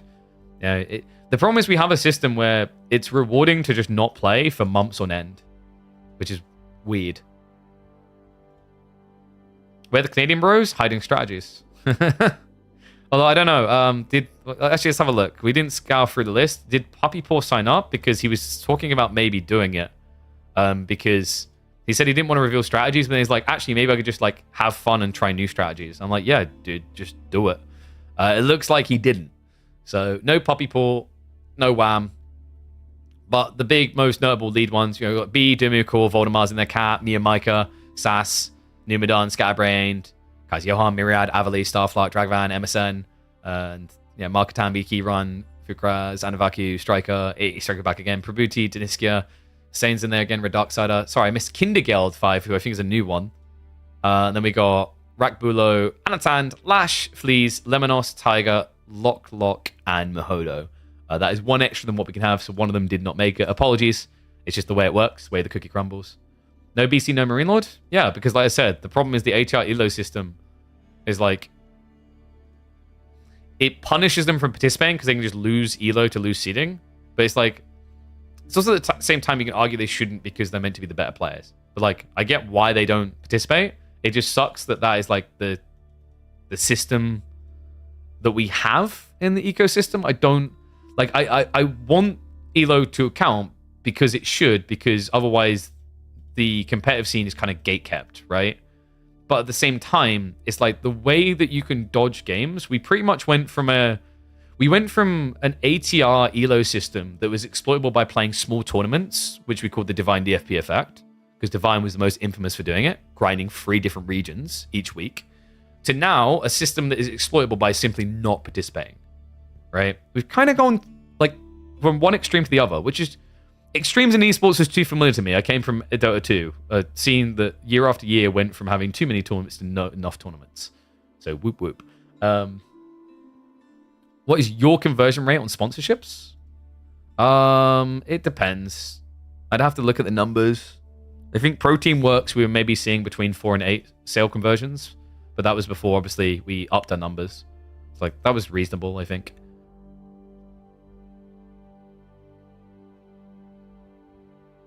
And you are late. That was the Grand Finals. The Grand Finals is complete. We're going to be back tomorrow. We're just chatting for a little bit before I go off. So we'll be back tomorrow at... we'll be live by 3 p.m. CET. And we'll be going through the round of 32 and checking in on those lads. Marine Lord would never qualify with the system I'm talking about? Quite possibly. Unless he plays a few. The whole point, though, is like, if I'm getting the announcement out, let's say in the next 2 weeks, 1 or 2 weeks, there's still over 15 midweek musters for people to actually participate in. So at that point, if they still don't participate, it's on them, right? They were given much forewarning at that stage. Cash prize pool for EGC is huge. I get why they hide strats. Oh no, I get it. Although hilariously, like the whole idea of like hiding all your strats is hilarious because there's plenty of esports scenes that I've been a part of where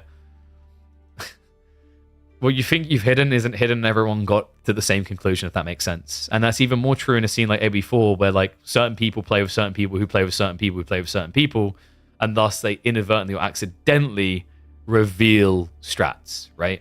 That's a thing.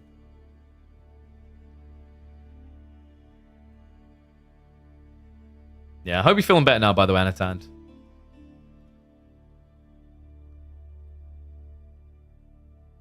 Yeah, do you want me to load up Wilderness so you guys can have a look at it? Because I noticed you guys are talking about it in chat. So we can have a little bit of a look. So you guys can see what's coming.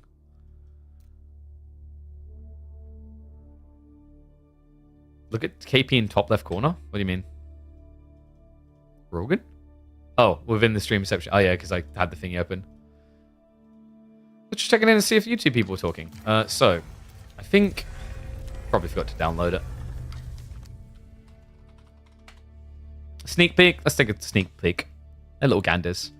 There is another map that I have in mind for future weeks that I'm really excited about. I'm talking with the map creator now to see if they can optimize it. I'm hoping it'll be ready for next week or the week afterwards. It's a really cool looking map though. ML does not play ranked. No. He doesn't believe there's value in it. So... Wilderness. Where are you? Ah, what we need is world map, guys. Oh, wait, that's right. It has the cabbage thing, doesn't it?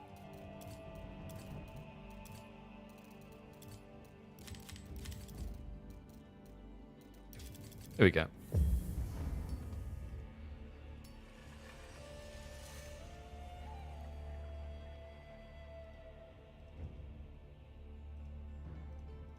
All right, so I'll give you guys a quick ganders, and then I think that'll round us out. So this map does have some water to it, but it's not. I don't really expect it to be a million boats. Theoretically, I guess you could say it could end up, but you can already see one of the catches, like the water. Oh, sorry, you guys can't see because I'm in the way. The water is really, really far away. You also start with a pond next to you for some extra food. So this one, I was like, okay, this might actually be interesting to watch because like to get across here would just take you so long. Pro Scouts may still end up being dominant. We'll see. But I figured we'd try something different, entice something different to diversify the playstyle. Like, in fairness, there is only 20 deer on this map, which is less than what you'll get on a standard map. A standard map spawn is 28, right? So that's already kind of an improvement in the right direction. And I think the fish is far enough away that it's not just a guaranteed play every single game, or a play that doesn't have a counter. But yeah, this is the map. Balls are fairly even out there as well. I don't know. I'm excited for this one. It should be good. And what's up, Dal? Thank you very much for the Prime sub, mate. Appreciate you. Oh yeah, people walk out for the fish because literally right here. That's fine though. Roost as a pro scout sync Civ on this map is going to be weak as though. Because like there's less deer and also you can't benefit from the fishing because hunting cabin, right? I think French will be pretty good on this map though. But yeah, guys, that is going to be it. I'm going to end the stream now. I'll find someone to raid. For YouTube, I can't raid, sorry. But yeah, guys, I will be back tomorrow. Should be live by 3 p.m. CET. Might go live a little bit earlier, like maybe 2:30, probably 3. I think we'll stick to 3. So 3 p.m. CET. Check in. I should be live by then. Thank you for tuning in, guys.